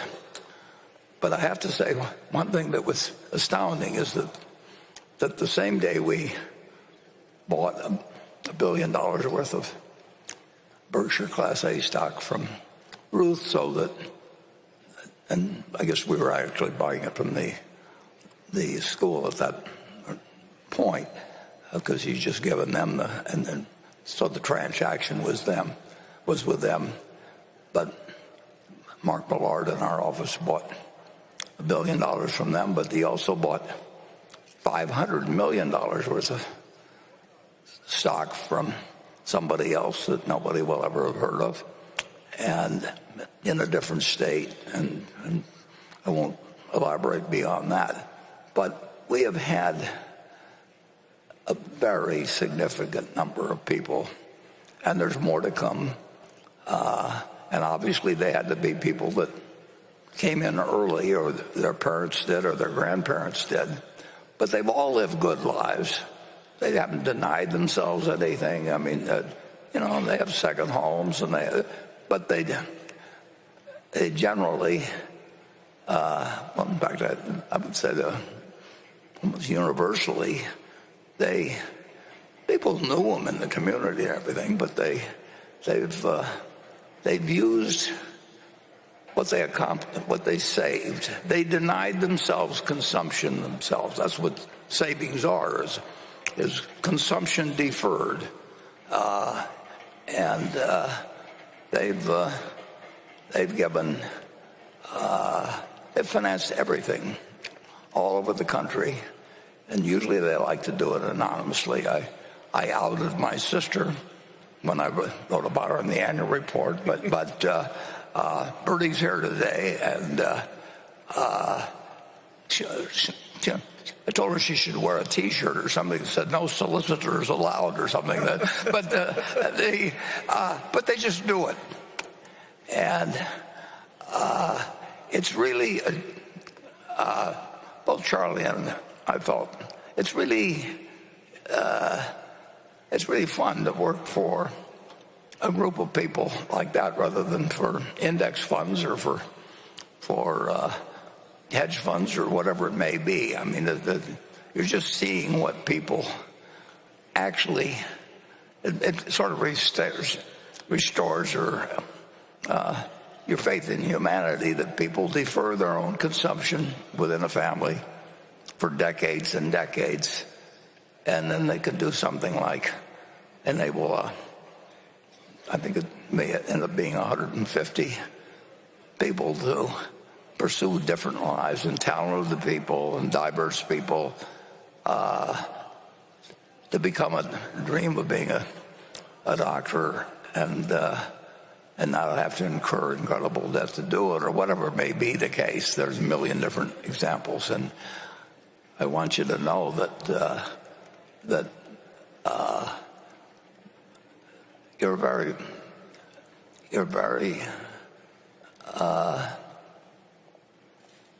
well, you're a unique, actually, group of shareholders among public companies, as far as I know, in terms of the way you've deferred your own consumption while living fine to help other people. And it, it takes a lot of years, but it can really amount to something very substantial. And what Ruth did was, at roughly my age, she looked at a little piece of paper which actually was a claim check on the output of others in the future, and she said, instead of the output being for her, that the output would be for a continuing stream of people for decades and decades and decades to come that were having a different life in the pursuit of becoming doctors than they otherwise would have. And Berkshire has been, of course, her husband Sandy contributed substantially to Berkshire's record. Sandy was a wonderful partner to have, so there was both input by him, and then there was deferred consumption by his family, and then there was ultimately this final gift to Albert Einstein. And like I said, the same day, there was only $500 million. It'll go in a different way, but it's happening all over, and I don't think any companies like that. So I just want to tell you that it's inspiring to work for a group of shareholders.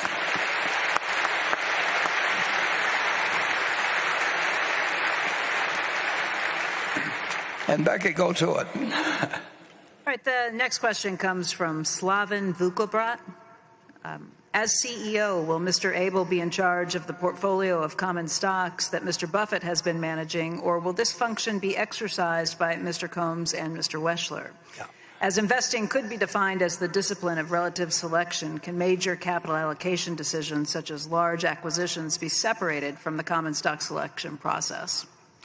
Yeah, I would say that decision actually will be made when I'm not around, and I may try and come back and haunt them if they do it differently. But I'm not sure the Ouija board or anything will get that job done. So that job, I'll never know the answer on whether it get covered, but I feel very comfortable about the fact that it will be made by a board that they've got loads of brain power. They've got a dedication to an unusual institution, and they will figure things out. But I would say that if I were on that board and we're making the decision, I would probably, knowing Greg, I would just leave. I would leave the capital allocation to Greg. And he understands businesses extremely well. And if you understand businesses, you understand common stocks. I mean, if you really know how business works, you are an investment manager. How much you manage, maybe just your own funds or maybe other people. And if you really are primarily interested in getting assets under management, which is where the money is, you don't really have to understand that sort of thing. But that's not the case with Ted or Todd, obviously. But I think the responsibility ought to be entirely with Greg. The responsibility has been with me, and I farmed out some of it. And I used to think differently about how that would be handled, but I think the responsibility should be that of the CEO, and whatever that CEO decides may be helpful in effectuating that responsibility. That's up to him or her to decide at the time they're running the money. But so I would say that my thinking on that has developed to some extent as the sums have grown so large at Berkshire. And we do not want to try and have 200 people around that are managing $1 billion each. It just doesn't work. I think that when you're handling the sums that we will have, you've got to think very strategically about how to do very big things. And I think Greg is capable of doing that. I think I've missed a lot of stuff in the past, so I'm actually wiser about doing that now. I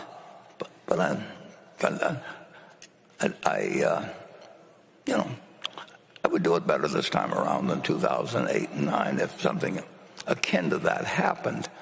But it won't be exactly like 2008 or 9. You can be sure of that. But you also can say that there will be times when having huge sums available extremely quickly, maybe it'll be once every 5 years, maybe it'll probably be more like once every 10 years or something. But as the world gets more sophisticated, complicated, and intertwined, more can go wrong. And there's no sense going through here and exploring the possibilities of the different things that could happen.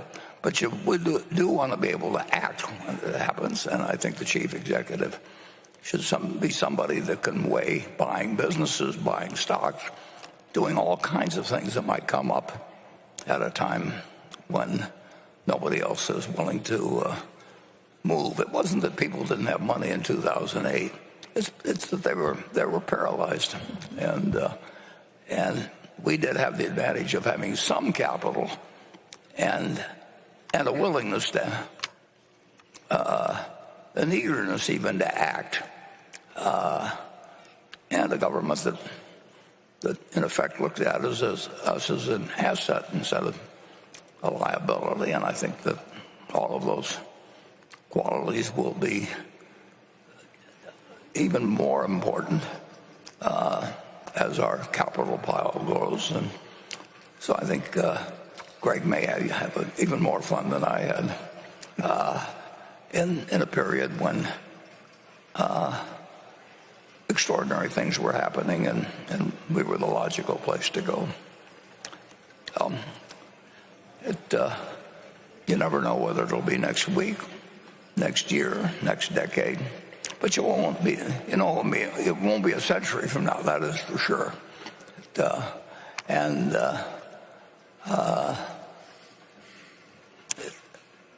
The more intertwined and sophisticated the world financial situation gets, the more vulnerable it gets in a certain sense. It solves a lot of small problems, but it leaves it more vulnerable to large problems. Greg, does that bother you at all or not? Without directly answering the question, I think there's one important thing is I think as we go through any transition, it's important to know that the capital allocation principles that Berkshire lives by today will continue to survive, Warren. And I think that's what the thing I'd want to communicate, that we have our operating businesses, insurance, non-insurance. We'll provide them the capital necessary to be successful and grow if it's appropriate.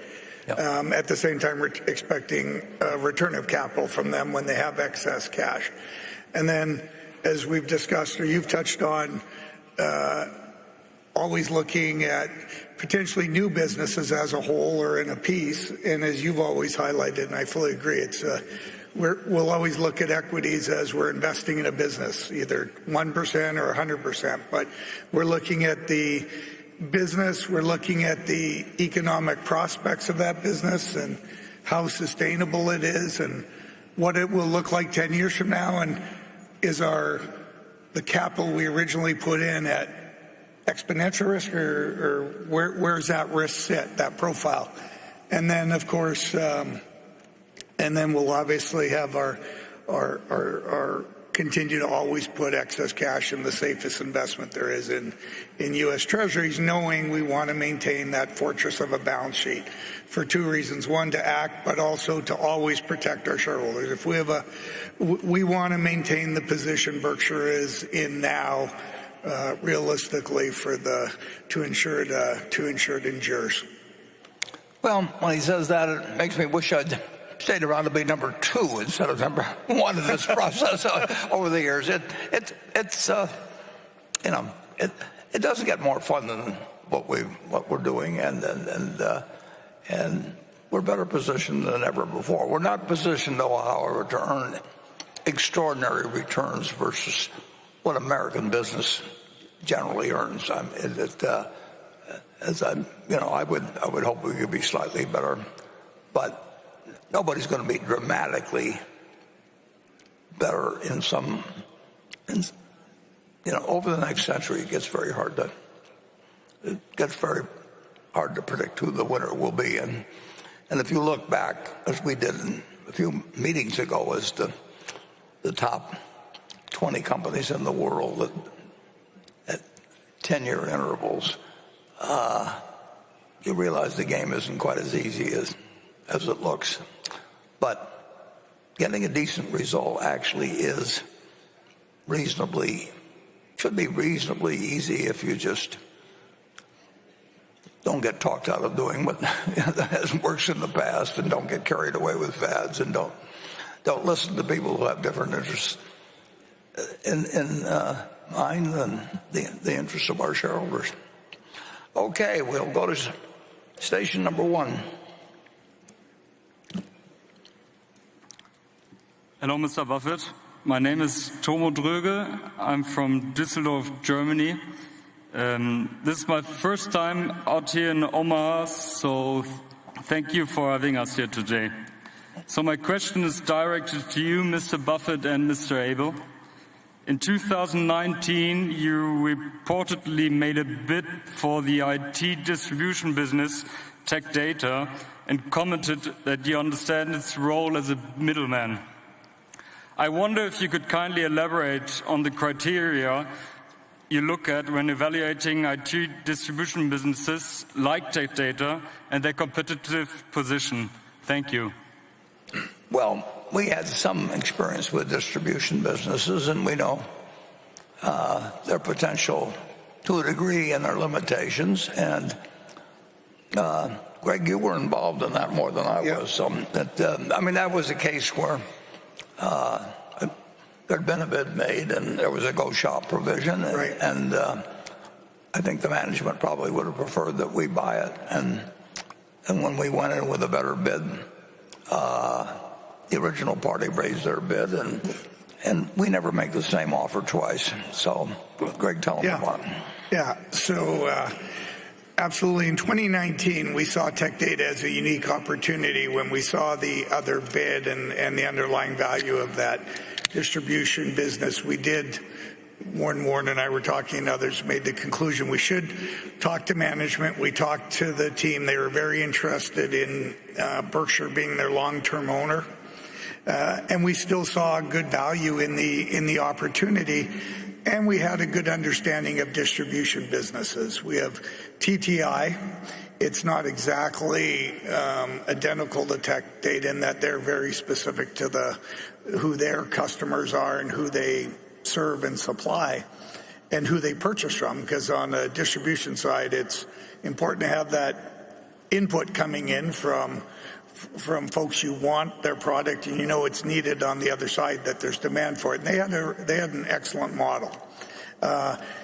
If you think of TTI, for example, Warren's talked about Paul many times and the person who founded this business, but it's a unique business in that our revenues on that business is approximately $10 billion. The average part they sell is a little over 9 cents. 95 billion parts go through their warehouse every year.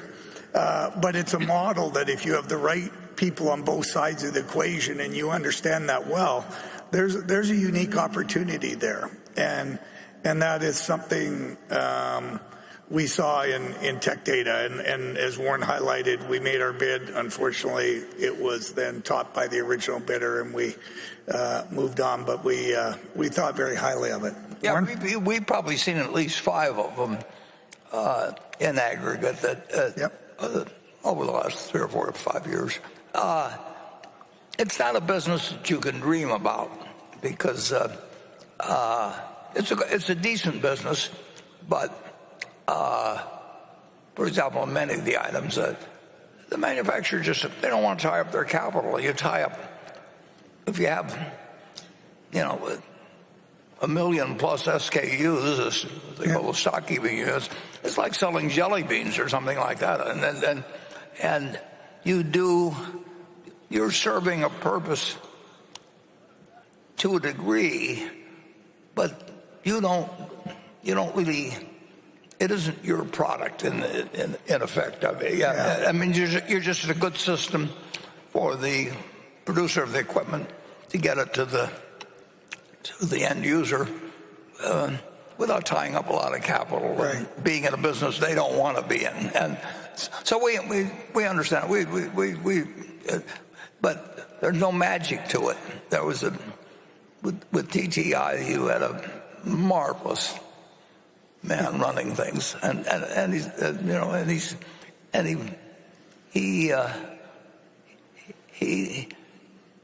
when you get a marvelous person running something, to some extent that selects for better people underneath. And Greg and I went to Paul Andrews' funeral a few years ago, and there were 300 people or so there, and there wasn't one person that had to say something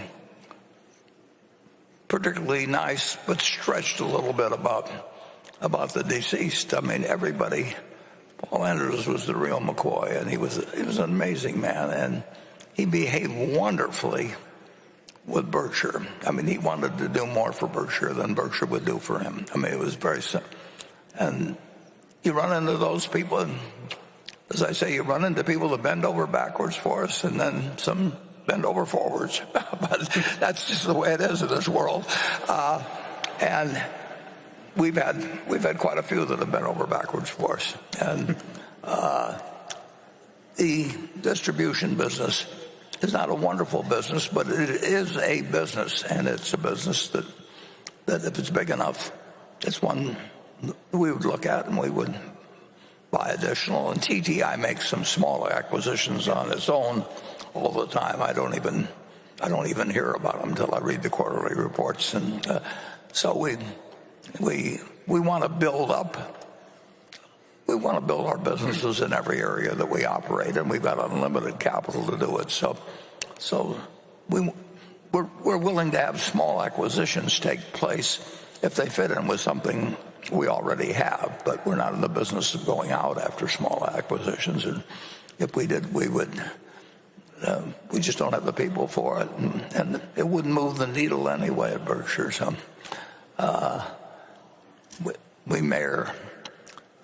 we would have been happy doing the deal that the questioner asked about, but if we don't do it, it just doesn't make that much difference. We want to do it. If we do it, we'll do it well. We'll do it right. They'll have made the right decision. If they don't, we will find something else to do with the money in the end. And we can always buy a little more of TTI for you, the shareholders, by just buying in our stock, too. Mm-hmm. Exactly. Yeah. Okay. Let's see, we need Becky next, don't we? Yeah, Becky? All right, Warren, earlier you talked about selling some of the Apple shares in order to build up your cash supply, and I think it's had a lot of people wondering where you see opportunities or what might be coming or market valuation. So I'll ask this question from Foster Taylor. At the 1999 annual meeting, you mentioned that if you owned all of America's 500 businesses, you would be making $334 billion while paying $10.5 trillion. You emphasized that this was not a good return on investment. Today, by my math, the S&P 500 has a market capitalization of around $44 trillion with profits of around $1.45 trillion. This is a very similar return on investment to the 1999 levels. Do you see similarities in the market today and the 1999 levels? Well, one thing has changed dramatically from 1990. I misunderstood on the 1999, but there have been times in my life that I've been awash in so many opportunities that I could have invested everything by nightfall. And then there's other times when the year goes, well, not in the early days, but now we just we haven't seen anything that makes sense that moves the needle. Now, we've made small acquisitions during the year. Our companies have made acquisitions, and we, Greg and I may talk about something that involves a $300 million purchase or something like that. And, if it fits well enough, we do it. But, and if our managers see things that fit them, we want to look at them because our managers do not have necessarily the same equations in mind that we do.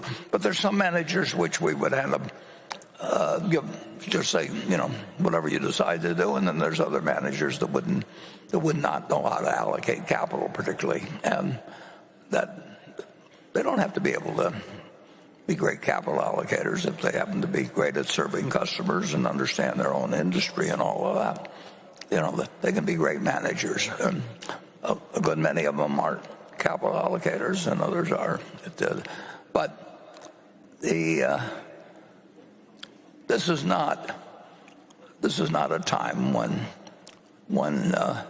the phone is going to be ringing often, but there are times from that, and Greg will know how to handle them as well or better than I have over time. And Charlie and I would, we missed a lot of things, and what we really regretted was missing something that turned out to be very big. We never worried about missing something that we didn't understand. I mean, why should we be able to, predict the future of every business any more than we can predict, what wheat yields are likely to be in Illinois next year? Well, not wheat in Illinois, wheat in Kansas, but corn in Illinois.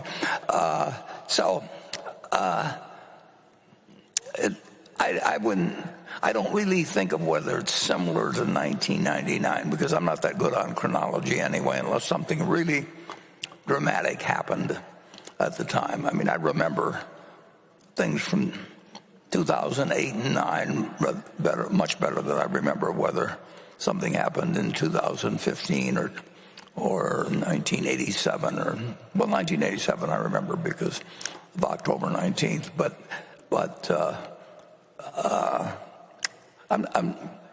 I just don't think that way. I just look at what I can do every day. Greg? I'm going to have to use it. Nothing to add. Okay, well, we'll go to station 2.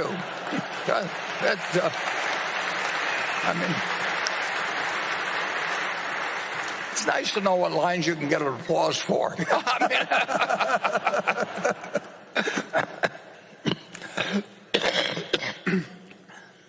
Station 2.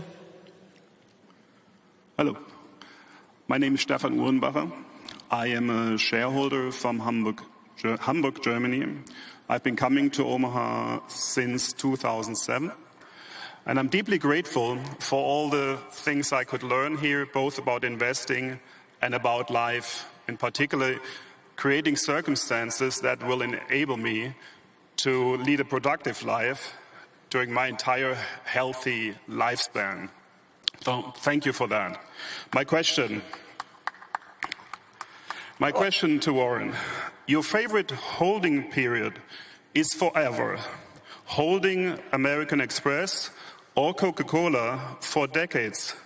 Berkshire recently went in and out of Markel, and you, I believe, sold and later bought Oxy, which I think happens to everyone all the time. But can you maybe to us give examples of your thought process when you exit positions? Thank you. Well, there are various reasons for exiting positions. One is if you need the money, but that doesn't happen very often with us. But it used to happen on every decision I made when I started when I was 20 years old, which I considered the post-Graham period, although I actually started in 1942, if you just talk about buying stocks. But in any event, the decision process is really quite interesting in a certain way, because Charlie and I made decisions extremely fast, but in effect, after years of thinking about the parameters that would enable us to make the quick decision when it presented itself. And people have speculated on how I've decided to really put a lot of money into Apple. And for a reason, I can't. One thing that Charlie and I both learned a lot about was consumer behavior. That didn't mean we thought we could run a furniture store or anything else, but we did learn a lot when we bought a furniture chain in Baltimore, and we quickly really realized that it was a mistake. But having made that mistake made us smarter about actually thinking through what the capital allocation process would be and how people were likely to behave in the future with department stores and all kinds of things that we wouldn't have really focused on. So we learned something about consumer behavior from that. We didn't learn how to run a department store. Now, the next one was See's Candy, and See's Candy was also a study of consumer behavior. We didn't know how to make candy. There were all kinds of things we didn't know. But we've learned more about consumer behavior as we go along. And that sort of background, in a very general way, led up to the study of consumer behavior in terms of Apple's products. And in that case, while I watched what was happening at the Furniture Mart in terms of people leaving the store, even though we were selling Apple at a price where we weren't even making any money, but it was just so popular that if we didn't have it, people left the store and went to Best Buy or someplace. And if you know the Blumkins, they can't stand anybody leaving the store, so they behave accordingly. But then you learned that had to interest you in the brand. And then you had a million different inputs. But I think the psychologists call this apperceptive mass. But there is something that comes along that takes a whole bunch of observations that you've made and knowledge you have, and then crystallizes your thinking into action, big action in the case of Apple. And there actually is something which I don't mean to be mysterious, but I really can't talk about. But it was perfectly legal, everything, I'm sure of that. But it just happened to be something that entered the picture that took all the other observations, and I guess my mind reached what they call apperceptive mass, which I really don't know anything about. But I know the phenomenon when I experience it, and that is. We saw something that I felt was, well, enormously underpriced. Maybe I've used this example before, but if you talk to most people, if they have an iPhone and they have a second car, the second car costs them $30,000 or $35,000, and they were told that they never could have the iPhone again, or they could never have the second car again. They would give up the second car, but the second car cost them 20 times what the iPhone did. So now people don't think about their purchases that way, but I think about their behavior. And so we just decide without knowing. I don't know, have the faintest, there may be some little guy inside the iPhone or something. I have no idea how it works, but I also know what it means. I know what it means to people. And I know how they use it, and I think I know enough about consumer behavior to know that it's one of the great products, maybe the greatest product of all time, and the value it offers is incredible. And I think it has, in Tim Cook, I think it has somebody that, in his own way, is the equivalent of a partner with Steve Jobs, that could do one thing extraordinarily well, and more than one application, but one thing, and Tim was the perfect partner to serve sequentially with him. So it's you sort of know it when you see it. I actually saw it with Geico when I went there in 1950. I didn't know exactly what I was seeing, but Lorimer Davidson, on a Saturday in 4 hours, taught me enough about what I understood what auto insurance was, and I knew what a car was, and I knew what people went through people's minds. I knew they didn't like to buy it, but I knew they couldn't drive without it. So that was pretty interesting. But he filled in all the blanks in my mind as I sat there on that Saturday afternoon. And every now and then it happens. Why do you have this? The person you met, there are all these different potential spouses in the room, and then something happens that you decide that this is the one for you. I think was it Rogers and Hammerstein that some enchanted evening wrote about that. Well, our idea of an enchanted evening is to come up with a business, Charlie and me, and there is an aspect of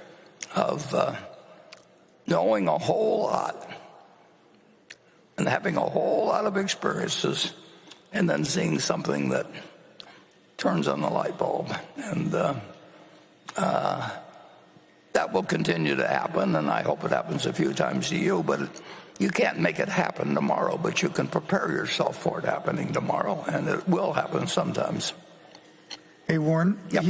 He mentioned Oxy, which I think is a great example. Yeah.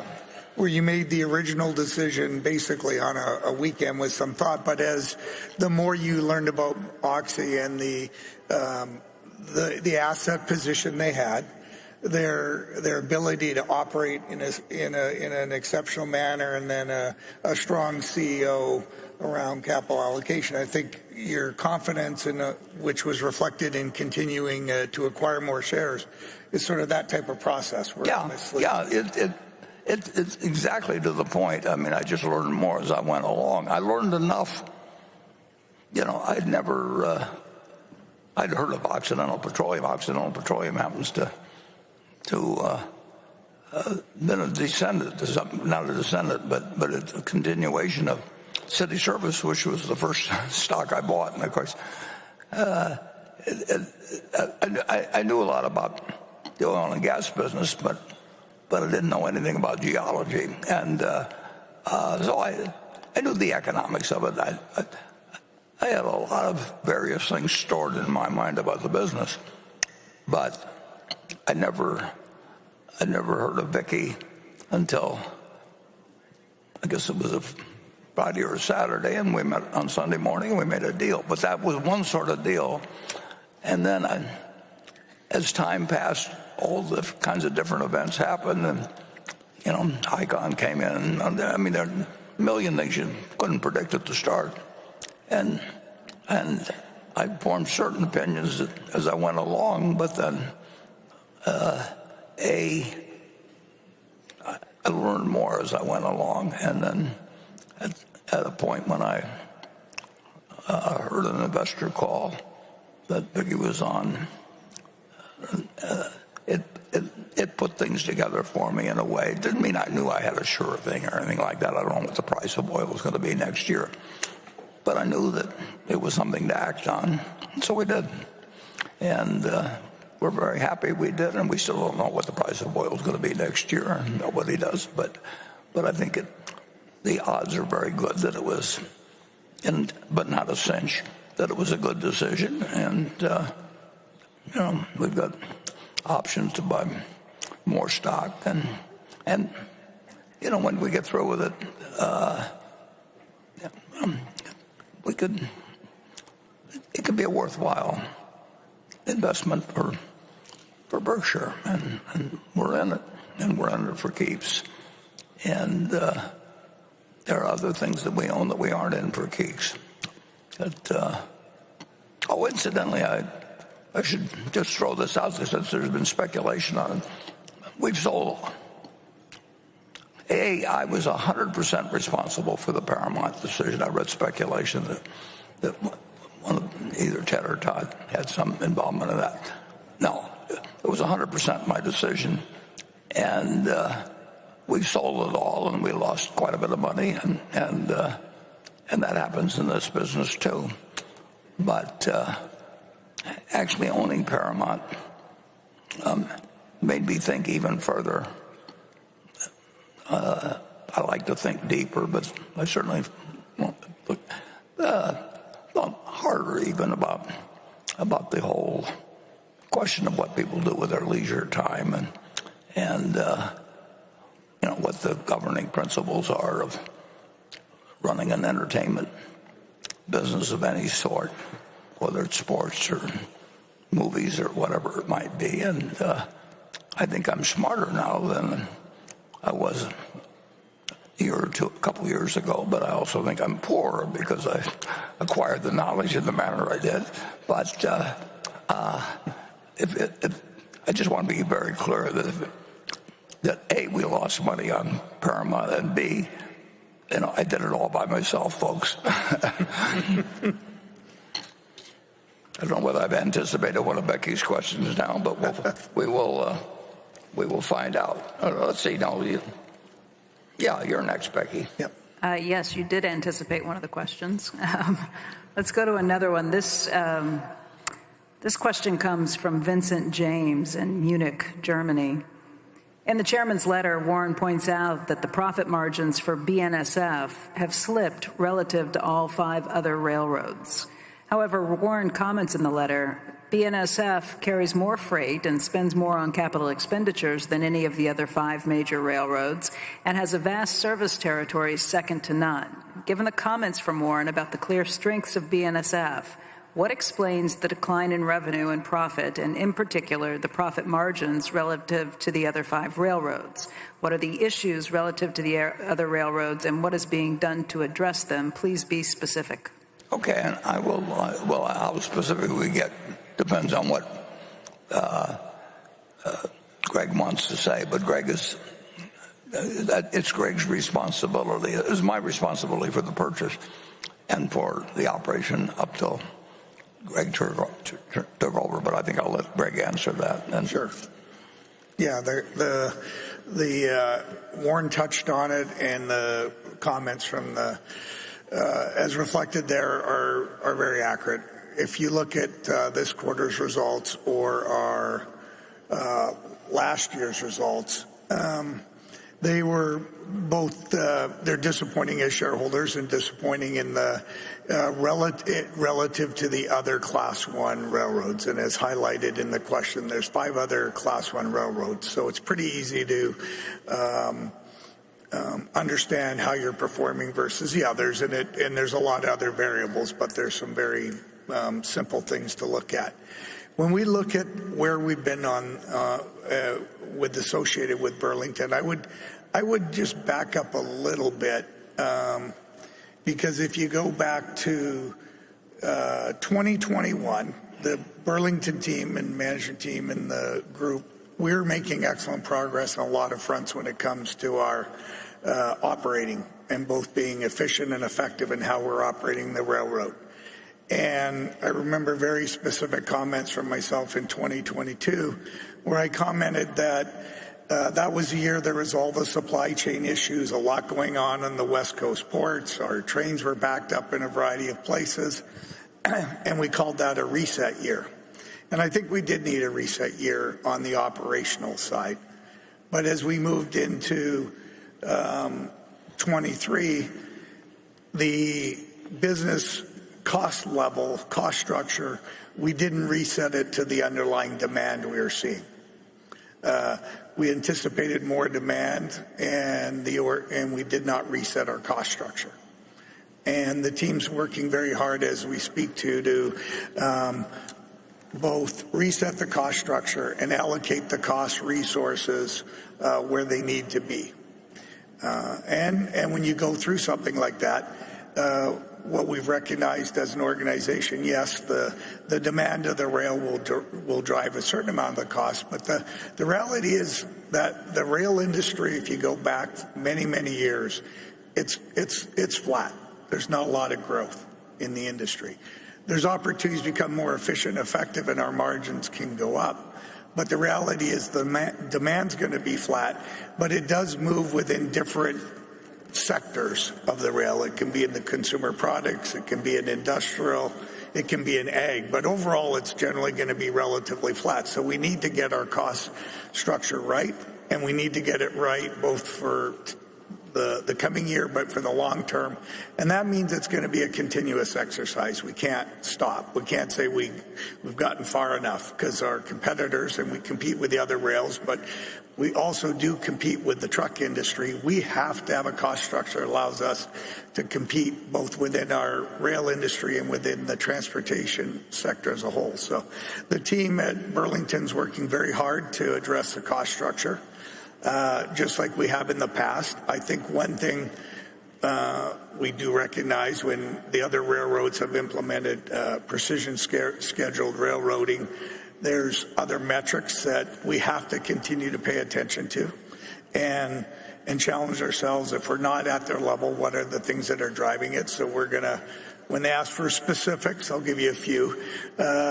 We have to look at our rail yards and understand how we're managing that. We have to look at our locomotive fleet, both the size and how we're utilizing that, and challenge ourselves.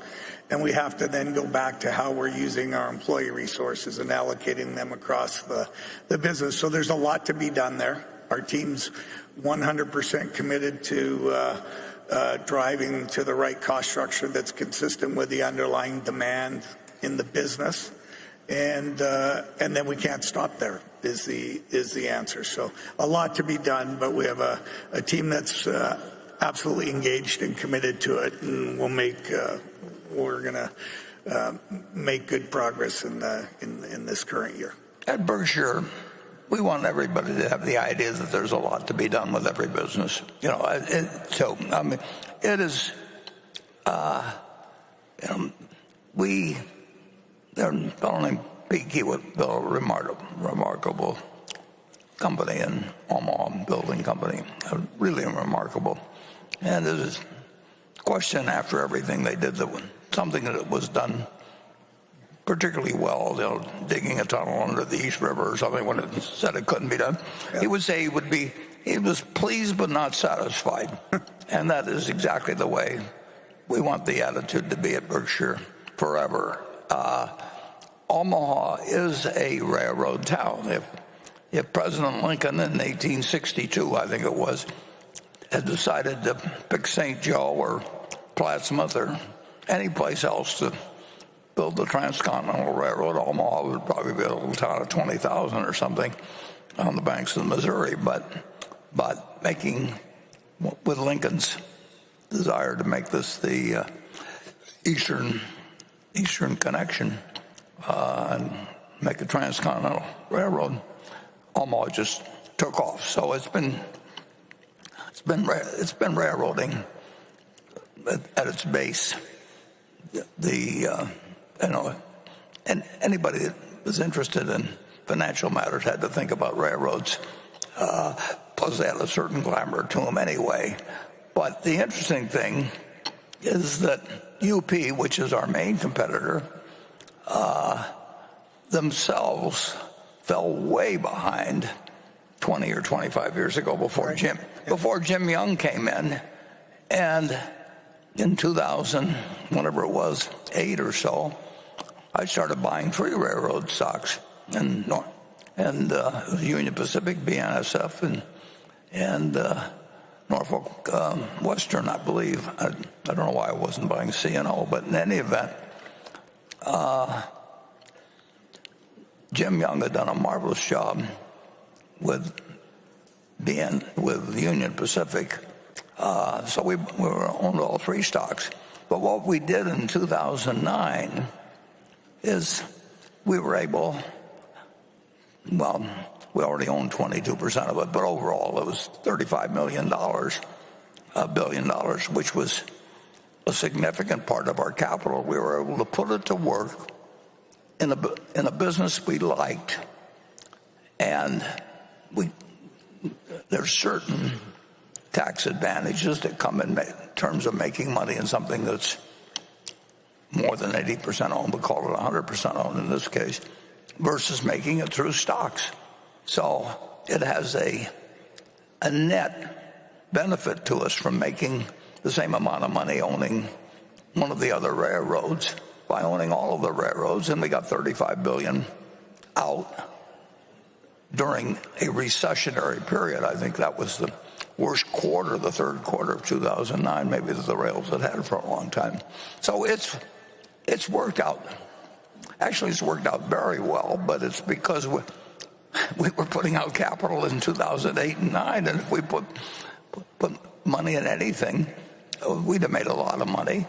But it's more satisfying, and it's actually better in certain ways, tax-wise, to make it from something that's 100% owned than a whole bunch of 5% or 10% owned businesses. We're, as I mentioned in the annual report, railroads are absolutely essential to the country. That doesn't mean they're on the cutting edge of everything. They're just essential to the country, and that's why the government, I think they took them over one time, and they negotiate what our labor settlements will be and everything. And if you shut down the railroads of the country, it would be incredible, the effects. And they would be impossible to construct now. I mean, look at what's happening in California when they're trying to build a line. I mean, everybody's worried about the environmental effect of every mile, and what will happen to the various species of birds. Can you imagine the rail system of the United States being built?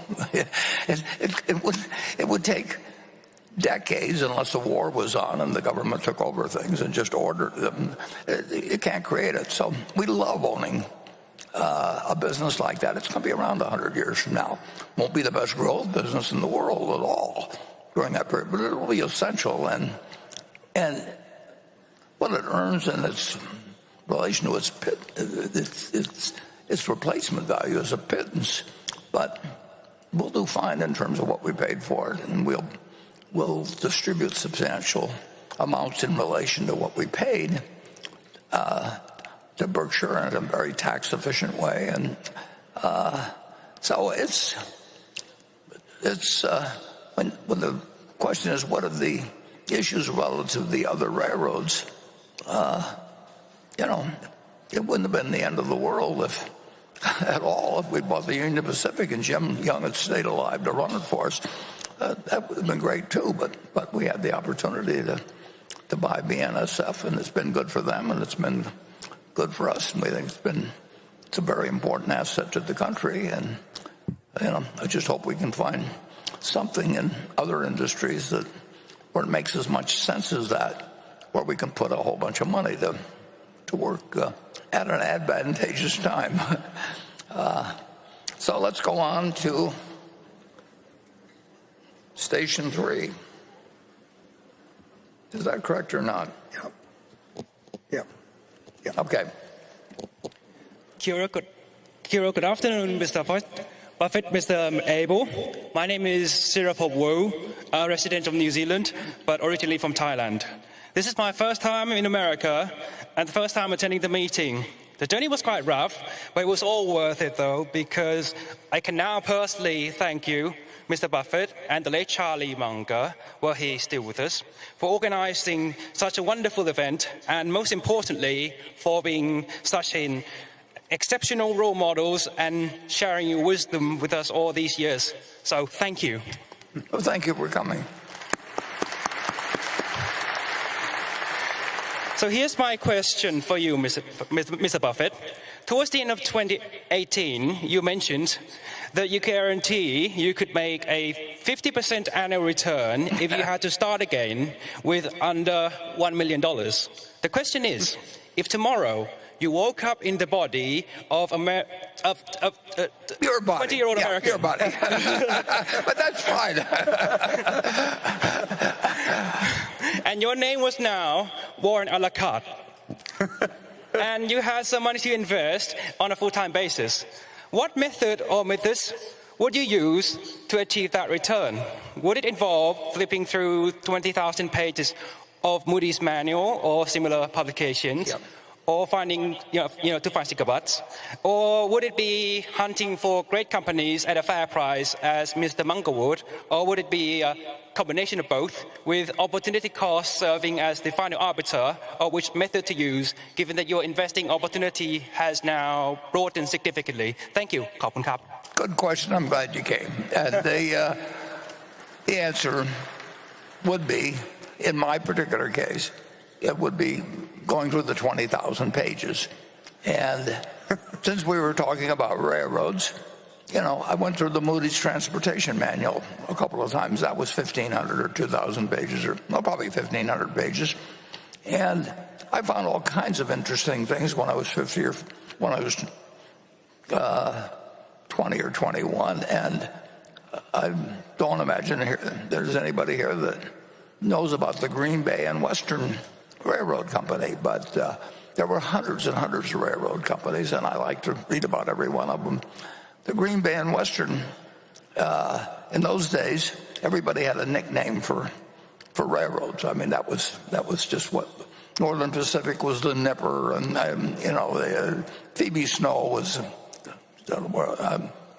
one of them in the east that used to go up to Cornell, and the Green Bay and Western was known as grab baggage and walk, and GB&W, and they had a bond that was actually the common stock, and they had a common stock that was actually a bond, and that could lead to unusual things, but they wouldn't lead to unusual things that would work for you with many millions of dollars. But if you collected a whole bunch of those, which I set out to do, and actually that's what impressed Charlie when I first met him, because I knew all the details of all these little companies on the West Coast that he thought I would never have heard of, but I knew about the Los Angeles Athletic Club or whatever it might be, and he thought he was the only one that knew about that, and that became an instant point of connection. So to answer your question, I don't know what the equivalent of Moody's manuals or anything would be now, but I would try and know everything about everything small, and I would find something. And with $1 million, you could earn 50% a year. But you have to be in love with the subject. You can't just be in love with the money. You really got to just find it like essentially like, people find other things in other fields because they just love looking for it. A biologist looks for something because they want to find something. And that's built into. I don't know how the human brain works that much, and I don't think anybody understands too well how the human brain works. But there's different people that just find it exciting to expand their knowledge in a given area. I know great bridge players. I know great chess players. Actually, Kasparov came to Omaha and met Mrs. B. I've had the luck of meeting a lot of people that are unbelievably smart in their own arena and do some unbelievably dumb things in other areas. So all I know is the human brain is complicated, but it does its best when you find out what your brain is really suited for, and then you just pound the hell out from that point. And that's what I would be doing if I had a small amount of money and I wanted to make 50% a year. But I also wanted to just play the game. And you can't do it if you don't find the game of interest, whether it's bridge or whether, whatever it may be, chess, or in this case, finding securities that are undervalued. But it sounds to me like you're on the right track. I mean, anybody that'll come all the way to this annual meeting has got something in their mind other than bridge or chess. So I'm glad you came, and come again next year. And now we move.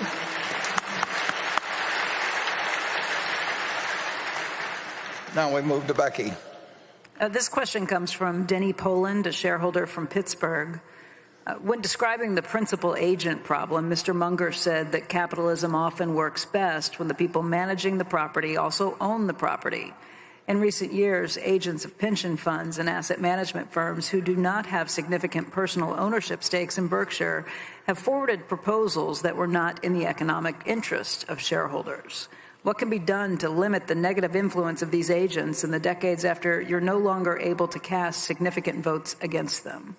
Well, that's a very perceptive question, and it's been answered in a temporary manner, but who knows how the situation will develop in the future. All I know is that you have a wonderful hand at Berkshire Hathaway, but you have to be able to think your way. I mean, obviously, you have to think your way through political realities, or you have to think your way for what will cause you want to be regarded as an asset to the country, because you'll find more solutions if you are an asset you owe to the country anyway. But beyond that, you'll find more solutions than if you're regarded as evil or something, and worse yet, if you deserve it. So it's something that's constantly in our mind. And it needs to be in the mind of the directors, and they need to think for themselves on this rather than bow to conventional wisdom, which,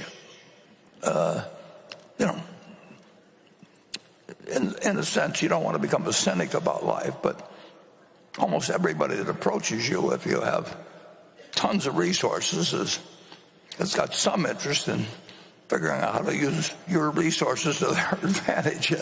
And that's true whether they're in politics or whether they're in investment banking or whether they're selling you, whatever it may be that they're selling. I don't want to do any injury to anybody, but life insurance agents see the advantage of buying life insurance, and investment managers who get paid based on assets managed to get interested in selling you their services. Imagine if everybody in this room were following the investment advice of somebody that said, for 1% a year, I'll tell you how to invest your money. And in 1950, when we started in 1965, they would have said, well, buy Berkshire Hathaway, and if they were around now and they still had their 1% deal, they'd be collecting $8 billion a year from people who aren't getting any dividends from us. So they would have a different interest in the kind of contract they worked out with you than you would have. And the best thing to do was just pay them a commission one time and own the stock. But you have to be alert to what human nature does to both other people and to you. And then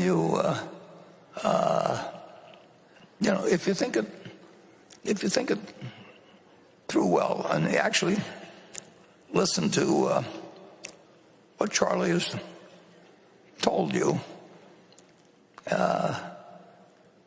you'll have a big head start on most people.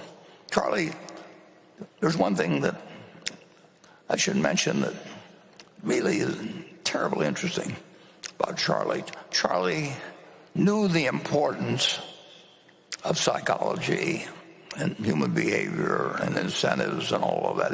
He figured that out very early. And, of course, he gave some talks even on, 25 or so ways, whatever it happened to be. I don't remember the exact number, but the different ways that one person could take advantage of another by understanding how humans behave.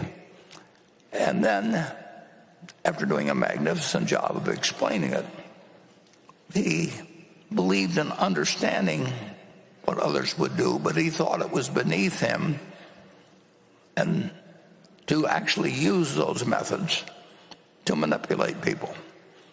It's a really interesting human being that thinks through the psychology of human behavior and figures out,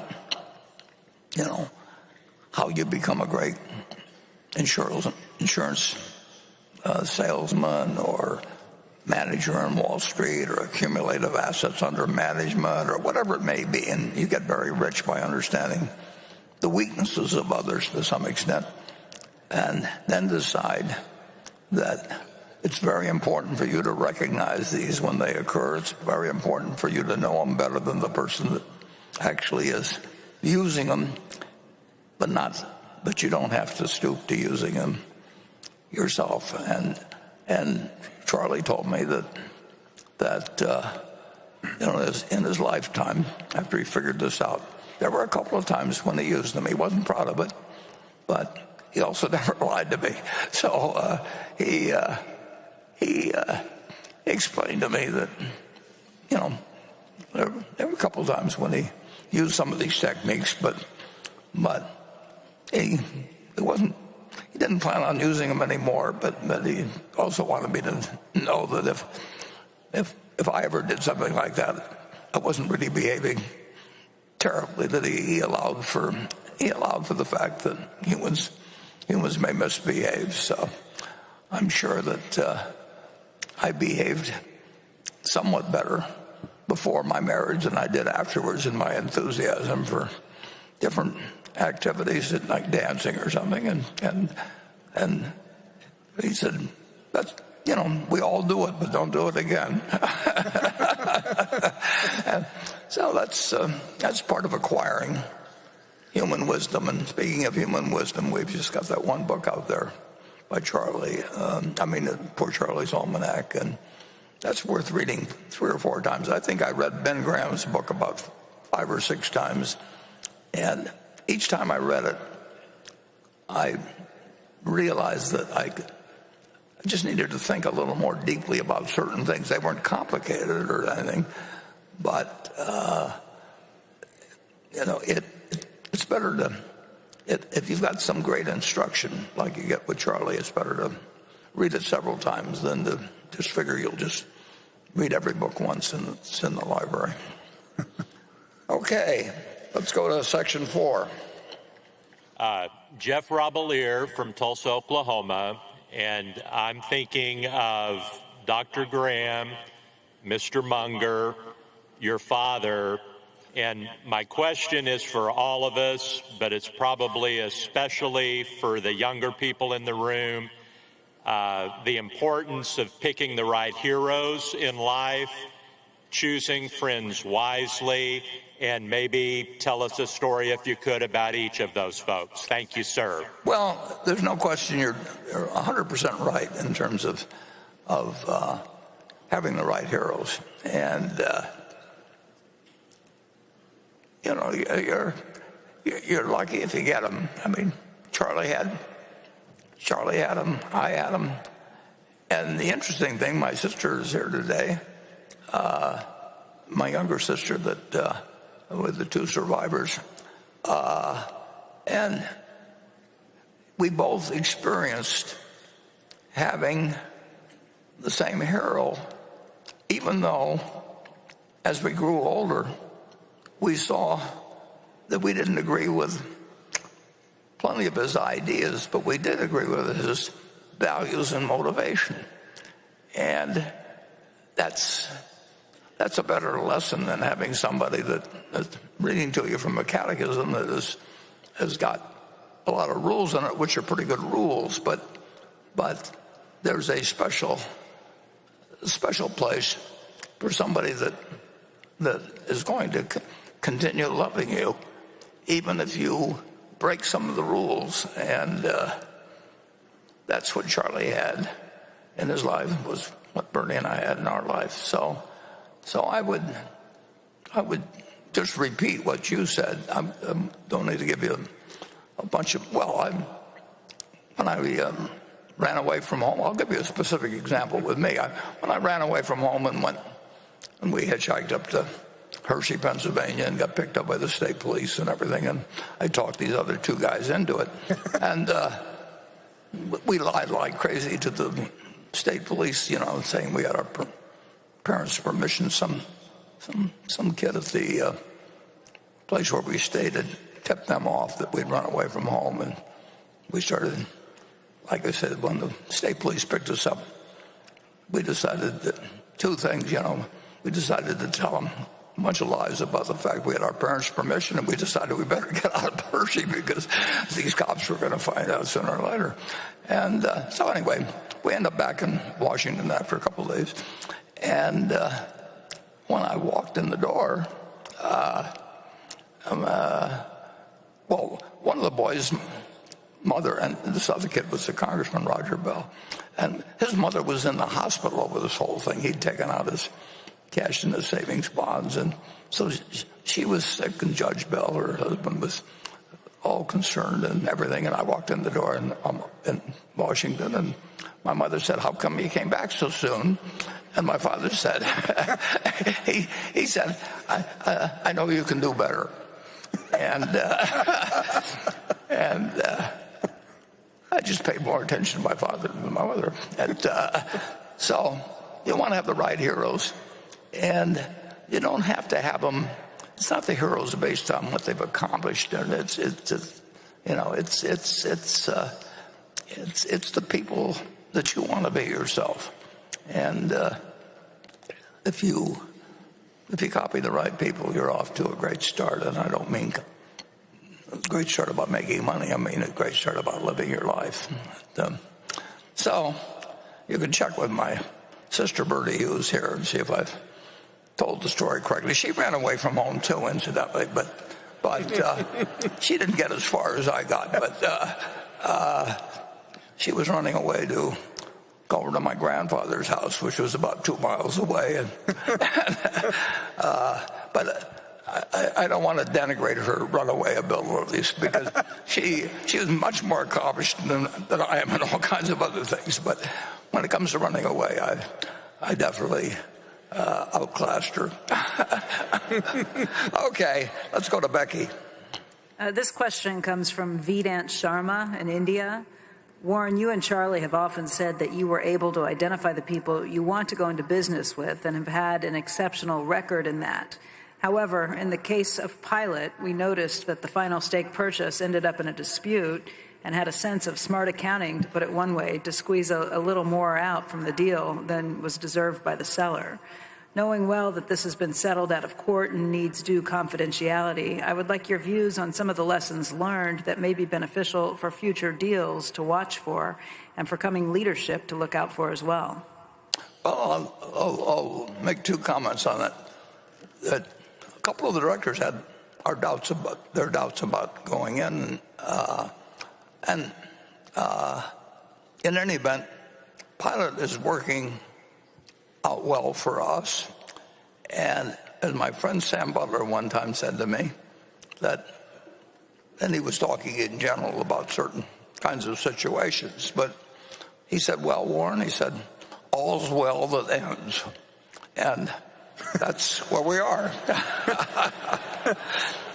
So we'll go to station 5.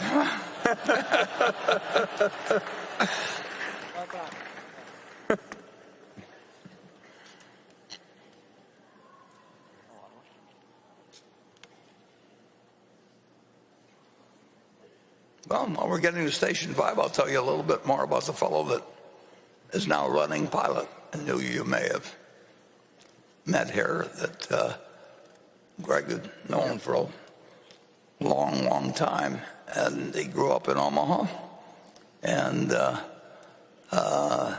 came from a poor family and was raised by his mother. Right. And I went to the same high school, public high school, that my wife went to, North High, went to University of Omaha, set an all-time record in rushing yardage, playing there. He was a bouncer. Yes. Drafted by the New York Giants, as I remember. But, exactly. Yeah. And but then injured, actually in spring training, as I remember, in some way. And so he ended up being an intern. Not an intern, but a trainee, you might say, for Mid-American before I was there. And now here he is, still relatively young, and he's running a huge company, and we've got incredible confidence in what he will do, and we like very, very, very much the business that was created by Big Jim Haslam, and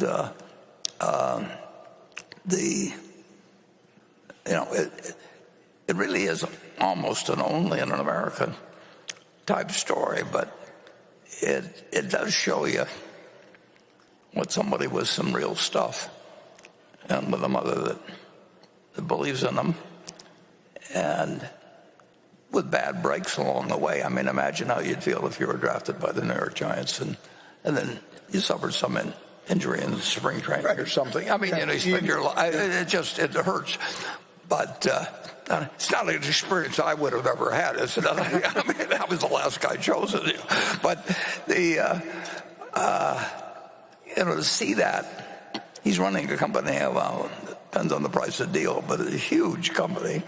And what does he have, 25,000 or so? Yeah, of employees. 25,000. Yeah, and he's got many, many, many years to go. So I couldn't be more pleased about not only the acquisition of Pilot, but just what it tells you about America. You can catch what do you have to look up to read about him in Google or an interview with Adam?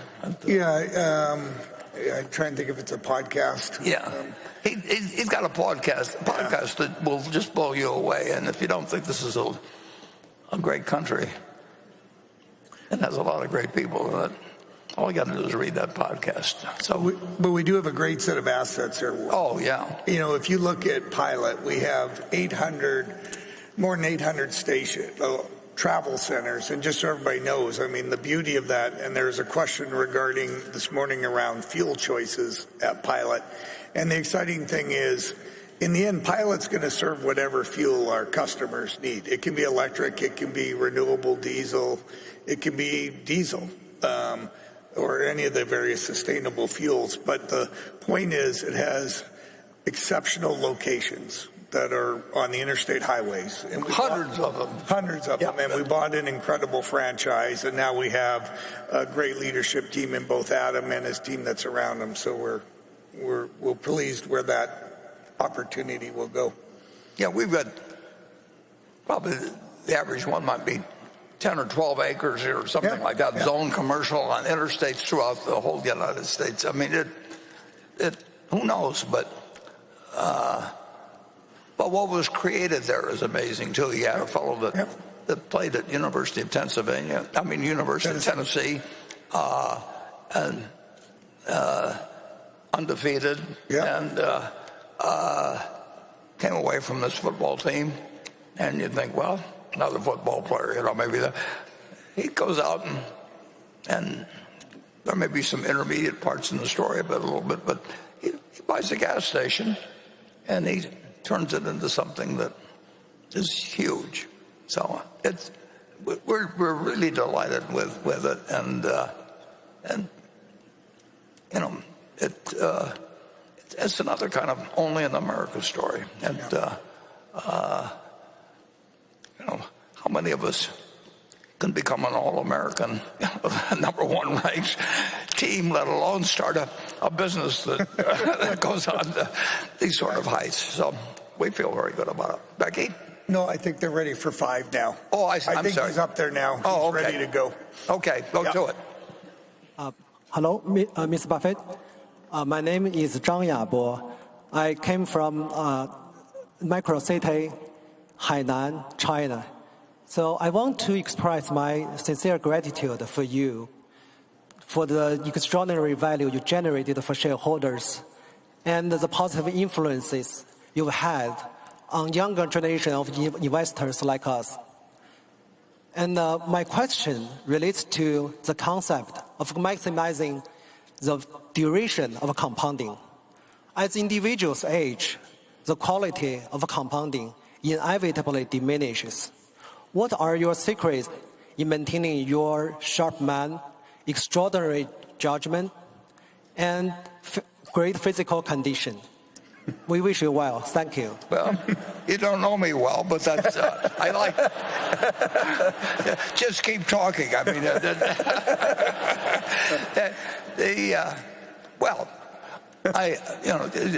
you have to be just plain lucky. I mean, there's no question about it that there's 100 or 1,000, multiply a number of times that some drunk could have pulled out of a car and broadsided me, or just all the bad luck that you can have in life. And you can say that my great skill has been avoiding bad luck, but that isn't a skill, that's luck, or bad activities, and then to get to be, I would not have been if you'd taken my high school class and you say, a couple of you are going to live to be 90. Men are going to live to be 93. I would not have been a heavy favorite, I can tell you that, and I wouldn't have bet on myself. You just now you should make the most of your luck when you get it, and sometimes I've done that, and sometimes I haven't. It is absolutely true that if I had it to do over again, there'd be a lot of different choices I would make. Whether they would have ended up working out as well as things have worked out, it's hard to imagine how they could have worked out any better. But it is interesting how many mistakes you can make if you just keep going. And Charlie, we used to talk about that you just soldier through. You just keep going, but you still need luck. You don't want to. Anybody that says I did it all myself is just kidding. I mean, they're delusional, and actually live in a country where the life expectancy is pretty darn good. So that alone is a huge plus. I was born.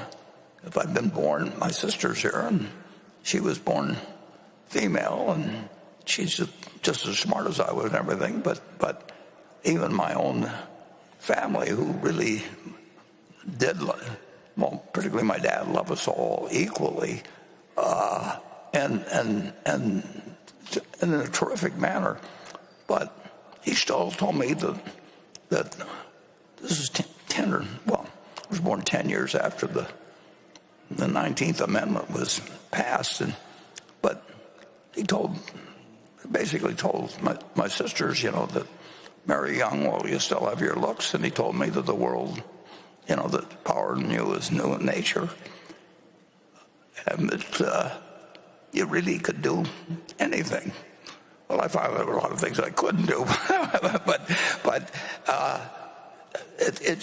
the message given to females and males was incredibly different by the most well-meaning and loving of parents.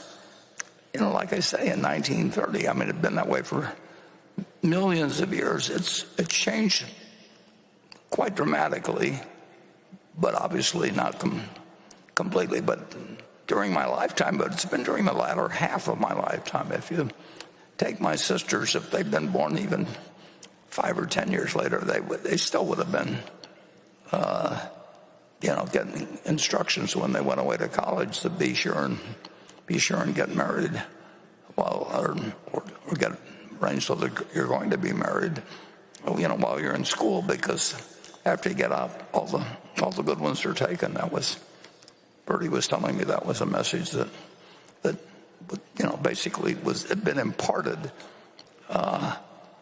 to a lot of the women she'd met, obviously, and so it really it's extraordinary how much progress we've made, but it's unbelievable how long it took to get it made. I mean, it really does make you wonder about, we've got all these heroes from American history and all the wonderful things they did, but how could they say all men are created equal and then write a constitution that women, allowed women not to be able to own property, and then depending on the state, I mean, just terrible conditions. But anyway, that's how you learn about what the humans can do.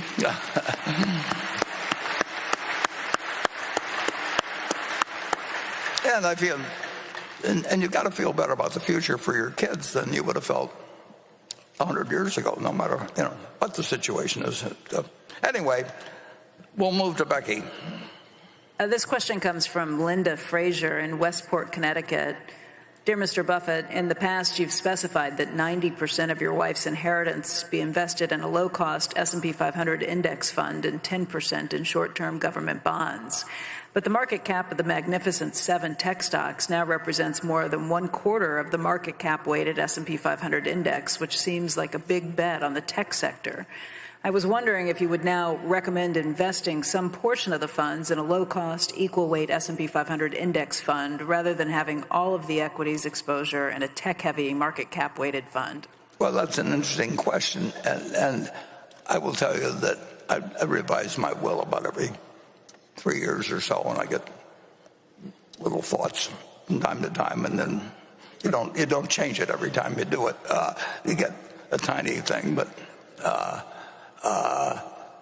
the one section I haven't changed is that with my wife, that she got left a huge amount of money by practically anybody's measurement, except a pittance compared to what I've accumulated in total. And it won't make one bit of difference to her in life, whether she beats the S&P or anything else. All I want to leave is plenty of money to take care of way beyond anything she'll ever spend, and at the same time give her as much peace of mind as possible, and really make it so that the trustee who administers it doesn't have to worry about whether it just doesn't make any difference whether she beats the S&P or not. And the main thing is that she feels that she's in a financial position, which of course she will be, that she doesn't even need to think about it, and the trustee doesn't have to worry about getting sued or anything else. So it's it's simply not an economic condition now, obviously, with 99% plus of what I have going to philanthropy, and I've got my 3 children. The one good thing is that they've, at the age of 70, 69, and 65, they have matured remarkably, probably more than their father, and but at the same time, they've got less time to work with the money than they would if they were 50 or something like that. So you do the best in accomplishing your objectives in your will, and in the end, you don't know what's going to happen after you die, but you make sure that to the extent that you leave, you have a lot of money to leave.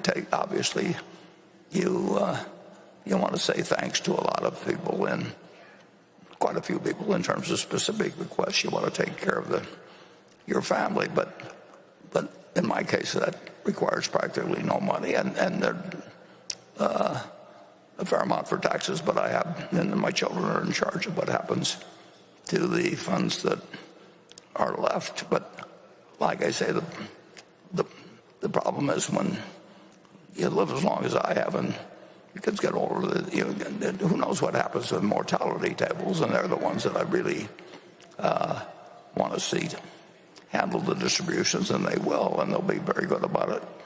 And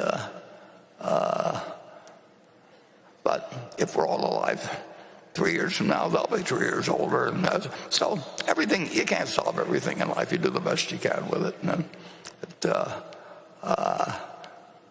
people do interesting things. I've been around probably as many rich people as almost anybody, and a fair number of them I know what they're doing or have done with their funds.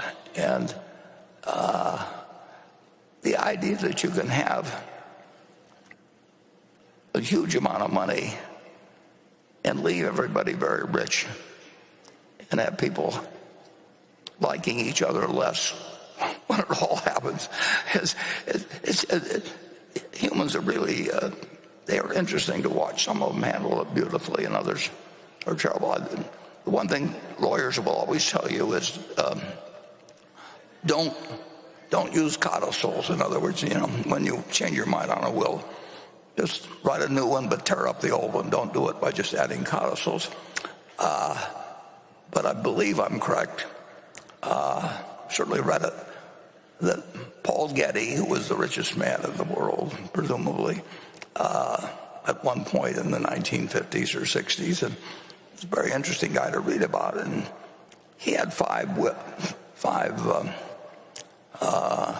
wives, and he's the one whose grandson was kidnapped, and they sent Paul Getty an ear of the child and everything. I mean, it's not a happy life when you get through it. But the one thing he did that was kind of interesting, he actually liked to use codicils, because I think he had like 25 of them, and it was kind of his way of writing, well, I'm taking you out of the will because, and so he sort of delighted in explaining through his will how he felt about all these people. I mean, you really get some strange things revealed in a will. I just read about a will of a fellow that made a whole lot of money and was leaving it to his, I don't know whether his children, grandchildren, whatever it may have been, but in any event, his opening line in his will is, and this was done some years ago, but I know something about the family. His opening line, in effect, said, I'm writing this will while I'm writing in the economy section of Eastern Airlines number such and such. I mean, he believed in getting right to the point of what the people who were recipients, how they should live, and he was going to be judging them. And it's just so damned interesting to watch people's wills. But one guy left a lot of money to his wife on the condition that she remarries so that at least one man would mourn his passing. Well, I'm not giving legal advice here, as they always say, but I feel very, very, very good about how things have turned out, and I wish I could figure out ways better to use, the really vast resources I've got in some of the really important questions of the world, but I haven't been able to do that. I mean, I had a few goals when I was 30 or 40 and may have written them in the wills then in terms of what the world needed done and how the money could be used, and unfortunately I decided that they weren't feasible to accomplish. And of course I was setting out to accomplish things that were important, but nobody had solved yet. So you got to expect that. Why should I be able to solve them? But nevertheless, it's an interesting. And the one thing about it is everybody here, I don't know about the ones who've come from other countries, but you should have a will. Because if you don't have a will, you still have a will. And it'll be whatever the state says. And it's amazing. 4 American presidents died intestate without wills. 4. We've only had 45. And imagine becoming president of the United States and not having a will. But you can look up somebody recent. I think Lincoln. I'm certain Lincoln was one of the 4. And here's a man. I mean, I don't know what. You can always say, well, he didn't get around to it, but that's hard to imagine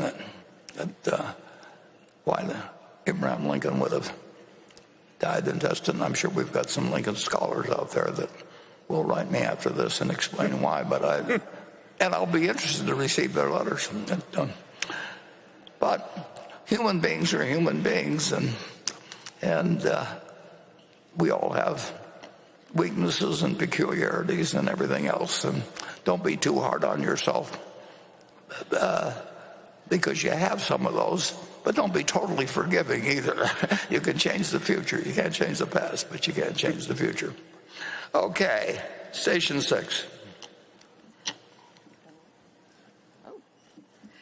Good afternoon. My name is Caroline, and I'm a lawyer in San Diego. But please don't hold that against me. Remember, Mr. Munger was once an attorney, too. Right.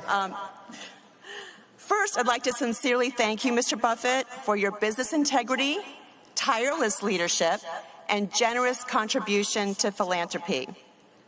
My question for the distinguished panel of 2 is, now that the AI genie is out of the bottle, as someone astutely put it earlier today, what business in Berkshire Hathaway may be most at risk with AI?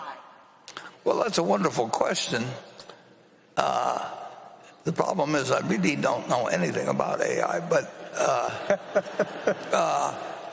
obviously, anything that's labor intensive and that it can create an enormous amount of leisure time. Now, what the world does with leisure time is another question. Whether more leisure time, I know an awful lot of people think when they go to work at first that what they want is leisure time, and what I like is actually having more problems to solve. But AI is profound, and that's what makes it. It makes it a genie, is what can happen.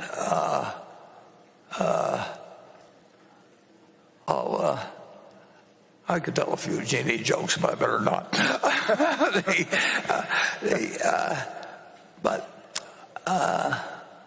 I guess, Warren, we probably. I don't know what, in terms of our businesses, they'll figure things out. I mean, we've got smart people, and it's obviously, if it's used in a pro-social way, it's got terrific benefits to society.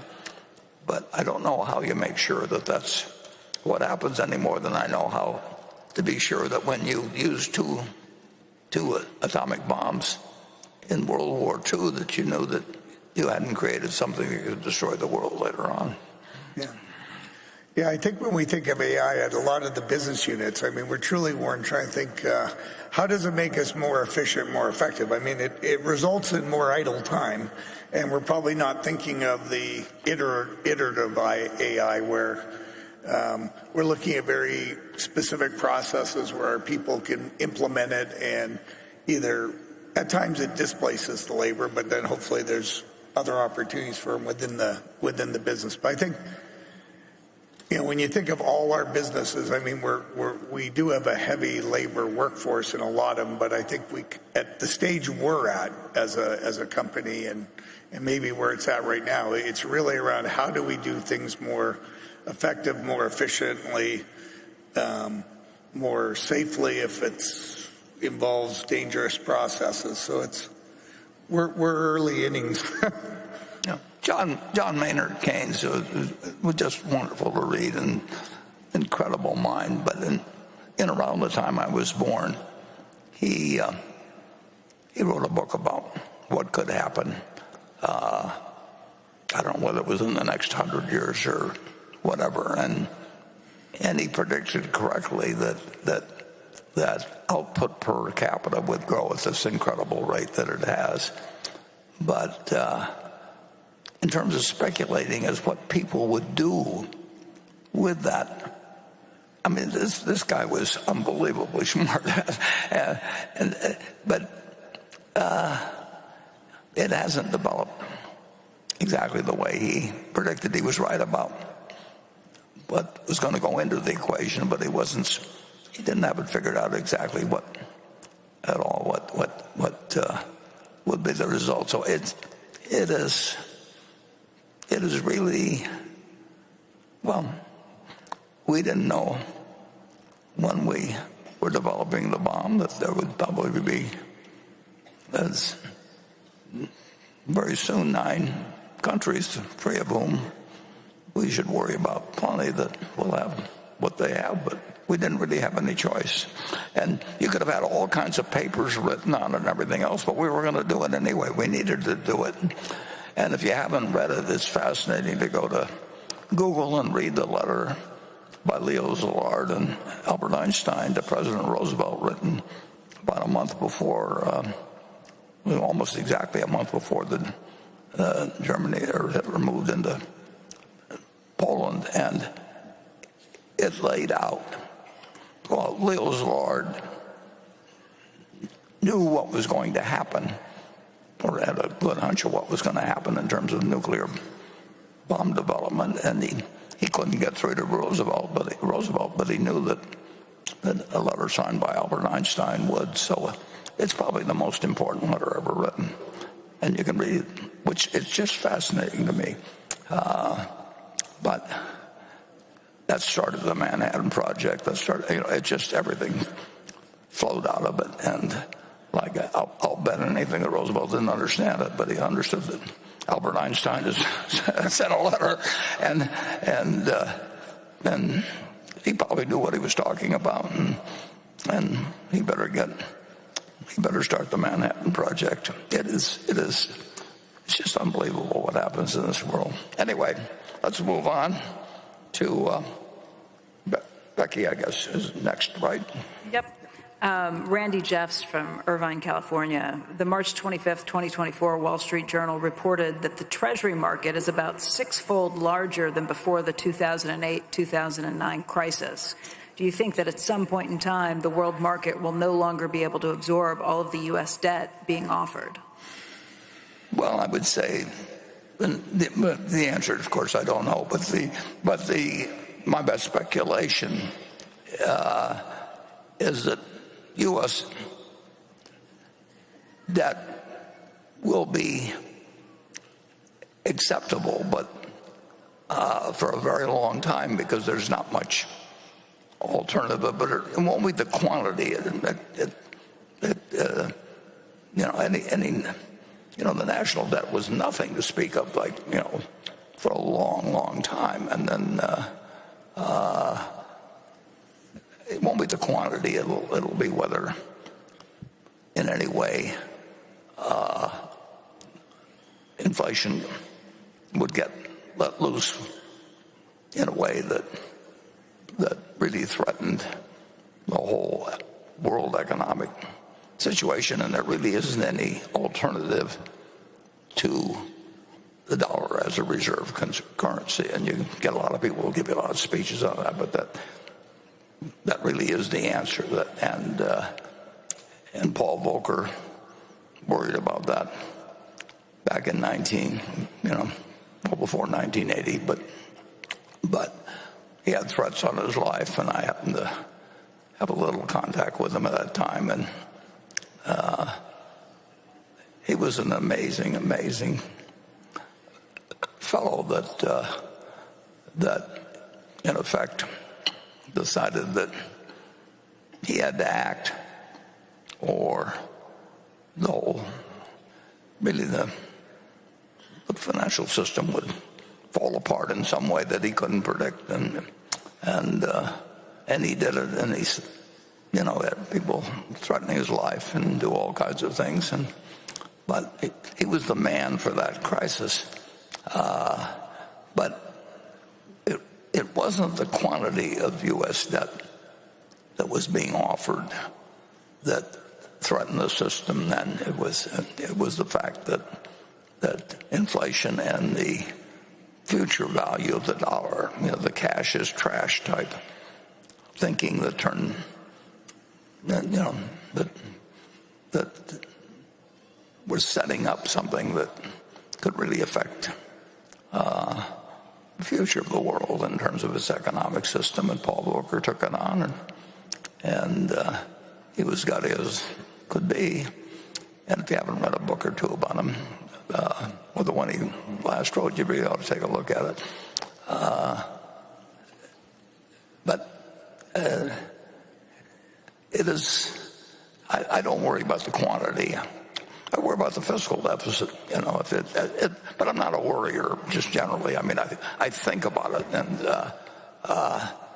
but I don't sit and get up, work myself into a stew about it in the least, but I can't help thinking about it, and that's we've got a great attention. It's interesting, and I think the media enters into this, and the focuses on the Fed, and they just love it because things are always happening, and economists are always saying what's going to happen with the Fed and everything else. But the fiscal deficit is what should be focused on, and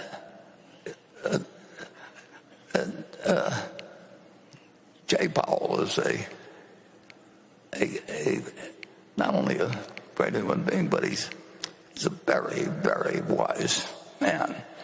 But he doesn't control fiscal policy, and every now and then he sends out a kind of a disguised plea for please pay attention to this, because that's where the trouble will be if we have it.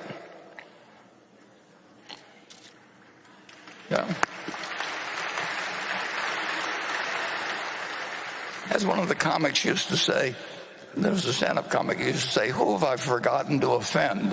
after his talk. And I always feel like that after these meetings, but we've got time for at least one question and maybe two. But let's go to station 7. Hello, my name is Dennis from Gifhorn, Germany. I'm my first time here. I'm here with my friend who would, by the way, love to invite you to dinner.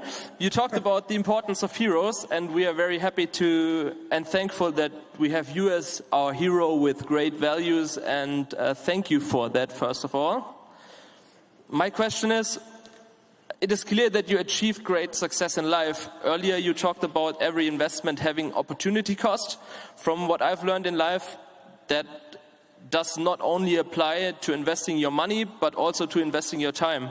Right. And every hour you spend in your office is an hour you cannot spend with your spouse or children. With the life experience you have now, if you had the possibility to start all over again, would you set your priorities any different? If yes, how and why? And what's the best way to invite you to dinner?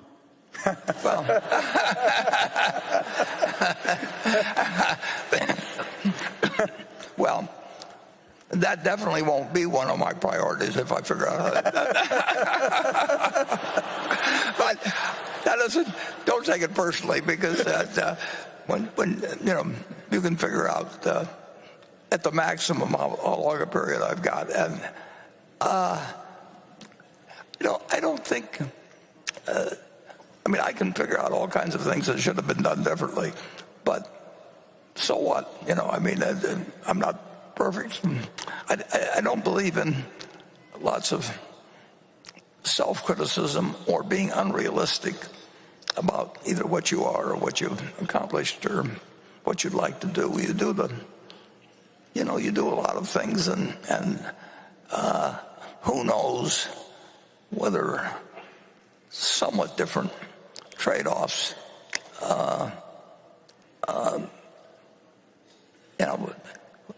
You just can't. You can't. You don't know what the past would have led. I don't think there's any room in beating up yourself over what's happened in the past. It's happened, and you get to live the rest of the life, and you don't know how long it's going to be, and you keep trying to do the things that are important to you. And if I was a doctor, or if I was all kinds of different professions, I might do different things. But I really enjoy managing money for people who trust me. I don't have any reason to do it for financial reasons. I'm not running a hedge fund or getting an override on or anything. But I just like the feeling of being trusted. Charlie felt the same way. That's a good way to feel in life, and it continues to be a good feeling. So I'm not really looking to change much. If I'm very lucky, I get to play it out for 6 or 7 years, and it could end tomorrow. But that's true of everybody, although the equation isn't exactly the same. But I don't believe in beating yourself up, though, over anything you've done in the past, and I don't believe in. Well, I believe in trying to find, what you're good at, what you enjoy, and then I think the one thing that you can aspire to be, and because this can be done by anybody, and it's amazing. Doesn't have anything to do with money, but you can be kind. You can be kind if you're, and then the world's better off.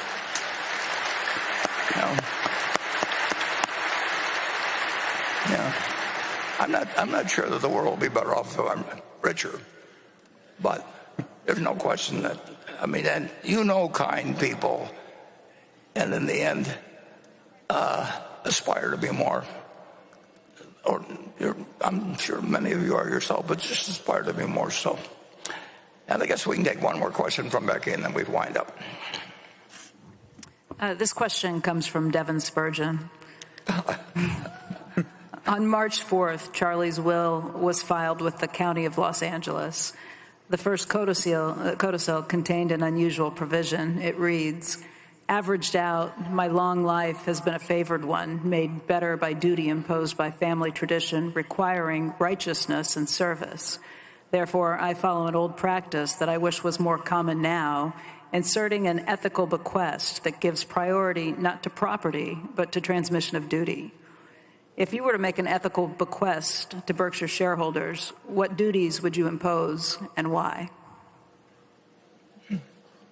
I'd probably say read Charlie.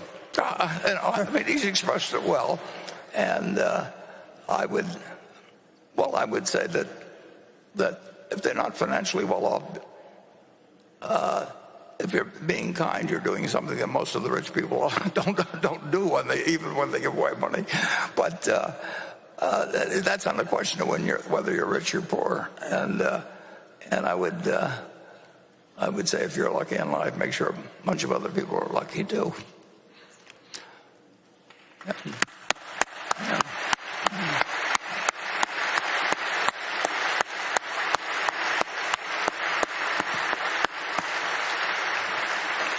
Okay.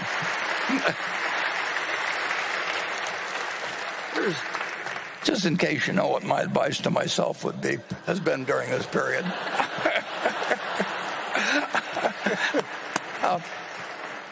So we only got 3 questions or whatever it is. But thank you very, very much for coming. And I not only hope that you come next year, but I hope I come next year.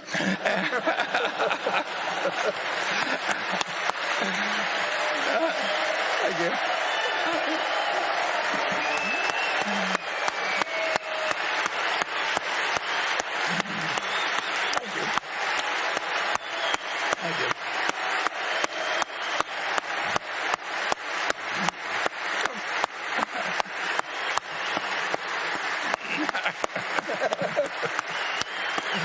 Thank you.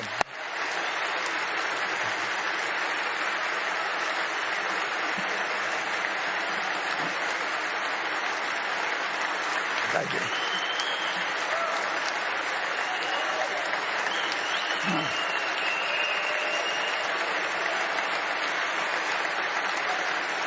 Thank you very much. But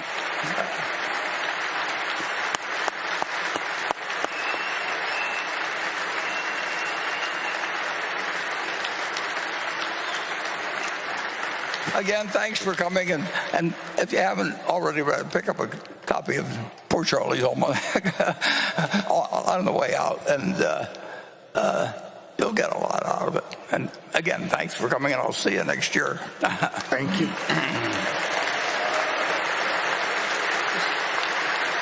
I'll bring this around. There you go. There you have it, another Berkshire Hathaway annual meeting in the books. As usual, we learned so much about Berkshire's portfolio, from the trimming of Berkshire's Apple shares to the sale of the company's stake in Paramount, to Buffett's expectations that the corporate cash pile is going to keep getting bigger. And as the afternoon session started, Buffett dropped a bit of news when he was asked who should handle the sprawling Berkshire portfolio when he's no longer in the job. I would say that if I were on that board, and we're making the decision, I would probably, knowing Greg, I would just leave.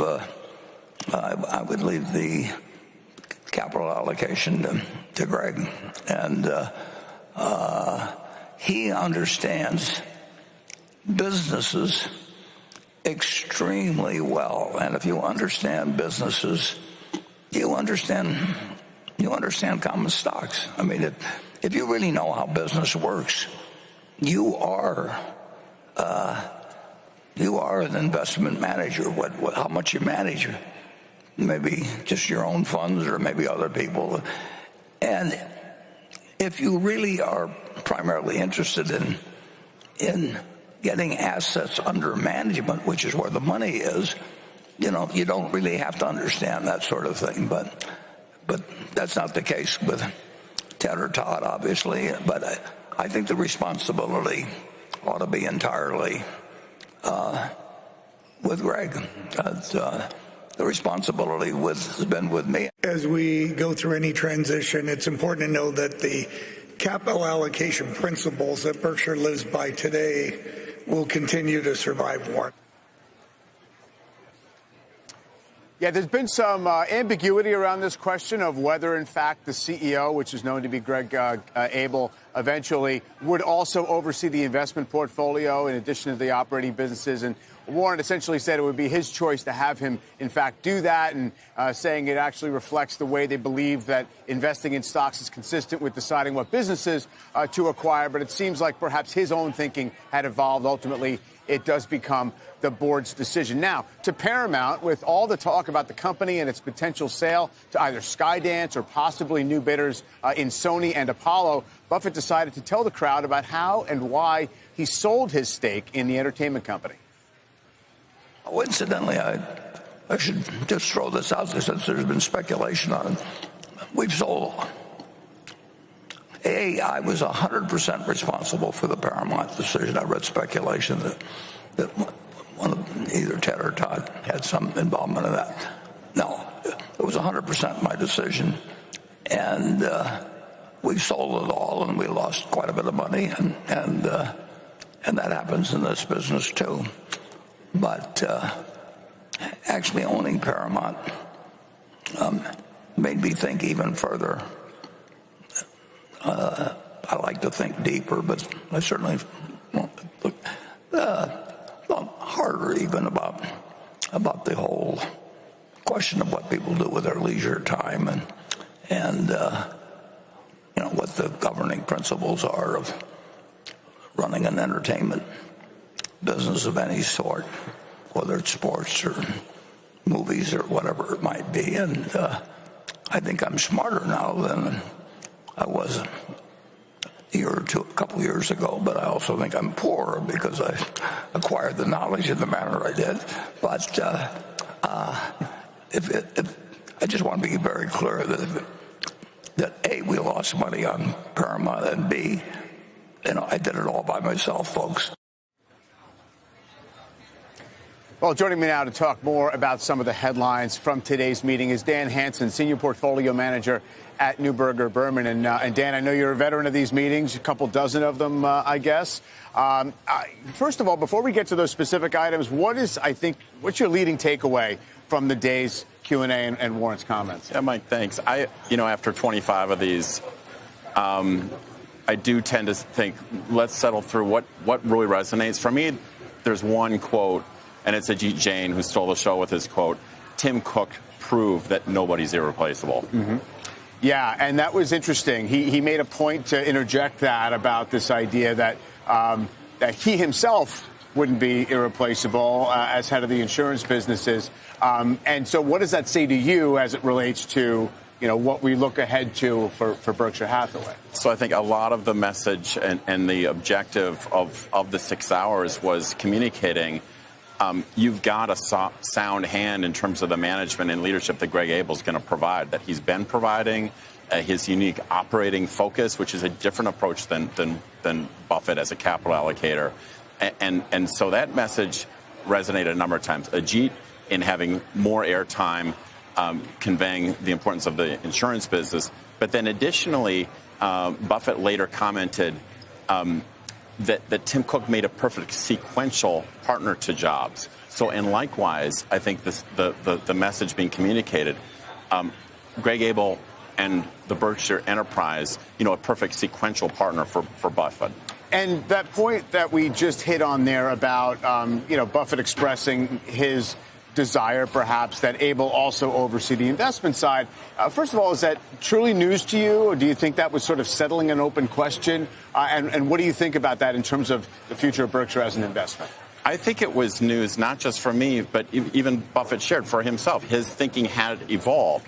So shortly after Susie, abruptly passed away, almost 20 years ago now, Buffett announced, hey, I'm going to bring a couple of investors in-house. Lou Simpson had retired, and so Ted and Todd were brought in the fold. But I think that over time, his view, and then he shared with us, has evolved in terms of passing the baton. So I thought it was a quite forceful and notable message around the buck's going to stop with Greg Abel in terms of capital allocation. And let me actually square that to some other comments over the course of today's meeting and a broader view on Buffett. He believes in singular leadership. He certainly believes in sounding board, getting advice, having a board, but he does believe in singular leadership. And a few things that I would pull together in terms of the message around his feeling confidence about Greg providing that leadership, pointing to the analogies of the 08-09 credit crisis environment. Other market players had the capital put to work, but they didn't have the ability to make decisions. So clearly Buffett wants Berkshire as an institutional to make those decisions. That can't be done by committee. One of Brett Buffett's favorite expressions, like a committee, I look in the mirror, and that's the committee. And are you, as a Berkshire investor, also equally confident about the company under Abel as Buffett is? Absolutely, and that's what we heard this year, and we got greater showcasing. So this is not the first year to have on the day as Greg Abel and Ajit Jain, but there's more airtime, more substance to it, and increasingly it was, hey, let Ajit lead with the answer to the insurance businesses. Let Greg really take center stage to convey that mastery. We know that that's there, but there was greater and very deliberately greater clarity to that, I think. What do you make, if anything, really, about the portfolio shuffling? I mean, he went out of his way to express that, Paramount's now out of the portfolio, and it was his decision on both ends of it. And then also the trimming of Apple. Yeah, so the Paramount, interesting, he took full accountability just to get rid of speculation and the constant sort of inference of what that means for the deputies, Ted and Todd.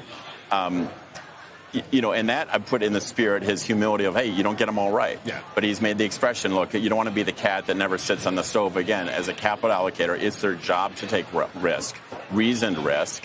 But that's my perspective on that. In terms of the Apple sale, that was intriguing, fairly meaningful trim. In the past, when he trimmed, he'd said Charlie had urged him against that in so many words, and that maybe it wasn't the right thing to have trimmed. So that was intriguing, and squared with his comments about, in general, cautiousness about putting capital work. So the war chest going to 182 and upwards of 200 billion is in part that you're getting in a good overnight rate with no risk. Absolutely. Dan, really appreciate your thoughts to break down the meeting. Thank you. Thank you. Becky has now made it back and joined me here. So what about the afternoon session? I missed what really the top stood of out what to you? Well, I missed the top of what you guys were talking about, but I think the thing that struck me the most was what he said just in terms of capital allocation. Yeah, absolutely. What happens with Greg beyond that Greg as the CEO would be responsible for capital allocation, and that is going to mean purchases and acquisitions, but also directing stock investments too.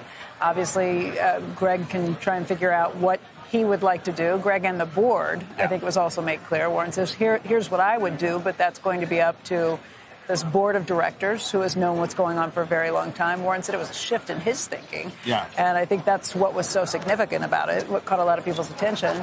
But the idea that, sure, Greg may very well need some help with managing that, but it would be up to Greg and the board to figure out how that's going to work. Yeah, it's certainly going to be interesting as people speculate around it. He said you don't want to have 100 managers managing $200 billion or something like that, as if that were the alternative. But just this idea that it may not be, Greg necessarily pulling the trigger on all of these things, name by name, but maybe it will.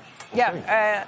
I mean, it's hard to imagine that you could possibly have the capacity to be operating at such a tight, to be so focused on operations and to be allocating the capital. But it is hard to divorce capital allocation from what the CEO is going to be doing and thinking strategically about where you do bolt-on acquisitions, where you do major acquisitions when possible, when you can pick up the phone and say, okay, I'm answering the call because there's a dislocation in the market, there's an economic crash or a market crash, and here's where we need to be available for them. So maybe it's just a recognition of that fact. Because that's where the ultimate authority and final say is going to sit. Yeah, and we spoke with Ron Olson, board member, just before the afternoon session started, and his point was that the CEO would need to have some flexibility and that the board recognizes that, the ability to move quickly on some of these things, maybe not the same leeway that Warren Buffett was given as the founder and massive owner in terms of the vote.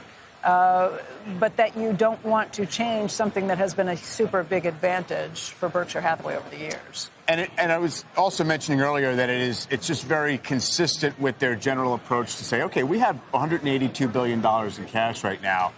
If we look at opportunities to deploy it, they're agnostic perhaps as to whether it would be a full company that they would buy, that you would actually allocate it to a whole business, or a part of the business in the form of publicly traded shares. So, you know, I guess there's some coherence there to that idea that you want to have the same set of eyes and the same decision maker. Yeah, I mean, it would be weird to silo it off, but it's also a really big job. And part of what he talked about, Buffett in the afternoon, is this idea that they are constantly going to be looking to get better and better, that you're satisfied but not, or that you're pleased but not satisfied. I think is the wording for it, right? Exactly. Just this idea that you're going to keep getting better on some of these things. It's hard to do that and be a better operational manager if then you are then turning around and trying to figure out what to do with $200 billion. Exactly. So you might need a few other brains around to manage that. Sure. Yeah.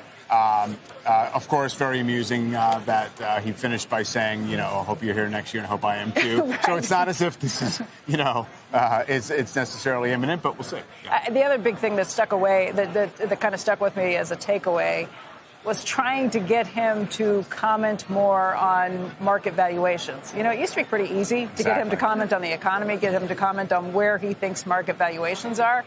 He intentionally did not answer, even when pushed sort of directly on some of these issues. With his own words from the past served up to him. Saying, I don't really remember 1999 very well. Okay. But you're right. Trying that to exactly was the impression. He just doesn't want to be seen as having, you know, an actual urge to talk down the market or to declare that it's unattractive. Right. Which I guess is a good thing, because his words do have weight. And even on the Treasury market question that, you know, you kind of finished up with there, he said, well, the real problem is the deficit, not the quantity of Treasuries. Right. But it's true. I had a pile of debt to deficit questions. That was the most pointed. A lot of them were pretty long. And I don't think you want to get into a seriously long conversation or seriously long wind up in a question about the U.S. debt or deficit. My hope was that the Treasury question would spur him to talk about that directly. But there were several questions that came in about this. The debt levels are much higher than he has advocated for in the past. Does he have concern? At the same time, Berkshire's a massive purchaser of U.S. Treasury bonds. Exactly. And as he said, there's really no viable alternative. And, you know, he didn't say it, but, you know, the U.S. owes most of it to ourselves. You know, in a sense. And so it's a relatively privileged spot to occupy if you're going to have $30 trillion in debt and climbing. So. Obviously, the official meeting part's going to take place in a little bit of the actual shareholders meeting where they vote on a few things. In the meantime, you've got shareholders who have come back out. And I know they gave out more passes than ever before. They got more requests. More than 127,000 people requested a pass this year. That's up. Not that all of those people will use them, because you can use your shareholder pass to go get discounts at Nebraska Furniture Mart and other things. But it's up 10% from last year. And I just think looking around on the floor, this is the most crowded I've ever seen. No doubt. I've been here 19 years. More crowded than last year. And certainly was more crowded the year before. I've never seen a crowd this big. They're all back, and they are milling around, checking things out here on the floor. There's a lot to see here, and it's harder to see when you've got a big group like this. I will say I got to take a tour of a model of a Clayton Homes house right here on the convention center floor yesterday. Clayton's new Encore collection focuses on attainable luxury as home affordability is what they say. It's staying at a record low while mortgage prices stay high. And here's what CEO Jay Clayton told me yesterday. Well, the affordable housing crisis in the country, this is a big part of that solution. So this house, 1,860 square feet at only $236,000, $127 a foot, and the utility costs are only $155 a month on average.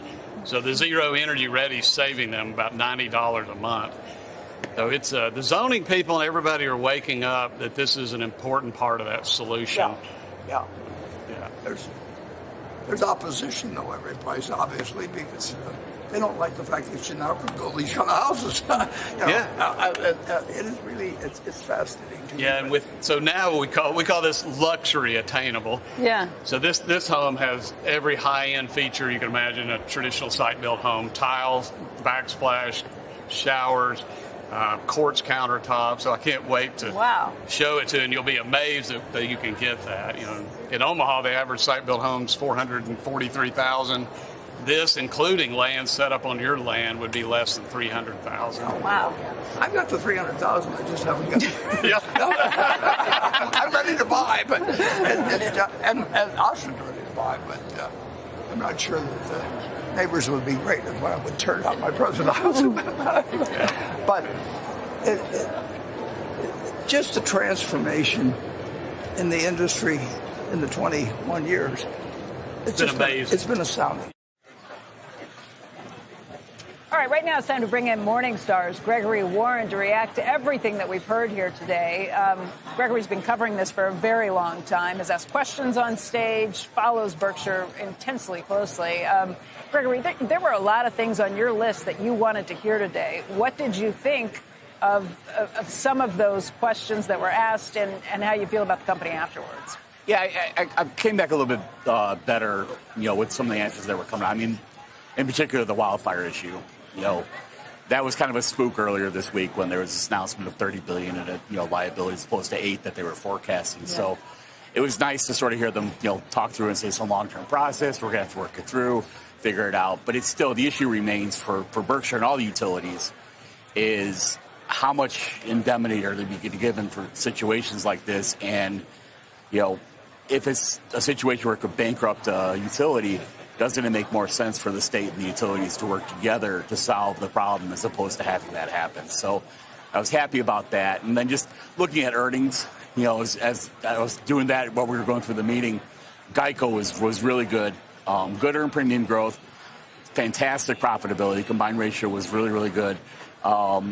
Interesting for Majid that, it's going to be end of 2025 before they have their systems problems. Do you remember last year he said, we got 500 different legacy systems, operating basically in 50 states. Yeah, right. So it was kind of interesting from that perspective. But, the way I looked at it, last year was as long as they pursue profitable growth, which means lower in premium growth, make sure it's profitable. Don't worry about losing subs along the way. Yeah, we don't have to worry about it. And get to the point where you've got the telematics in place and you can start doing a better job. Because ideally, they should be in a really good position, much like Progressive. If you have better data, you can make better underwriting, decisions, and that should help them in the long run. On the wildfires question, I mean, I was surprised to hear them call Utah the gold standard for what should be happening. I thought it was a worse scenario there than it was. I thought they were pretty rational in terms of laying out, look, you can turn off the electricity. We can turn off the electricity if you want us to. We'll do that, but we haven't in the past because we were trying to keep the hospitals up and running. If that's your call, fine, tell us on these things. It was more rational than I had realized. Well, I think the thing to remember too is each of these utilities is regulated on a state-by-state basis. Right.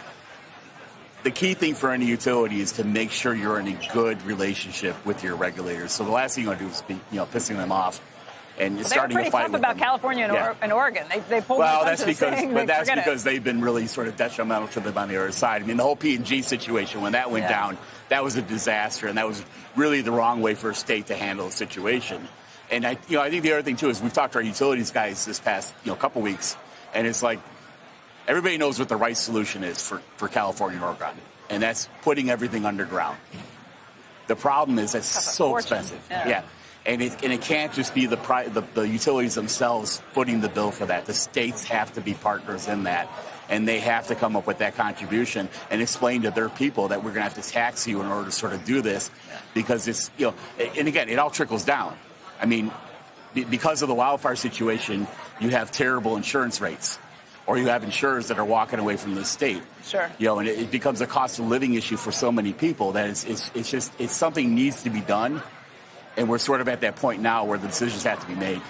Gregory, thanks for joining us today. Great to see you. Thanks for having me. Mm-hmm. All right, this was the first year where Warren Buffett was missing his longtime partner, Charlie Munger. While Warren said he clearly missed Charlie, throughout the day, Warren delivered plenty of memorable moments on his own. AI has potential for good things, too, but I don't know how based on the one I saw recently, I practically would send money to myself over in some crazy country. We missed a lot of things, and what we really regretted was missing something that turned out to be very big. We never worried about missing something that we didn't understand. Oh, incidentally, I should just throw this out there since there's been speculation on it. We've sold. I was 100% responsible for the Paramount decision. I read speculation that one of either Ted or Todd had some involvement in that. No, it was 100% my decision, and we sold it all, and we lost quite a bit of money. I think I'm smarter now than I was a couple years ago, but I also think I'm poorer because I acquired the knowledge in the manner I did. But I just want to be very clear that A, we lost money on Paramount, and B, I did it all by myself, folks. So the real question I want to know from Carol, and I think she should maybe tell us, is that would she have dated Ty Cobb? If she not, I mean, I know she wouldn't have. I know she wouldn't have dated Ty Cobb if his batting average had been 300 or something like that, unless something really extraordinary happens. We will own Apple and American Express and Coca-Cola when Greg takes over this place. We'll see how the next management plays the game out at Berkshire, and fortunately, you don't have too long to wait on that. Generally, I feel fine, but I know a little bit about actuarial tables, and I just well, I would say this, that I shouldn't be taking on any four-year employment contracts like several people are doing in this world at an age where you can't be quite that sure where you're going to be in 4 years.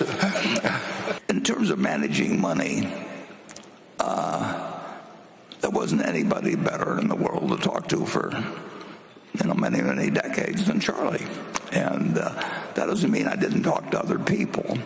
But if I didn't think I could do it myself, I wouldn't have done it. I mean, so to some extent, I talk to myself on investments, and I simply cannot think of a conversation I ever had with Charlie that in the least he misled me or shaped it his way or anything of the sort. So when you get that in your life,